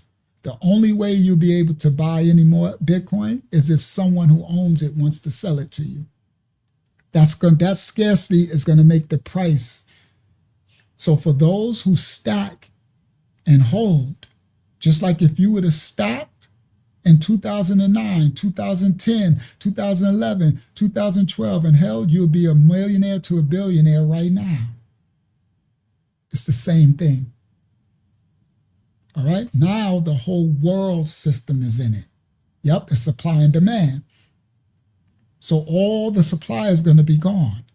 Then listen, guys, you'll be your own bank. And these institutions coming in, right now, if you own Bitcoin, you can mortgage a house. You can use all of it. It's digital. Now it's already recognized. Wait till the Clarity Act and stuff pass. So it's an asset. So you can take your Bitcoin. Listen, guys, you don't have to sell it, and you can get your mortgage. You know how you trying to get a house and mortgage? That's an asset recognized. Chase got JP coin. They'll hold your asset as a debt, right? So you won't have to sell it. You'll be able to borrow against, and you'll be able to lend to others. You'll be a bank, your own bank, and that's why you have your own set apart cold storage. That's why they're trying to hoard it and buy it all and creating this infrastructure, because those who know and position yourselves, you'll be straight. Those who don't, you'll be a consumer, not a producer. You'll be subject to their universal basic income, a central banking digital coin, CBDC. It's all going to be digital. You understand? It's already digital. Most people just don't know it. That EBT card is digital. That debit card in your wallet, it ain't physical dollar in your wallet. That's a card. Where's the money? And you hold your debit card up. You're like, where the money at? I got $1,000 in this debit card. You don't see $1,000 bills. That's digital. But most people don't even know that. But they intimidate people. But this blockchain is a whole new world system. All right, Hakama. That was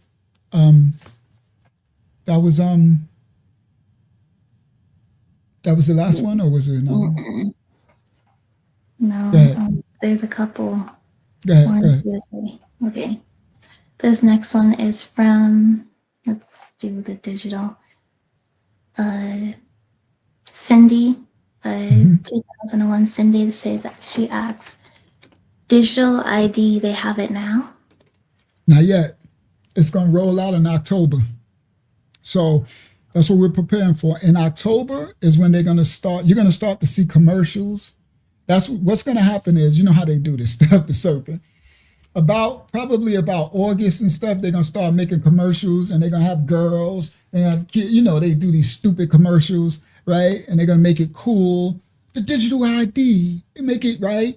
They're enticing. They're going to start seducing. Okay. And they're going to, she said, EBT getting in there. They're going to start to, you'll see it. They're going to start to introduce it. Right? But y'all are going to already know about it because praise the Most High, he already gave us the warning, right? So when it comes to, but when it gets closer to the time of them release it, they're going to start to showing all the commercials and stuff, all right? So it's not here yet, but they already issuing it out. They already, you know, and they're going to release it with the new Web 3.0.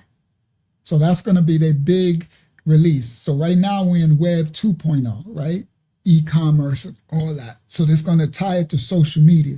So it's going to be the new internet 3.0, where everything is digital. Even you are part of the Web 3.0. See, they're going to, it's just digitizing you. It's like a freaking Cyclops. They're just doing Netflix stuff. It's all biblical to me, right? And with your free will, you choosing to biometric, you know, digitize yourself into the beast, into the infrastructure. Yeah, controllable. There you go.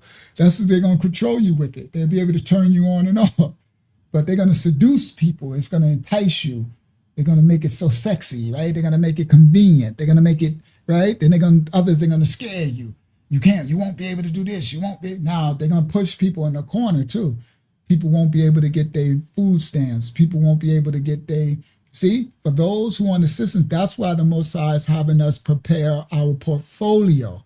Listen clearly, so that when all this stuff really gets funky, you won't need their money. You won't need their wealth, their welfare. You won't need their assistance, because your digital asset that you started storing in 2026, now that system is working, now your assets is increasing because you own what they own. You own the same pieces of the railroad that they're using to enslave. It's a horrible thing, but it just is what it is.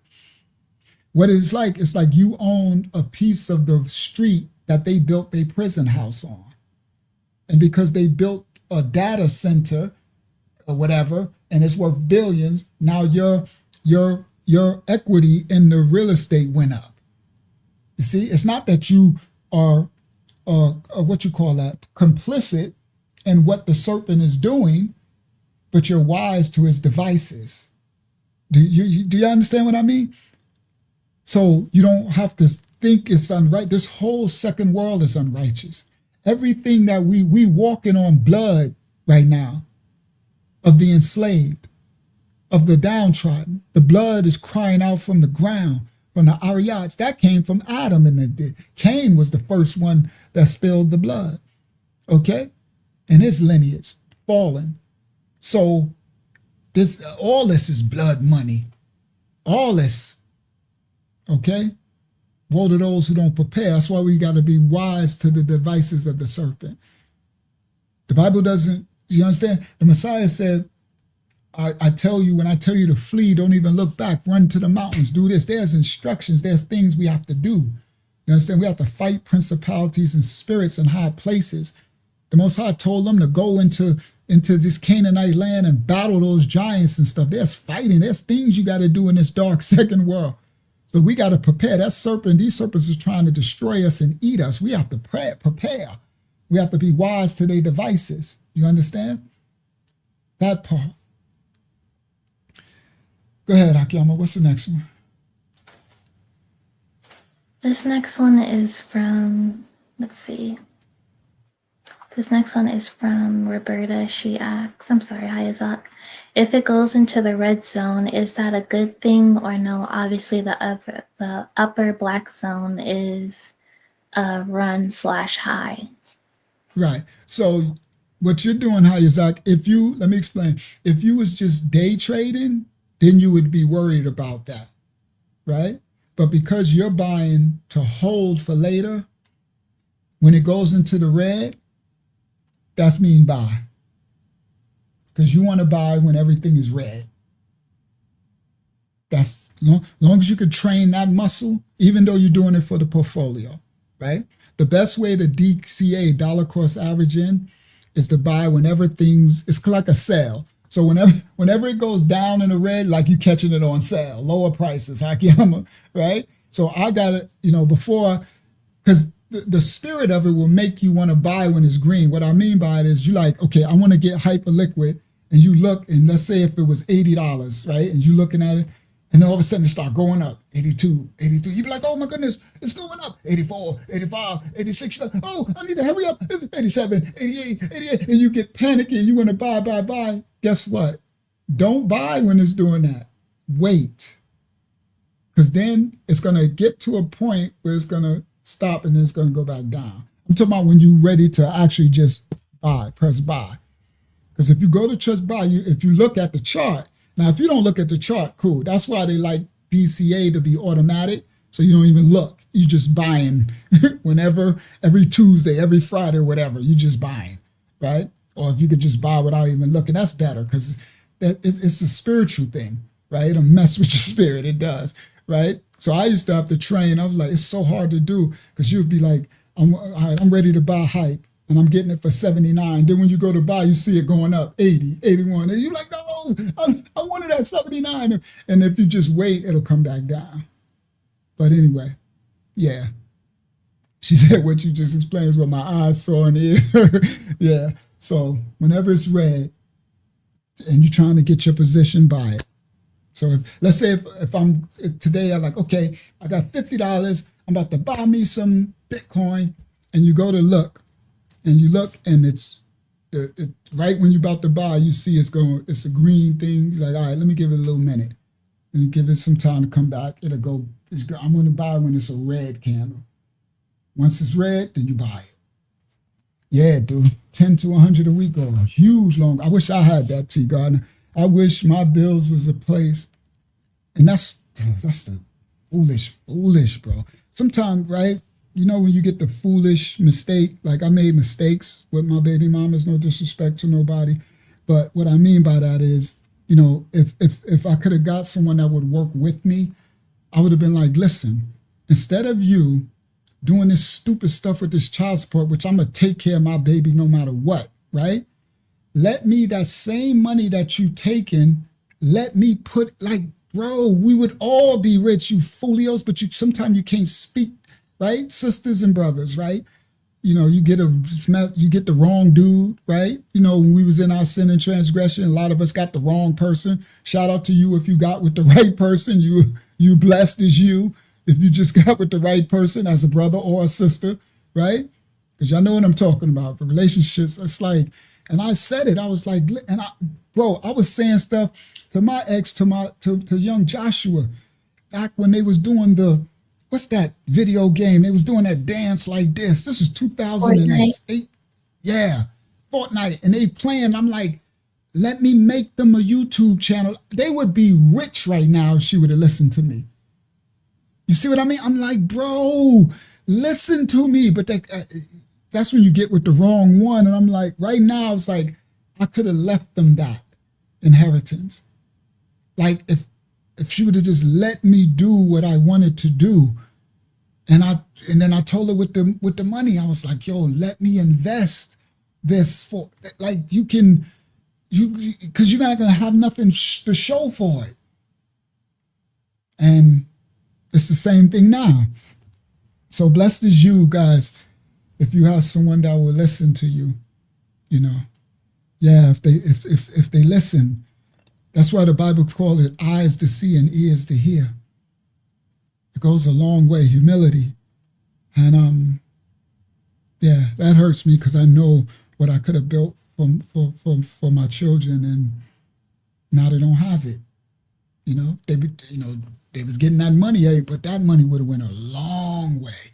Like the brother said, That money what? You crazy? That thing would have been worth hundreds and hundreds of thousands, probably $1 million by now. I'm like, bro, you just listen, bro. But the system, the beast, get you to get in your feelings, just want to hurt someone and take. And I'm like, but you're not building. All right. Yasha, you up? You must have just woke back up. Yeah, temporary pleasures. That's the word. Go ahead, Akiyama. Was it another one? Yeah, this one's important. It's not really a question, but Francine Hawkins says the beginner level is sold out.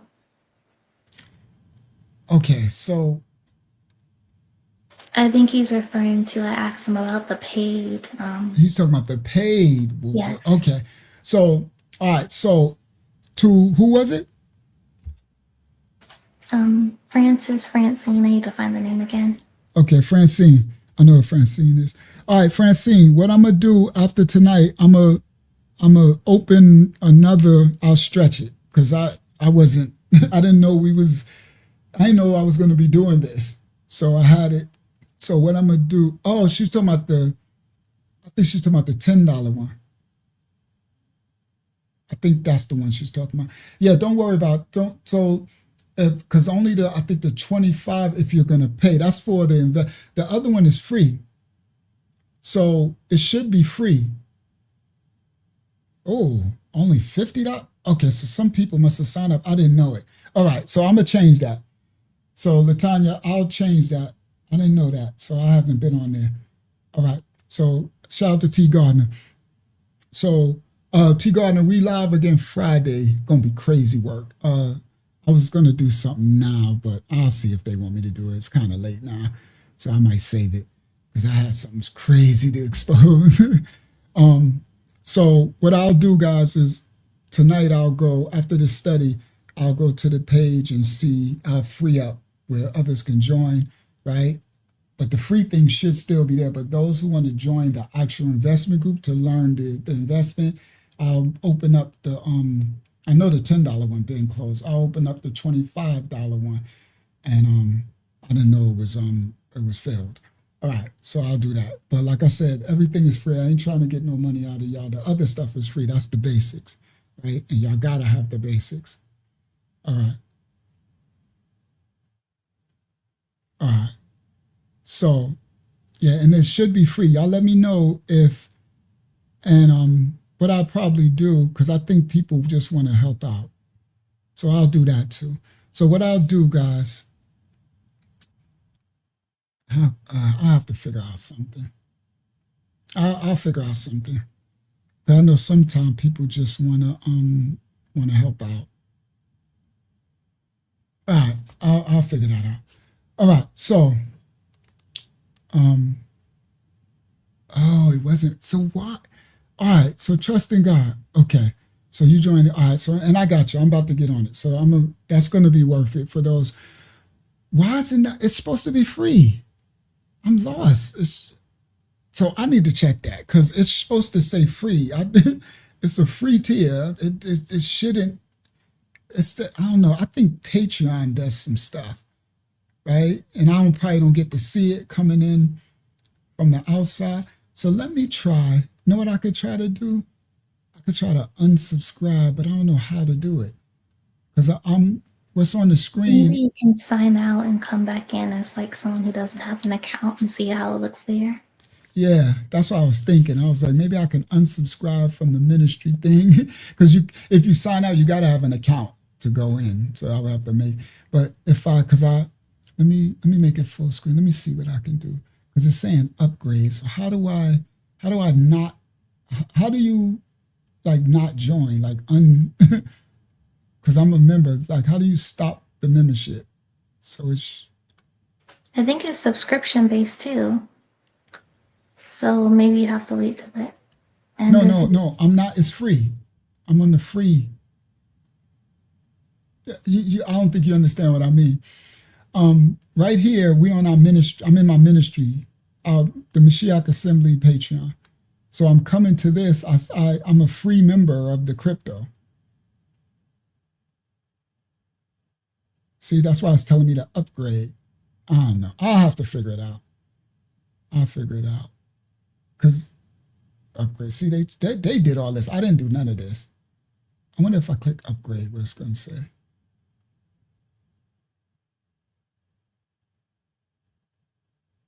Oh, so it's 13 remaining in the okay.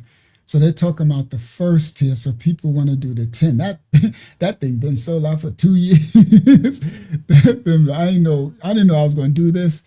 All right. So and look, they're saying 1 hour left. See, they did all that, trying to give people a countdown and stuff. You know how these companies, because they take percentage when people join. It's not as bad as YouTube, but all right. So I don't know how to go back. Oh, that's project testers. So where's the free thing? What? Why I can't see the free thing? All right, so I'm gonna work that out because I should be able to see the free thing.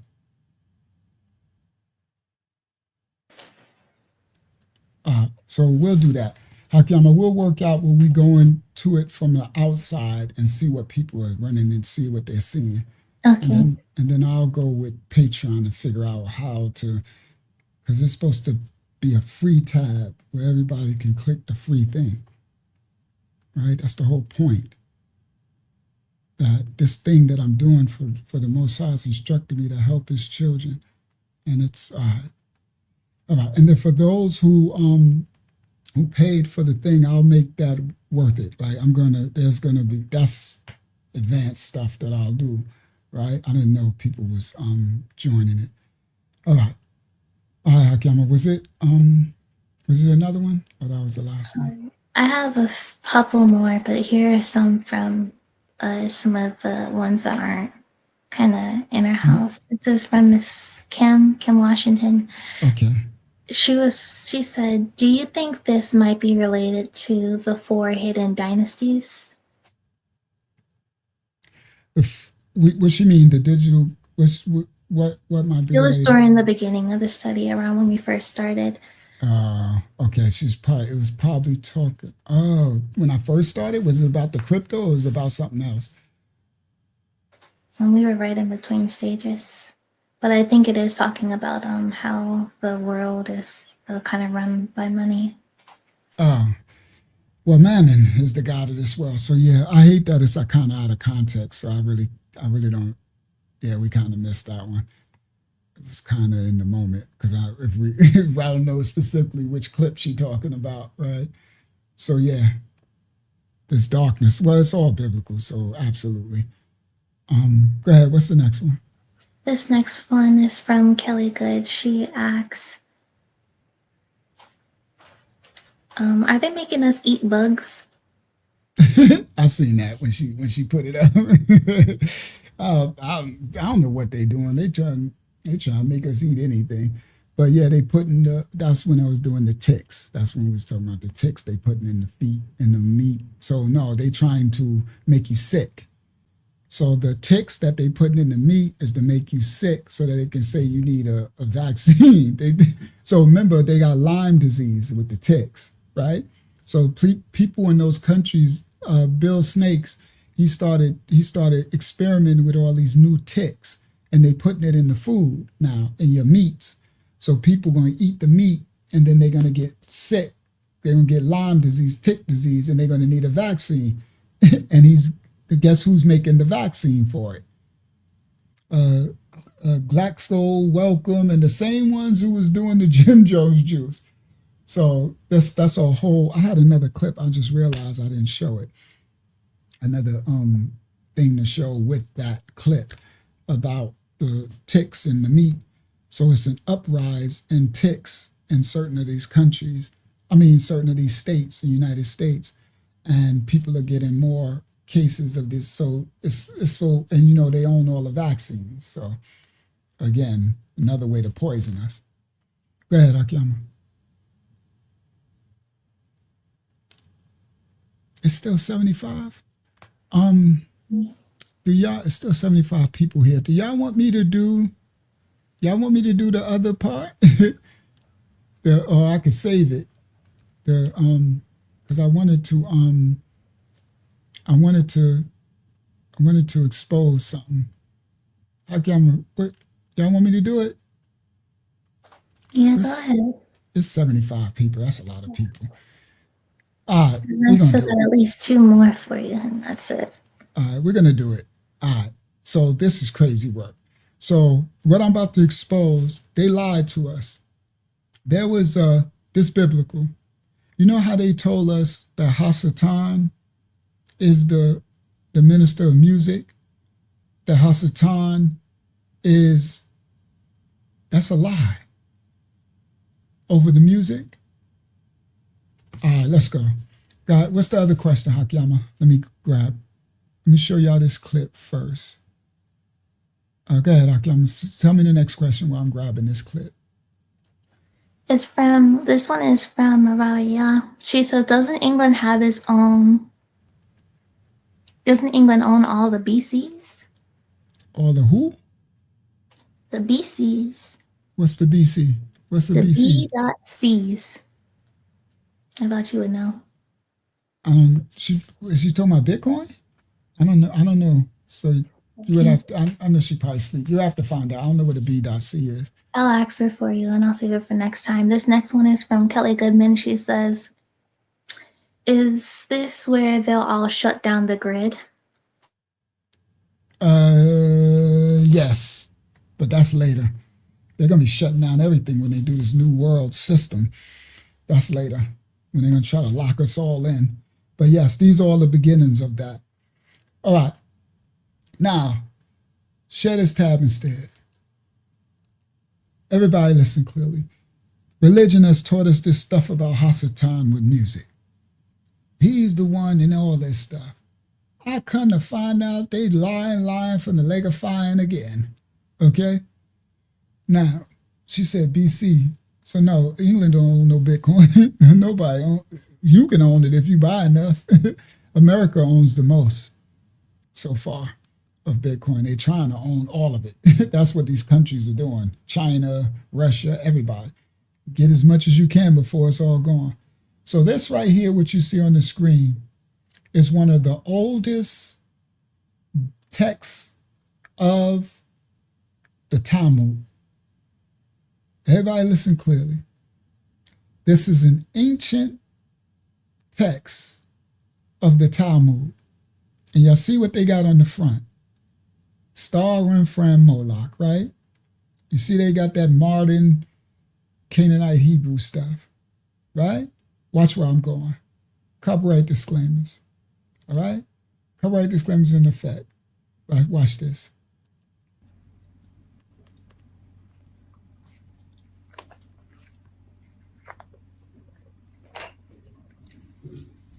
Now look at the pages, gold leaf pages, right? And look at that eye. See? And look at this pyramid. Don't that look like the one on your dollar bill? Uh-huh. Right? See that jewel in the front? Real ancient. I'm going somewhere. Because this thing about Hasatan and music is in this. Let's go. Now look at that. It got horns. Yeah. Do y'all see how much is in this? Uh-huh. Horns. It looked like it got, I don't know what that is. Sun's rays. Uh-huh.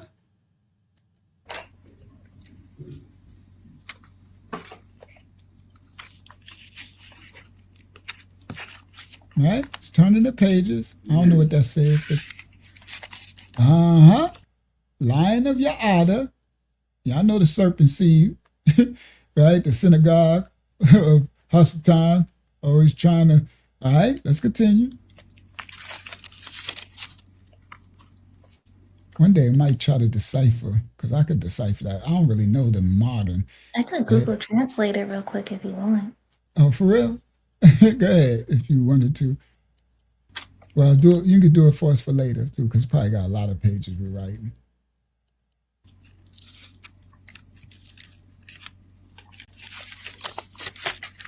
Now that owl, Now y'all know the Bohemian Grove, right? That whole owl worship, the all eyes seeing, that's the eye of the owl. OWL, owl. Right, I got that New York. Owl. Uh-huh. So, again,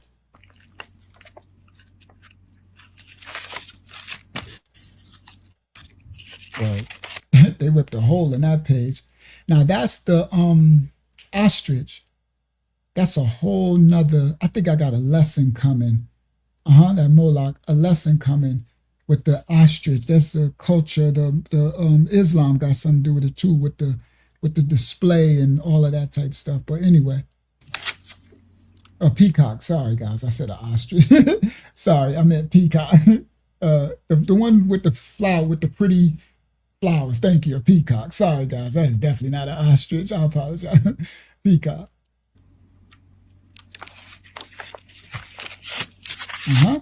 7 candle menorah. 1, 2, 3, 4, 5, 6, 7. Right? And y'all know they served the 9. Okay, let's continue.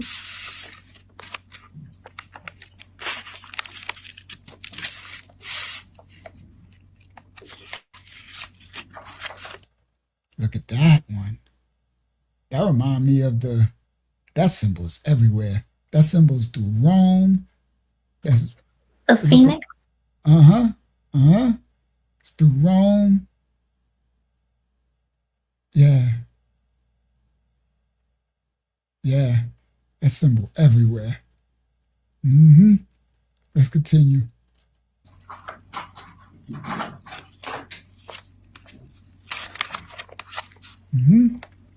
this is the most ancient text. You see these gold leaf?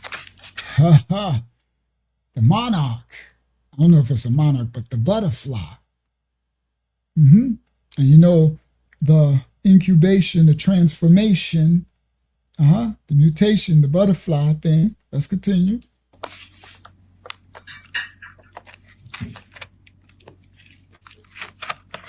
The bull, Baal. Of course, they gotta have the golden calf. Okay? Gotta have Baal.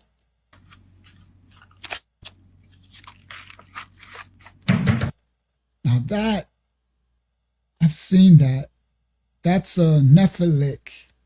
I forgot what this is called. One day, Hakiyama, we're gonna go through I want to see we're gonna find out what it says. I have a few of it broken up. For real? Yeah, this one right here on the bottom, it might not be entirely correct, but it says, on the neck of a man, like at the very bottom, on the neck of a man and creditor who demands days. And then the one before it was talking about like, let's see, it was talking about the butterfly. It says 3 days later he returned home. And I think it's talking about, the transformation of, Wow. And they had a monarch MK Ultra butterfly. Okay. Yeah, some type of cryptid. Wow. That one day we're gonna go through it because it's probably saying some really dark stuff, right? And again, so I'm going somewhere. All right, let's continue.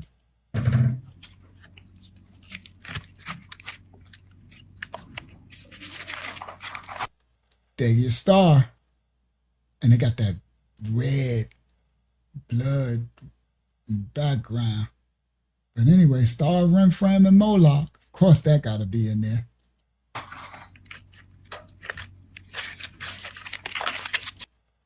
Look at that, everybody. Well, will you look at that? That's the last page. The Baphomet. Oh, Lucy, the old goat. I think that's the last page. Yep. And that's the back cover. I wonder what that is. I think that's called a Hasna or something like that. The last page was the old Baphomet. You heard? All right. Now, I did that because I want to show y'all. I want to break down. Shout out to Aaron J. They've been lying to us, right? So I, as I normally do, I expose these fools. And expose these fools. Now, they told us that Hasatan was the minister of music, right? Hasatan was over music. Now, it's crazy work because we know music has power, right? Spiritual power. But we know Judah's musicians. Levi was over music. So it's like, it's what you do with it. So it doesn't say in the Bible that Hasatan was the angel over music.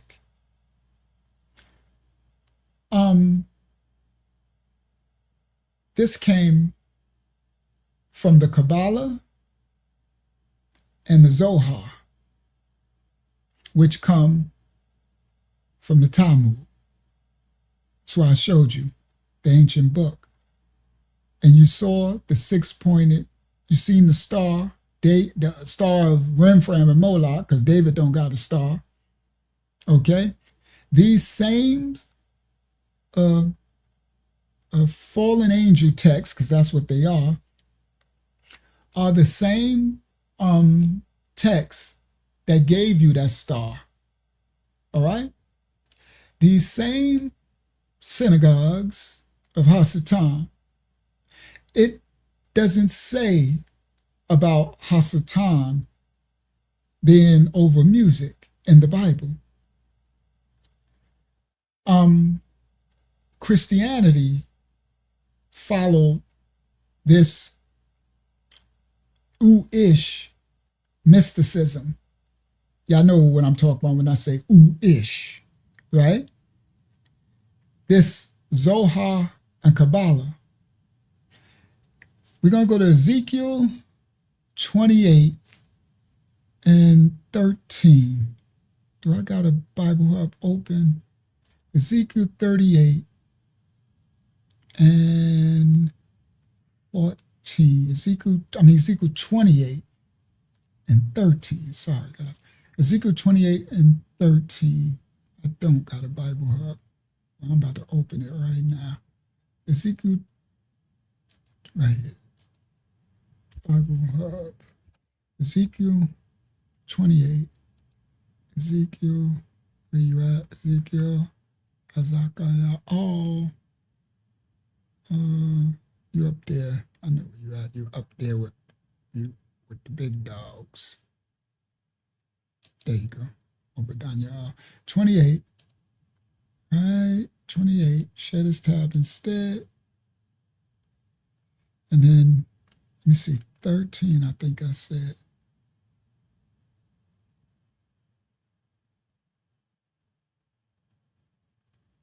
I think that's what I said. Hold on, let me check. Ezekiel 28:13.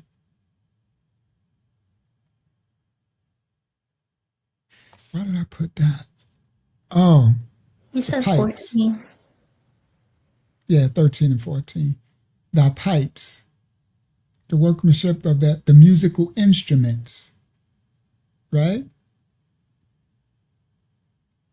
The emerald, the carbuncle, the gold, the workmanship of thy tabrets and of thy pipes was prepared in the day that thou was created. Thou art the anointed cherub that covereth, and I have set thee. Thou was up unto the holy mount, thou hast walked up and down the midst of the stones of fire. All right? All right. So I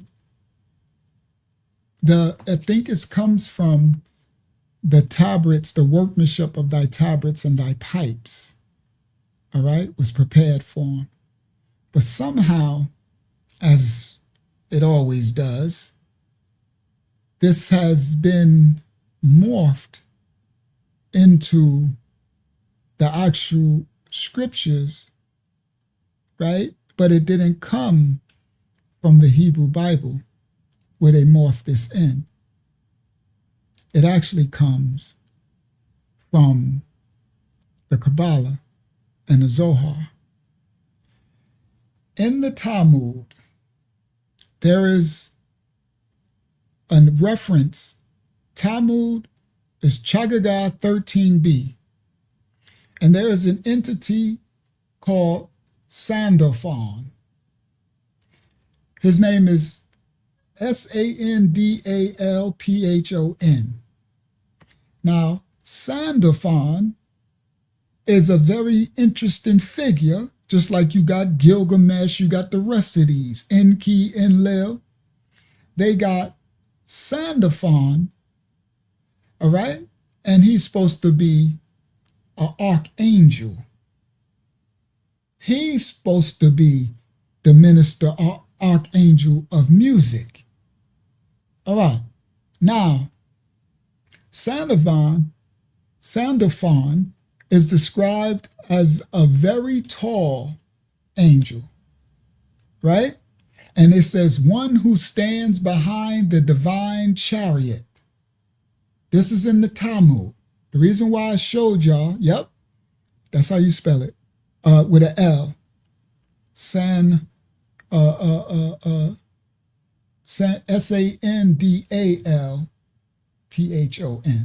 right? Now, we don't care about that fool name, but anyway, we're about to learn about this fool. Yes, from the Talmud, okay? So, he's in the Kabbalah and the Zohar, but they come from the Talmud. So, one of the earliest references of Sandalphon, they describe him in the Talmud, Chagiga Talmud 13b, as a very tall angel. And they call him, now remember, these are the synagogue of Satan, right? They call this angel one who stands behind the divine chariot. That's a Makaba in the Canaanite Hebrew, right? And they associate it with the crowning God. They associate Sandalphon as one who crowned the Most High with prayers. Now, this is the earliest primary source of this minister of music, Sandalphon. Now, Talmud, Chagigah 13b. Now, in the Zohar, which is a foundational text of the Kabbalah, which the Uish synagogue of Satan and mysticism, in the Zohar, they describe Sandalphon as an angel who gathers up all the human prayers. Everybody listen clearly. So Sandalphon, what we're about to learn, where these Christians ingested this minister of music stuff from, that the Bible doesn't call it Hasatan, that's this Sandalphon character. He is supposed to be an angel who gathers human prayers, and he transforms the human prayers into spiritual forms, sometimes described as crowns or music.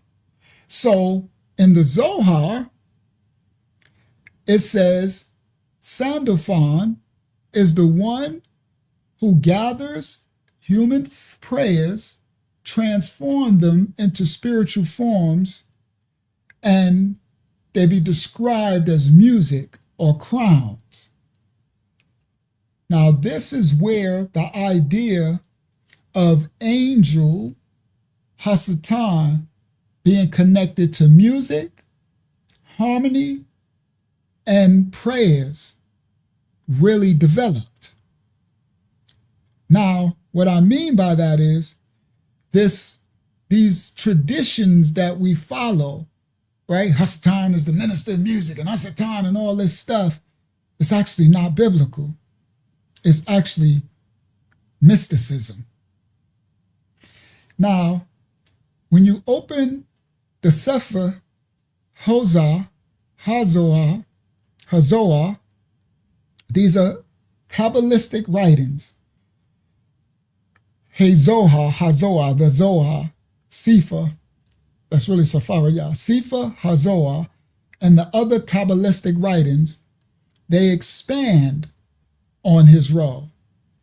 they associate him with the Sephirah.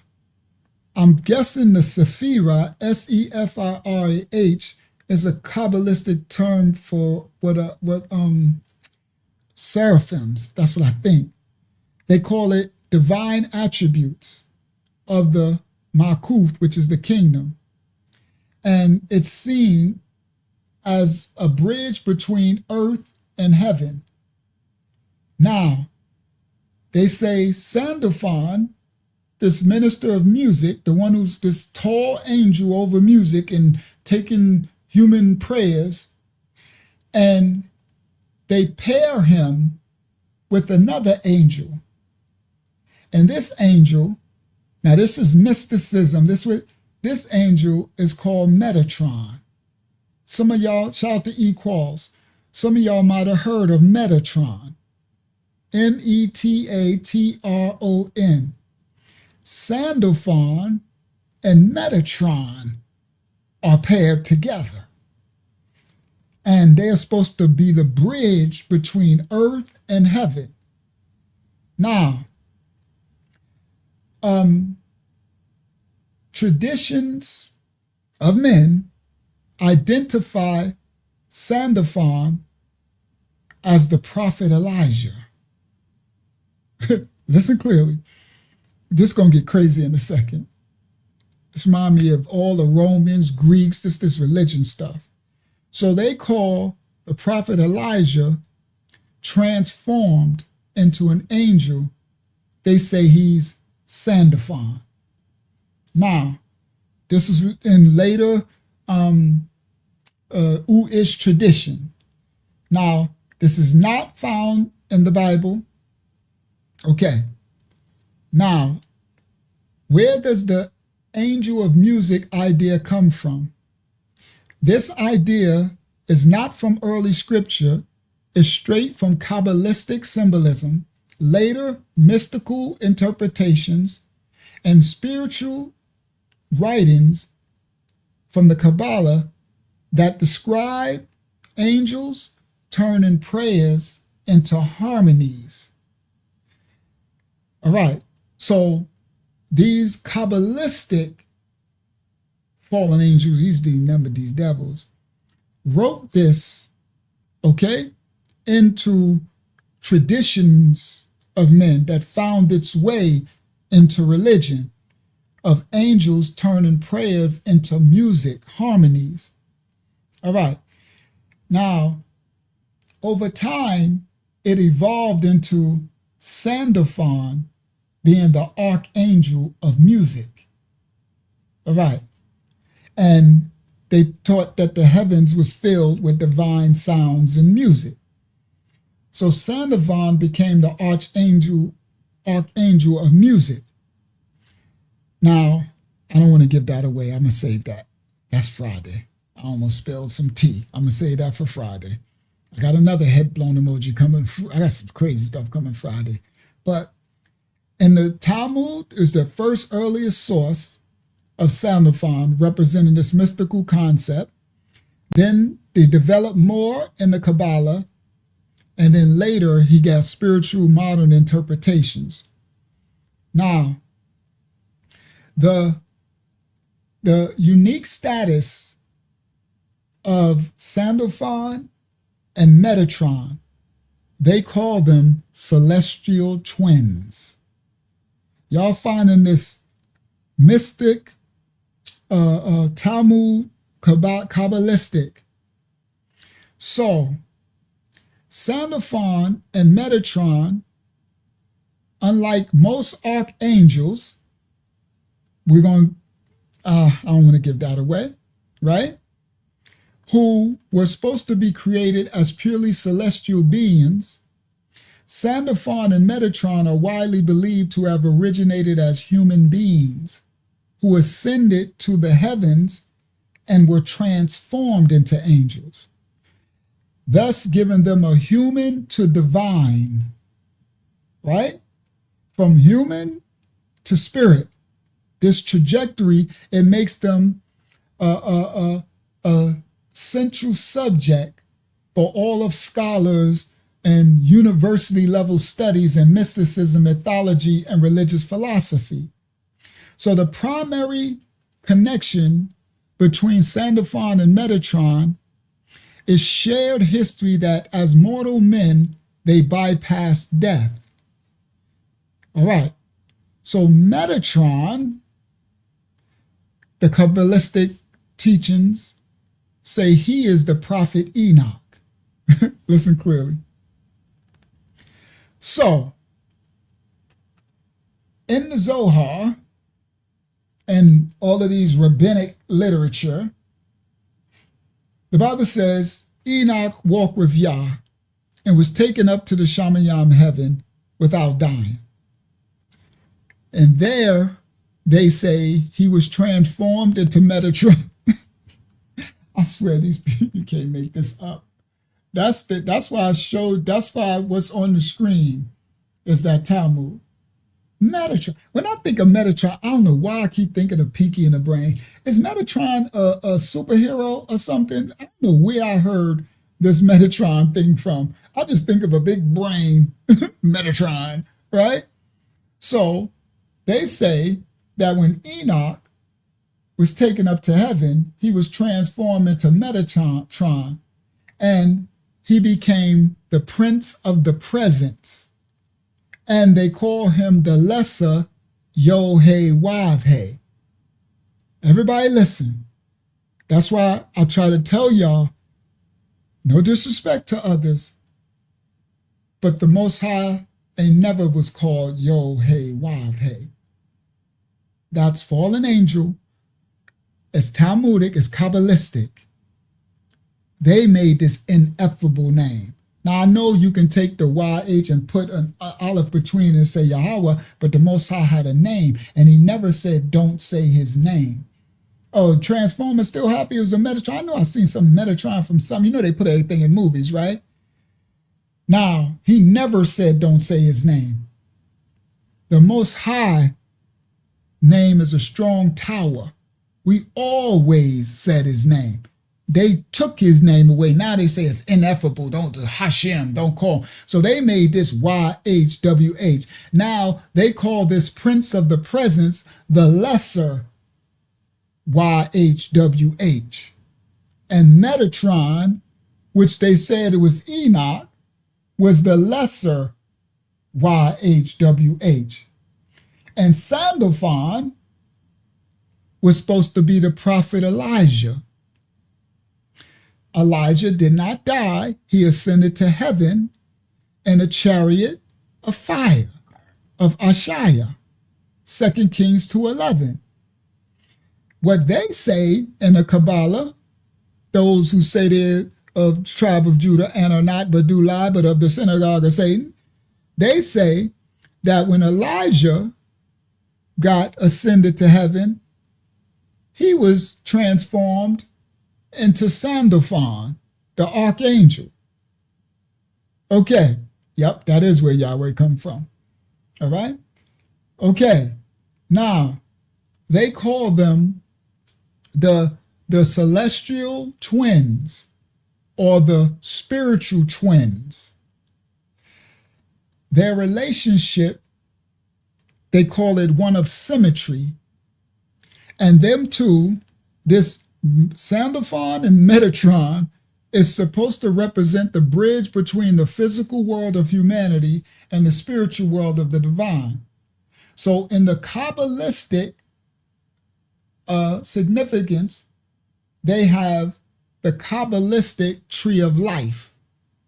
Okay, now remember, they got that Canaanite modern Hebrew. They call it Etz. They probably right? You know, they be spitting and stuff, right? So they have a Kabbalistic tree of life. And Sandalphon and Metatron, they are the two bookends of the 10 divine emanations. They call it 10 Sephirot. All right?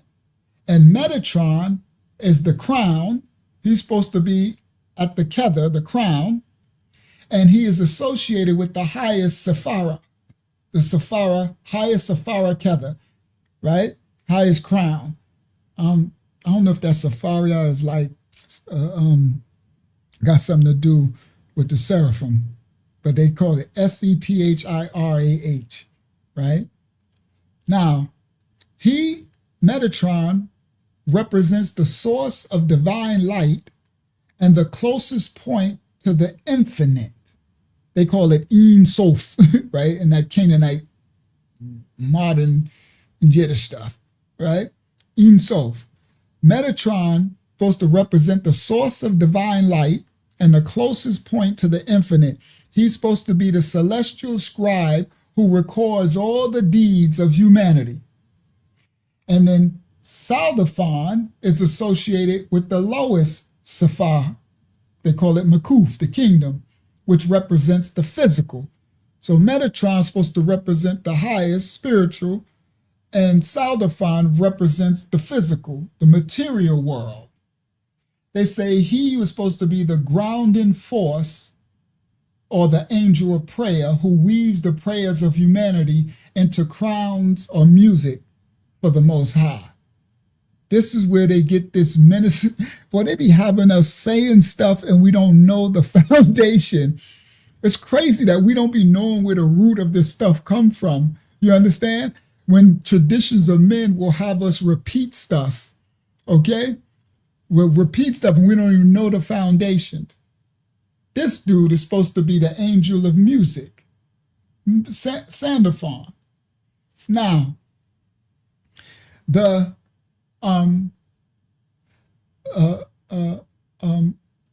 Metatron is supposed to be transmuting divine power to the lower worlds. Sandaphon is supposed to be elevating human prayer and music to the divine world. Now, Sandaphon is of course, is a name that comes from the Greek Sandaphos, Sandalphos. And Sandaphos in the Greek means a co-brother or a brother together. So Sandaphon in the Greek, because it's a Greek word, is often interpreted as a direct reference to the brotherhood of Sandaphon with Metatron, a co-brother or his brother's keeper. That's what the Greek word Sandaphon means. Now, in the Talmud, Haggadah, Hagigah, right? 13b, Sandaphon is called the long angel, the tall angel.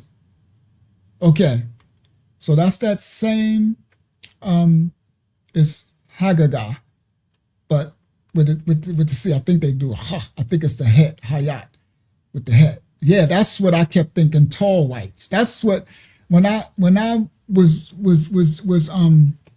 getting the understanding, I said, this is just reeking tall whites to me, right? So in the Talmud of Haggadah 13b, Sandaphon is called the long angel, the tall angel. He is described as being so tall that his feet is called to rest on earth while his head reaches the chariot of Yah, the Most High. So this long angel, and this is supposed to symbolize Sandaphon's role as the mediator between the earth and the heaven. Sandaphon is also associated with the flower of life. He's supposed to be associated with grounded growth and the flower of life, while Metatron is associated with something they call Metatron's cube. Everybody, black rock. So Metatron is associated with Metatron's cube, which is supposed to be a geometric celestial structure. The Mecca cube. And Sandalphon is supposed to be associated with the flower of life. And that's that flower looking, that's probably le fleur, le fleur. I like saying that word. I don't know why I like saying le fleur, le fleur. It's just stupid. I'm just stupid. When I do that, it just makes me laugh, right? If I was little, I'd probably laugh every time I hear that, right? It just tickles me for some reason, right? That le fleur, le fleur thing. I don't know how to say it, how they say it correctly. But anyway, Sandalphon, Saturn's cube. That's Metatron's cube. Come, everybody, Saturn's cube, and guess what else Saturn's cube is? I'll save it. I got that coming for another lesson. I don't want to get out of the way. But black, Saturn, and everything is tied together. Yes, that's the Kabbalah. I mean the copper stone, the cube, that Mecca cube. The call something, the copper. I ain't say it in a while. All right. The Kaaba. Kaaba. Kaaba is what they call us. They call us coppers. I like saying le bleu. I know she's silly like me, so she probably laughing every time I say it. You so silly. Her and Laria, they both silly. I know they both be laughing when I be acting foolio. But anyway, yeah, the Kaaba. Okay. The Kelly, you silly too, Kelly. I'm silly. I can laugh. I praise Most High for laughter. But anyway, this cube, and now we talking about black rock, right? The copper stone, yes, that cube, okay, black cube. So that's a Metatron's cube, all right. And Sandalphon has a flower of life. Now, Tammy laughing too. I love some laughter. I'm glad y'all can laugh at my folio self, right? Now, this is where they philosophize it with our scripture. So they say the transformation of Enoch and Elijah, they say it suggests a mystical philosophy where human beings possess the inherent potential to achieve angelic status through righteousness and spiritual practice. The devil's a lie. That is witchcraft.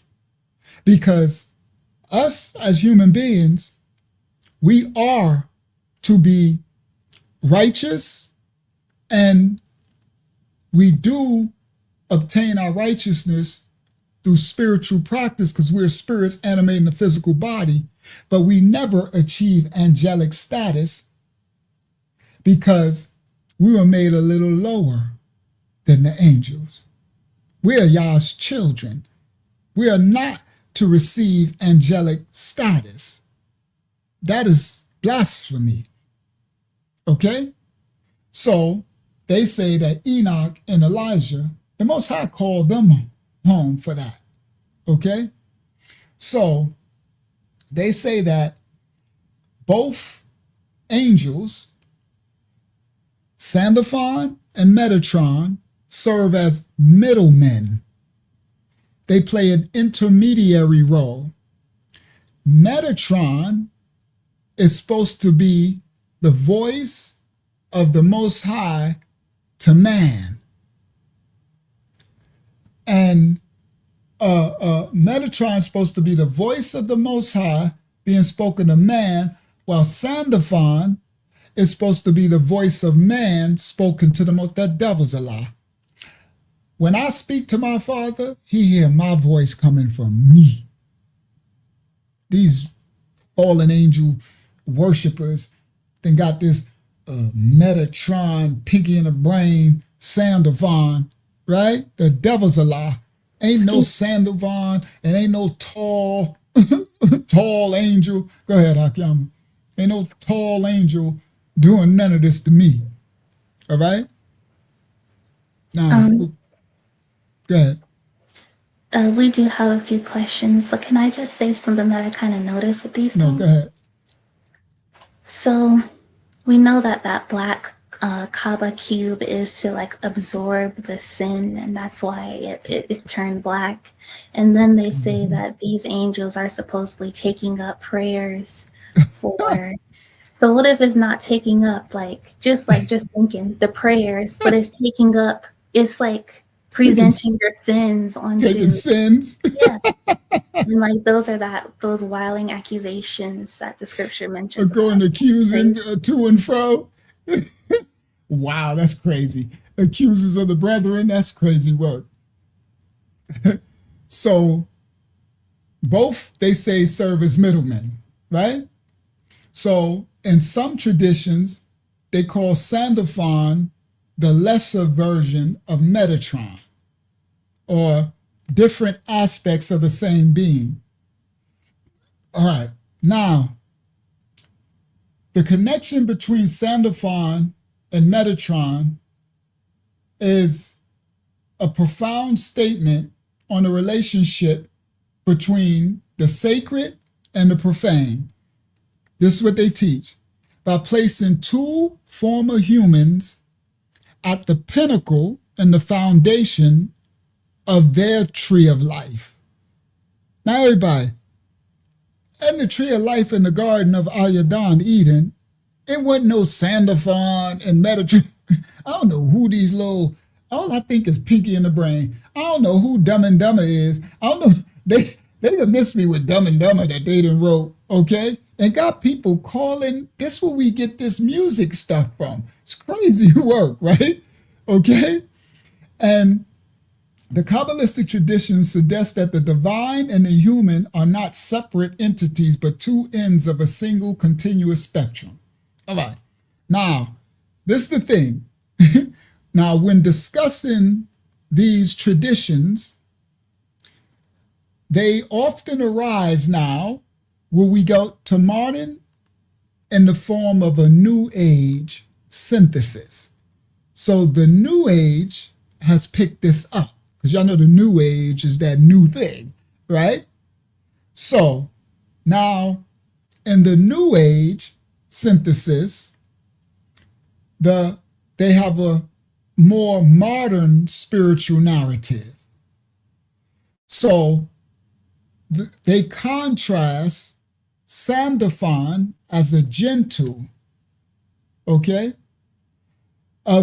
So the New Age smoothed him over, where before he was the tall intercessor. In New Age, they call him gentle Sandalphon. Okay, so this shows how religious figures evolve over time. And these mythologies, they always did. So now they got the, a little hanging. Sorry, brother, you gotta die. I don't know where you are. From that ceiling, that's a long way. A little small, I hate to kill it, but I repent. Sorry, buddy. Little hanging spider, one little small. He was just little, he was tiny, just little hanging. I'm like, bro, where's you hanging from that ceiling? Way up there. But anyway, so now with New Age, they smooth them over. They call him gentle Sandalphon. now he's fluffy. He ain't a tall white, 500 years old, tall white intercessor. Now he's fluffy Sandalphon in the New Age, right? Now, the most common misconception is that Sandalphon and Metatron are characters from the canonical Bible, from the original covenant, Old Testament. That's false. Neither of them appear in the Hebrew Bible, or, he a gentle giant now. Neither of them appear in the Hebrew Bible, original covenant, or the new covenant, New Testament. They appear in the Talmud and the Zohar and Kabbalistic texts.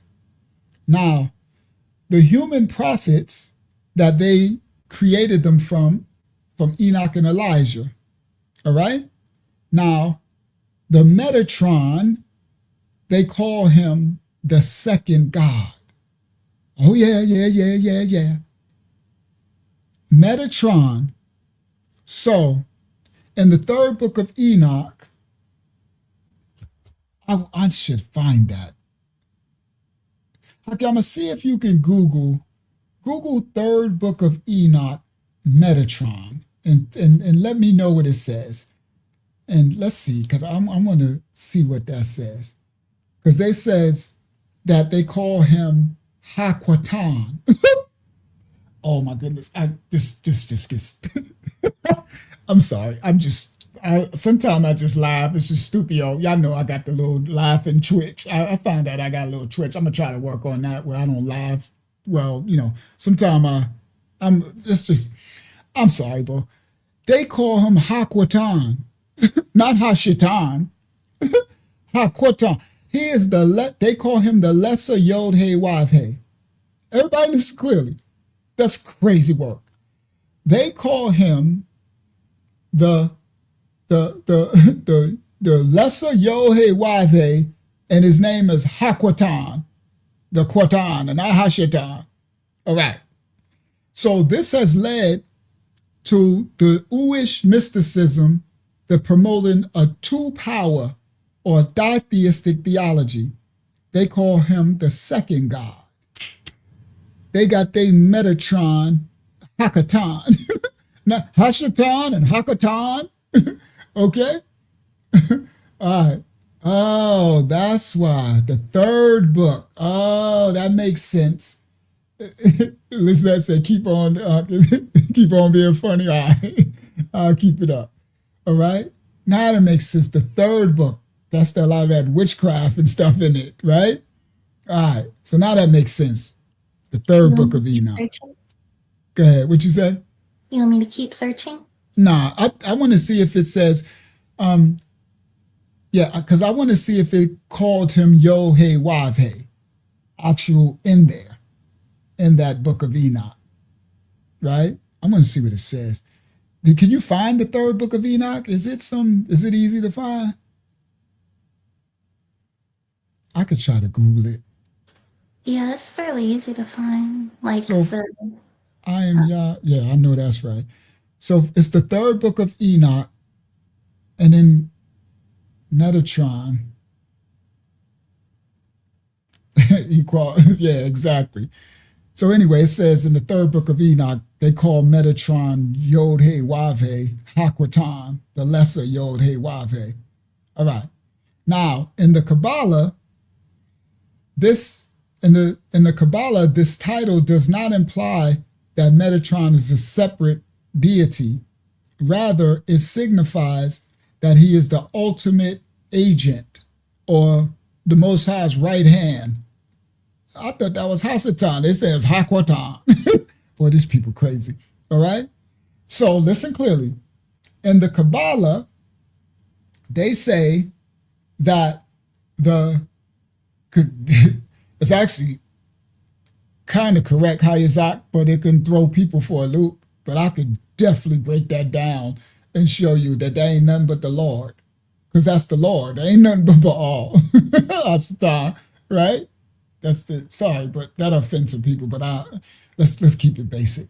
Now, in the Kabbalah, Metatron is not a separate God, but he's the Most High's right-hand man, his right-hand agent, through whom Yah's name and authority are manifested in the lower worlds. Oh, this is some devil Hakwatan. What in the Hakwatan, Hashatan is going on with this stuff? Everybody. That's why we pick up these traditions, right? Talking about, what's the name? Hasatan is the minister of music, and we just putting him over music. They ain't talking about nobody but Sandafan. I'm like, we ain't nowhere biblical, and then we done picking up these fallen angel teachings, right? So they said Megatron is the one who the Most High's name and authority are manifested in the lower worlds. To view him as a second God would have been considered heresy in the real ancient times. Okay? Now, in many modern times, they retold the story. They tell the story in modern times as Sandalphon and Metatron are treated like Michael and Gabriel, right? Mayaka'al and Gabriel. They call them archangels. Now, how can I say it? They, in the mystical text, they say Metatron was a primordial angel who only briefly incarnated as Enoch, rather than a human who earned his way to heaven. So the human to angel narrative is dominant, is the dominant narrative, but not the only one in the tradition. You found it? Yeah, it's, let me go to it.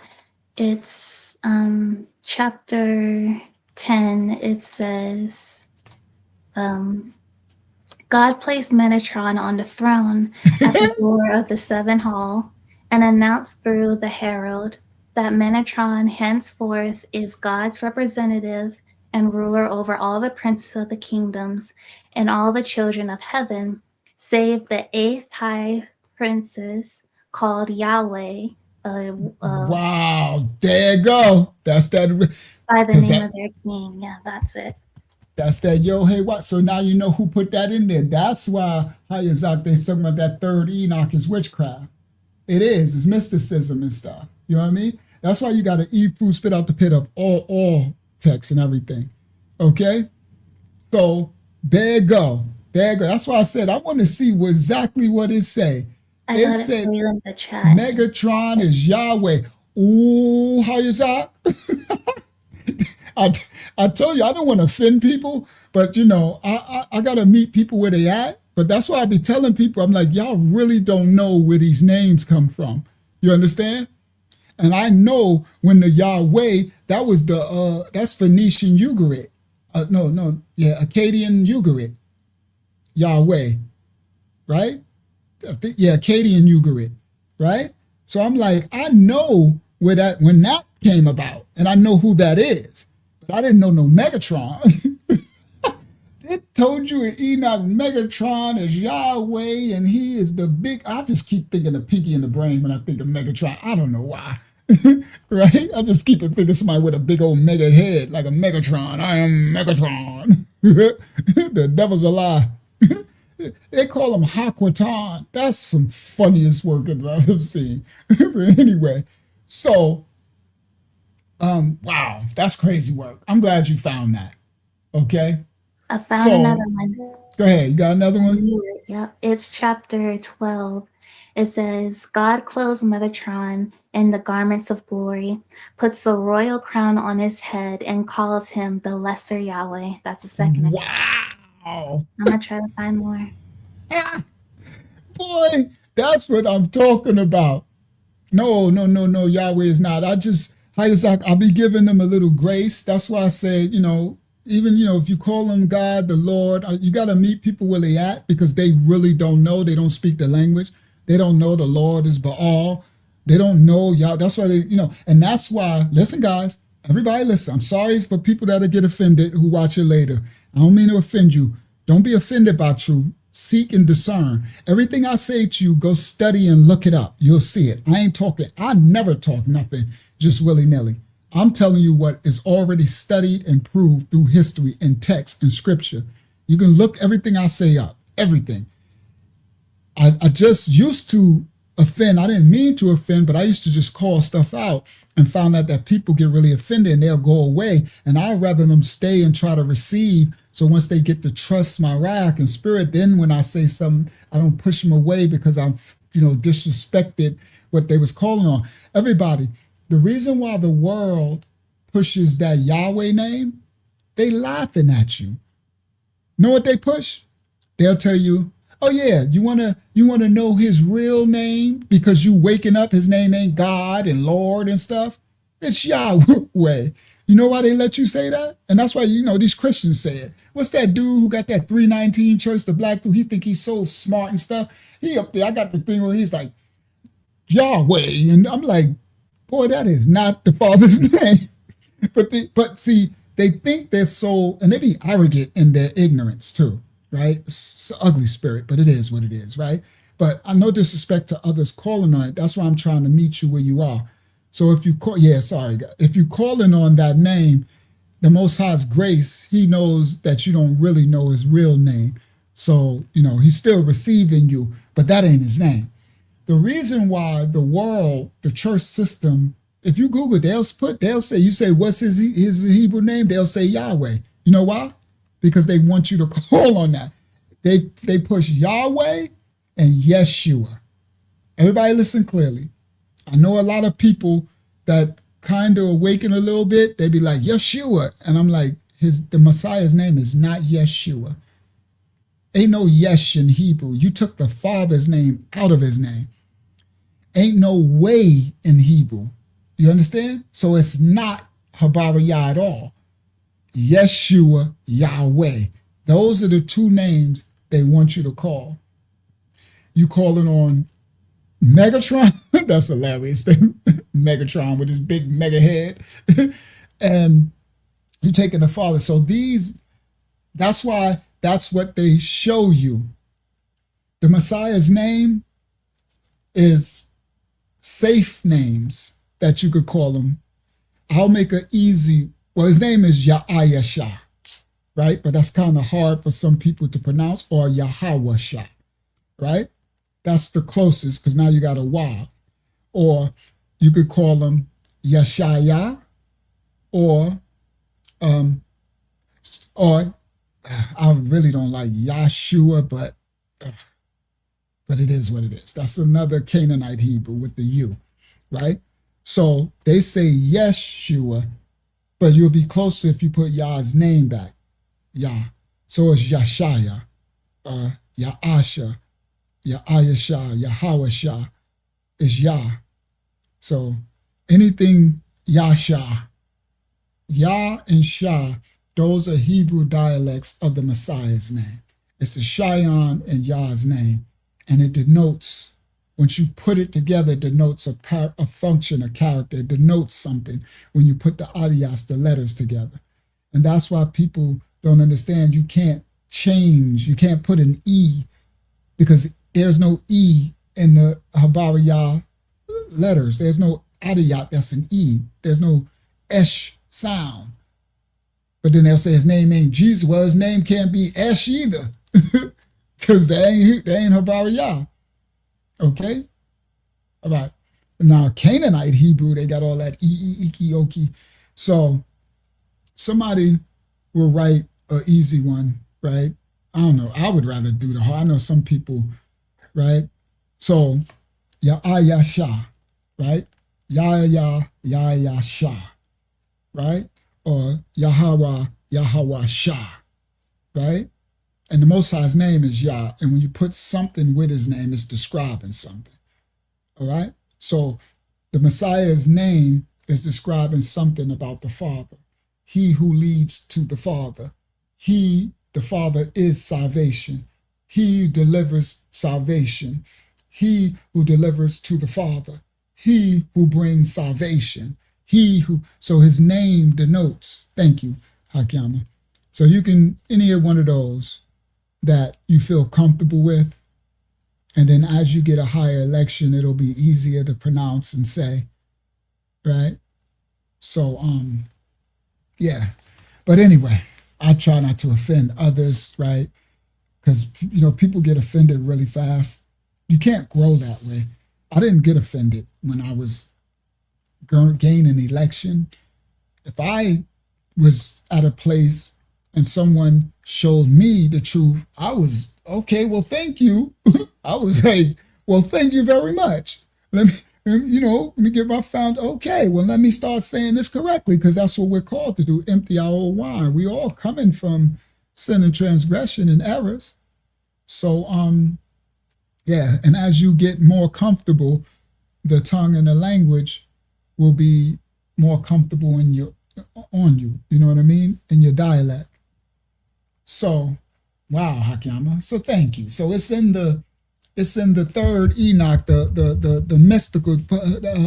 Those Talmud teachers probably wrote that, right? Wrote Metatron. That's why I was thinking Megatron. What's Megatron? Think something got a big head. Megatron. Megamind. What'd you say? That's Megamind. Megamind. Yeah, I just keep thinking that. That's what I think. He got a big head. So, all right. So now in the New Age circles, all right, and in the more modern terms from the Kabbalah and the Zohar, Talmud, Saldafan is simplified as an angel of music. See, listen, guys. Later, Saldafan started to be depicted as the angel of music, the minister of music. That's who's over music. You got Hakwatan with the big head, Megatron, right? And they call Sandalphon the angel of peace or the angel of music. So in New Age, they call him the gentle. And that's where that New Age come from, Kabbalah, fallen angel, Talmudic teachings. I thought Transformers is Megatron. I knew a Megatron somewhere. That's the Transformers. I like the Megatron. Wasn't Megatron the dope dude in Transformers? No, Megatron was the bad guy, right? Wasn't he the monster? Because the good guy was Bumblebee with the yellow. Wasn't Megatron the bad guy? It should have been. The devil Hakatan. Oh, that's what I thought. He was the bad dude, right? That makes sense. That's him. That's that Metatron. You know they be putting the stuff in the movies. Optimus Prime is the leader of the Autobots. I thought he was Megatron was the bad dude. That's what I thought. That's how it started. Hakatan. That's Hakatan. All right. Now, in New Age and in modern times, they remade Sandalphon as the gentle angel or the angel of music, the angel of peace, the angel of prayers, right? They put him in a fluffy suit, but in the Talmud, he was described as the long angel whose height spans 500 years of travel. So in the Talmud, they describe Metatron as a long, tall angel whose height spans 500 years of travel, standing behind the divine chariot to weave all the crowns for the creator. And his primary role was supposed to be to intercede. Now, because of the phonetics, others, scholars, theologians, traditions of men followers, religion people, some believe the name Sandalphon was related to the term sandals because it's Sandalphon. And and Jesus wore sandals. Right? This is crazy word. This is stupid stuff, bro. This is stupid stuff. But this is how traditions of men come about. So they believe Sandalphon because it phonetically sounds close to sandals, and they say he's the one that walks the earth in sandals. Sandalphon is walking the earth and saying, ain't that Hasatan walking to and fro on the earth? See, when you understand, you can see it all, okay? This ain't nothing but Hakatan and Hasatan. I've seen tall white. I didn't see all type of fallen angel spirits. Now, but the real meaning of Sandalphon, as I taught, comes from the Greek word Sandaphos, which means co-brother or a brother together, all right? And it was supposed to really, the Greeks constructed this word, because the Greeks made up their language, to emphasize his relationship with Metatron, all right? All right, it's the title of a relationship, not a description of sandals. All right. Now, because they are called twins or brothers, all right, some assume that they hold the same hierarchy, all right? But in traditional hierarchies, Metatron is supposed to be more powerful in a higher rank than Sandalphon. Metatron is supposed to be called the king of the angels, and also the scribe of the heavens, who our voice everything go through him. He's the second, this Metatron. And Sandalphon is supposed to be depicted as standing on the lowest levels of heaven, the first heaven. So Sandalphon can reach down to the earth and act as the bridge between the two.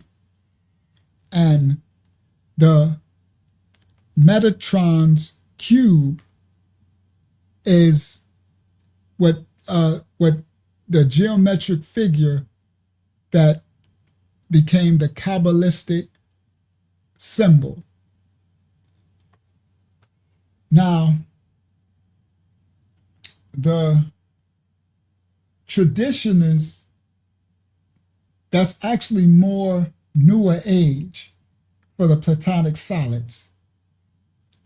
The more ancient Talmudic is mostly focused on the tree of life. That ain't nothing but the tree of the knowledge of good and evil. They keep calling this the tree of life in the Kabbalah. That ain't nothing but the tree of the knowledge of good and evil. All right? So if we tie that together, then this Metatron's cube, which this Kaaba cube of Mecca, which this Black Rock cube, right? And any of these cubes is also tied to the Kabbalah tree of the knowledge of good and evil.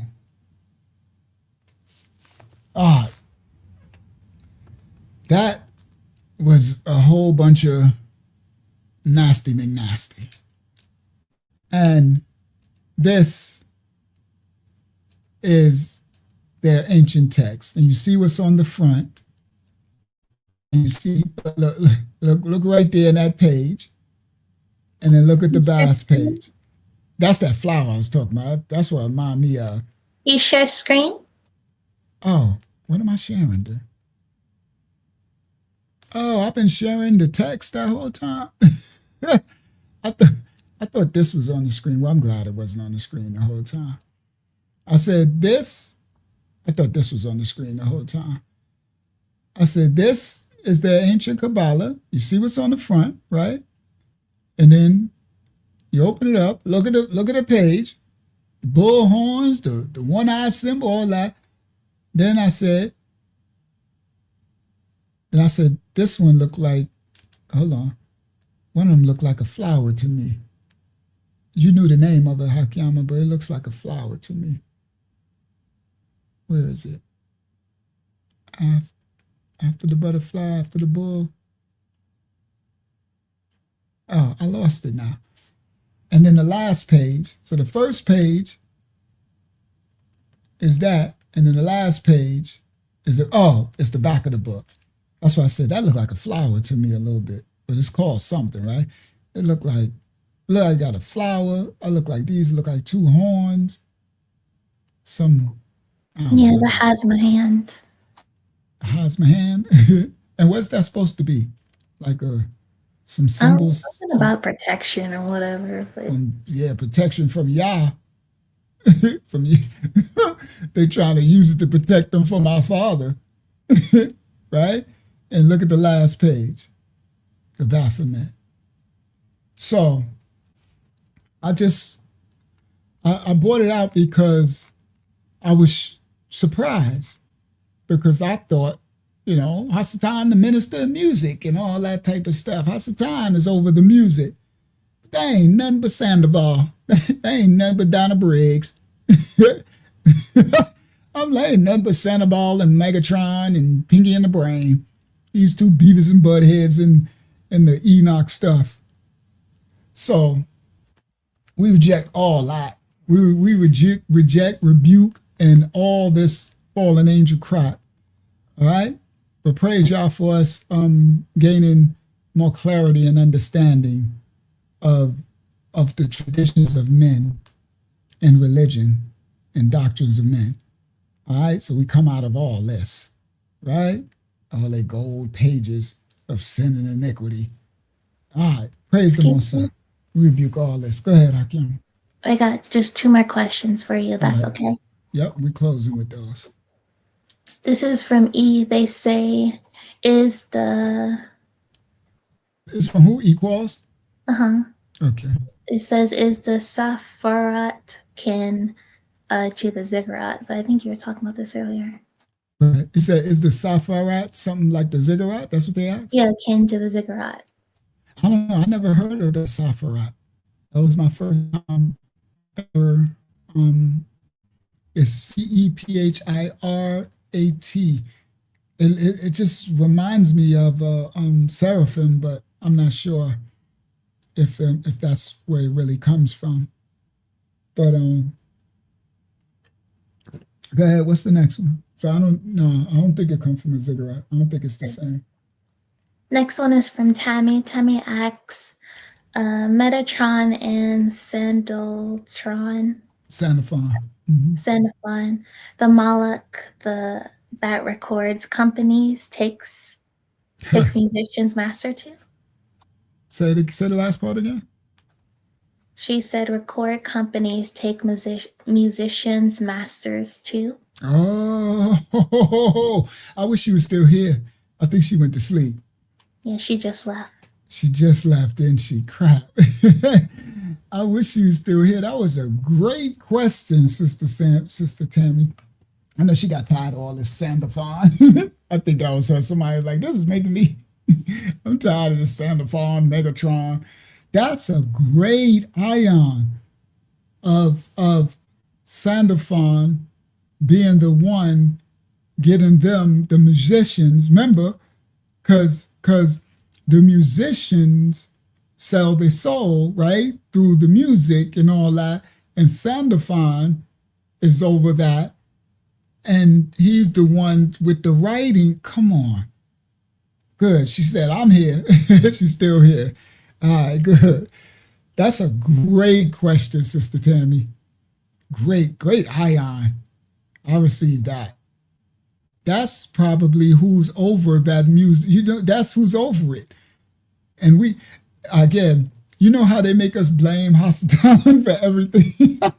They be having us blame Hasatan for I know, that's why I say I know Hasatan. I'm like, why?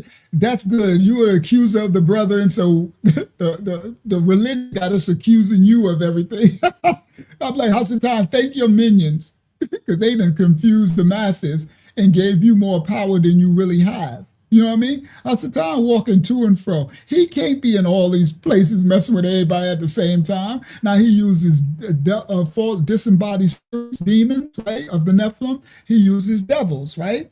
The Kalalaya of the heavenly hosts, right? Whenever you sin and transgress, right? To them influence. But he ain't, right? We be blaming him for everything under the sun. You got 1,000 people at one time blaming Hasatan for something. He like, I ain't even know you. I don't even know you.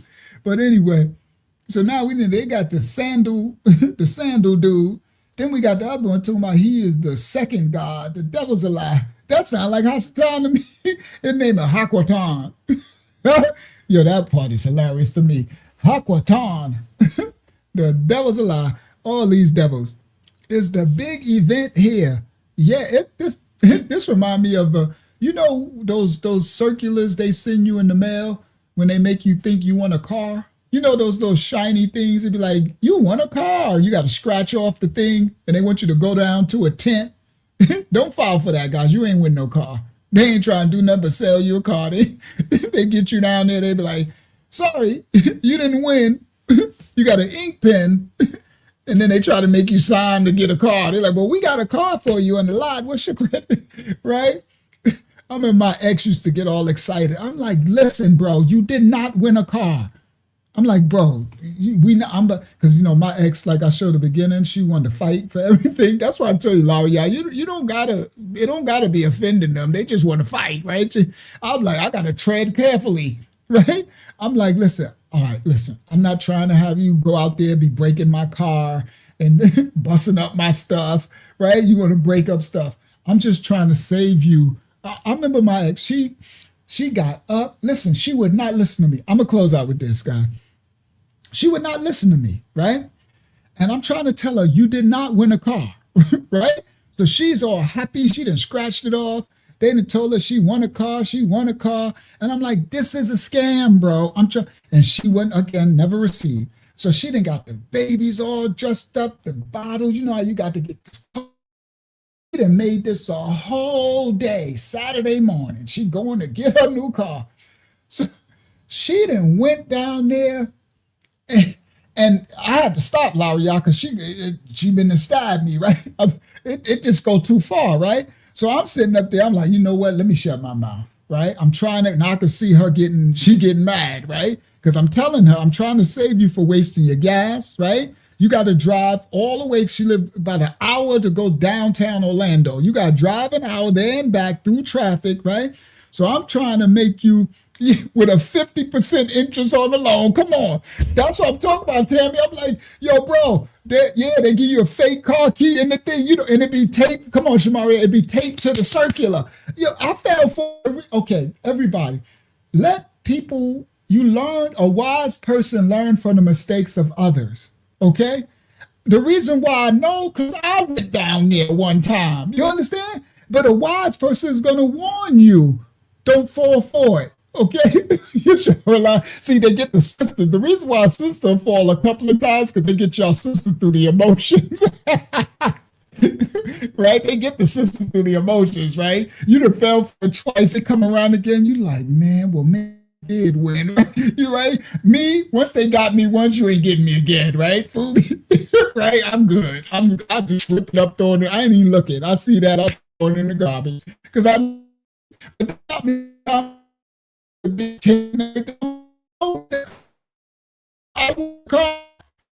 Right?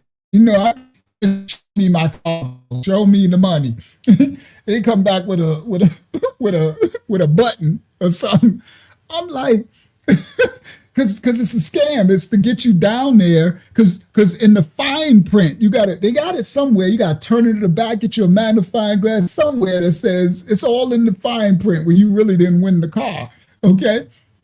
So yeah, the fake key is everything, right? They get the fake key to the thing. So I told her, right? I tried, but she ready to fight, right? So y'all seen the beginning of the video. I'm out of this. You know what? So she made it a whole day.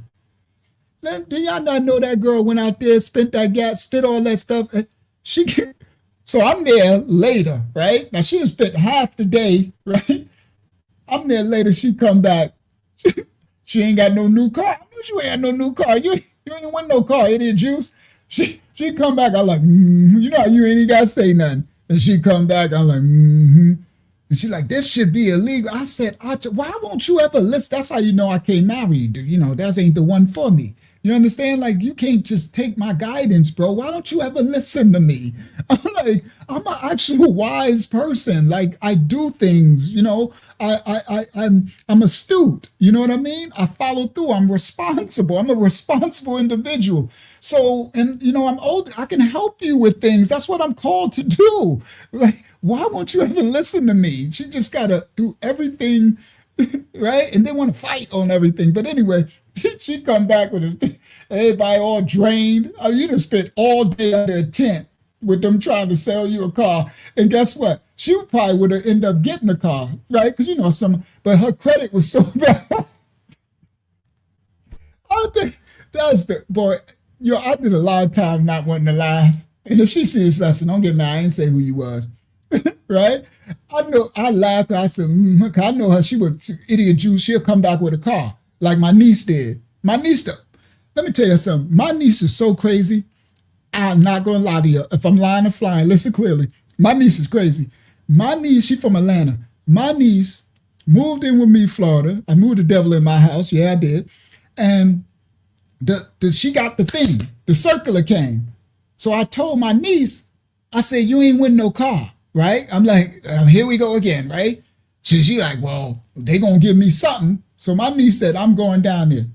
So I swear, my niece, her kids, she had 4 kids and 3 kids, and her husband, they all packed in their car. They left early in the morning. They come back at night. It's dark. My niece is about it. She crazy. My niece pull up. I'm like, what? Go look at my new car. I New car. I told you I was getting me a new car. I go outside. This girl got her, what year was that? Like 2018. She got her a 2018, a brand new mid-size. That thing about 40, 50,000. I go outside. Now this girl broke is a joke. Drunk. She broke as a joke.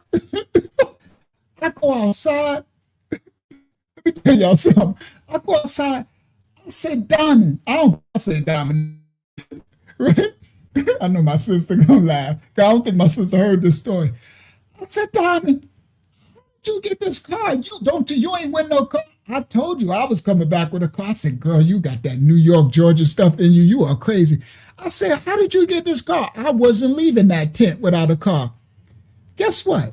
So I get in there. She got a brand new car and got another car. So she got her car and another car. And let me tell you something. She one payment away from Repo Man. You know what I mean? She just was hiding the car from the repo. She don't got no money. She in debt to everybody. She crazy as all outdoors, right?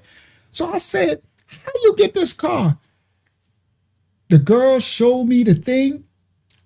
They sold this girl a 2018 Chevy Malibu LT, the one with the double pipes. You know, she got the kit and caboodle, right? Brand new Chevy Malibu. The car probably would have only cost you about $30,000. By the time I look at her paperwork, she got like a 90% interest rate.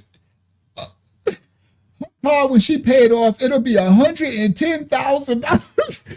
Yo, I could not. Her car note was $800 and something with the insurance for come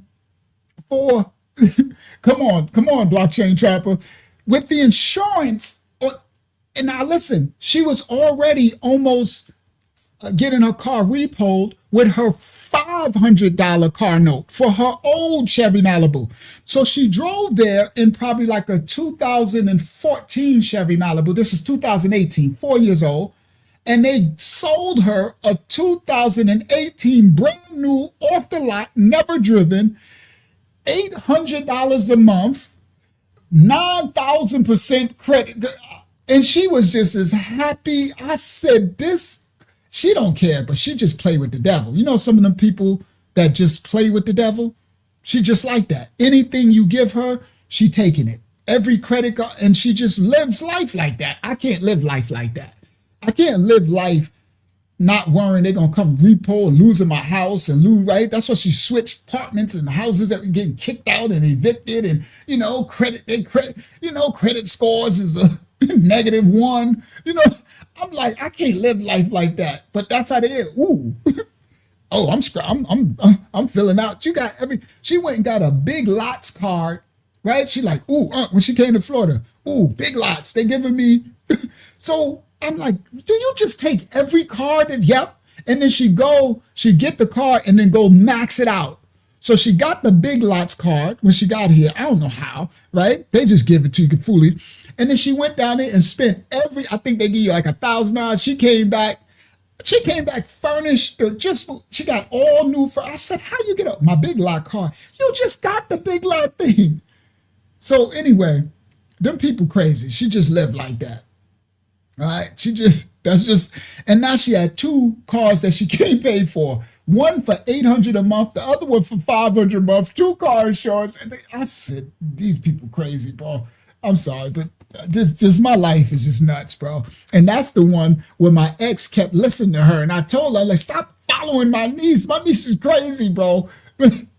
My niece nuts, man. I'm like, boy, some of your, we don't choose our relatives. Let me tell you something. That's why the Bible says, who is your family? The Messiah. He said, who is my mother, sister, brother? That he who keeps my father's commandments. Do you understand that? Those are called relatives. Blood relatives. That ain't family. That ain't mashfaya or meshpaka, if you speak Canaanite Hebrew. Okay? He who keeps my father's commandments is my brother or sister, right? So we are brothers and sisters, all of us, because we're trying to keep our Father's commandments. We're trying to live righteous in our Father. So this is who you'll see as your brother or sister. The enemy comes with those you in the household, those relatives. That ain't nothing relative. It's all relative. You know what I'm saying? You understand? That don't mean they righteous. That don't mean I can trust you.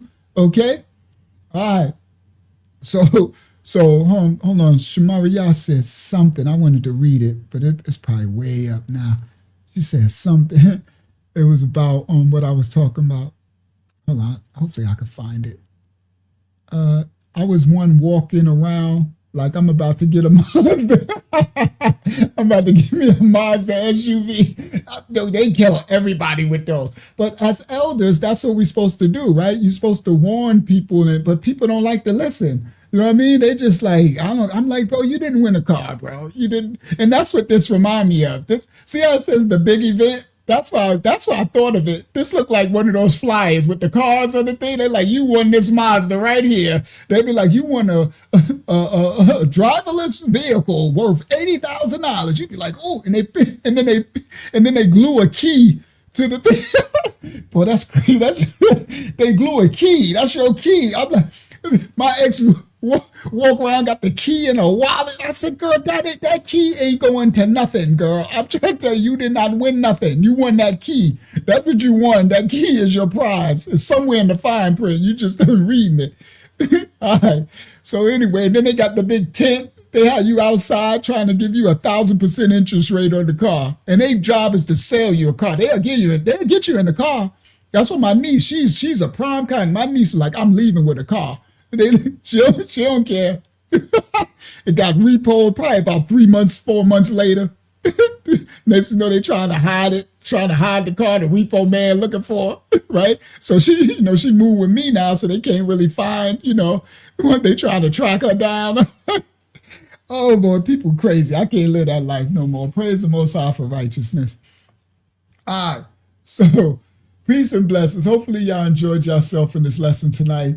Trump and China, are we entering the big event system? We understand about the crypto. I'm going to be leading and guiding y'all all through. I'm going to fix the Patreon thing so y'all can join for free and stuff like that. And for those who actually pay, it's going to be worth it. That's a higher level. So the free, I'm going to give you all the basics so y'all can have all the basics to do it. You understand? But for those who want to really increase in your finances and stuff, then I thank you for signing up for the payment one. But all right, peace and blessing. Shout out to the blockchain chopper. All right, peace and blessings, everybody worldwide. We live again. What's today? Oh, Monday. Friday. Well, I got a Bible study tomorrow for Zoom. For those who want to join the Bible study, email me the link.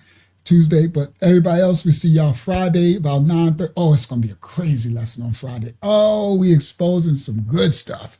All right, not this Sandophon, Megatron, Metatron, these old devils. All right, peace and blessings from the Most High. Thank you, Hakiyama, for all your assistance tonight.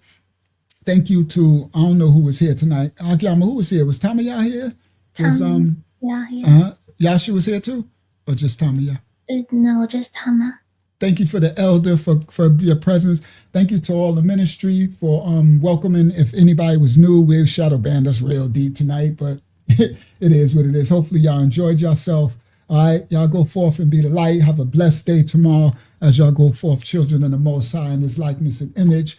All right, we are Haba. Y'all love you all. Peace and blessings. May the Most High's blessings, His anointing hands, may His healing hands cover all of us as we go through our spiritual, physical, and mental trials and tribulations. May the healing hands of the Most High be wrapped around us all in His favor, all in His mercy, all in His grace, all in His will. Peace and blessings, everybody. And thank you for those who gave tonight. I humbly receive. We love you all. From the house of the Most High, y'all, to everybody worldwide. We'll see y'all Friday about 9:30 p.m. It's going to be crazy. All right? Peace and blessings. Be the light. Be righteous out there, children of the Most High of every nation, kindred, tongue. All right. Shalom. Peace and blessings. He adds secures and hooks us tight. A gift from Yah, eternal life. He sent His Son, a sacrifice, to show how much He loves us. You are loved, you are loved. You are loved, you are loved. You are loved, oh, you are loved. You are loved by Yahuwah. Praise Yah. Praise Yah, hallelujah. Hallelujah. Bible study every Tuesday, 8 p.m. We having a Zoom Bible study. I'm gonna email me for the link.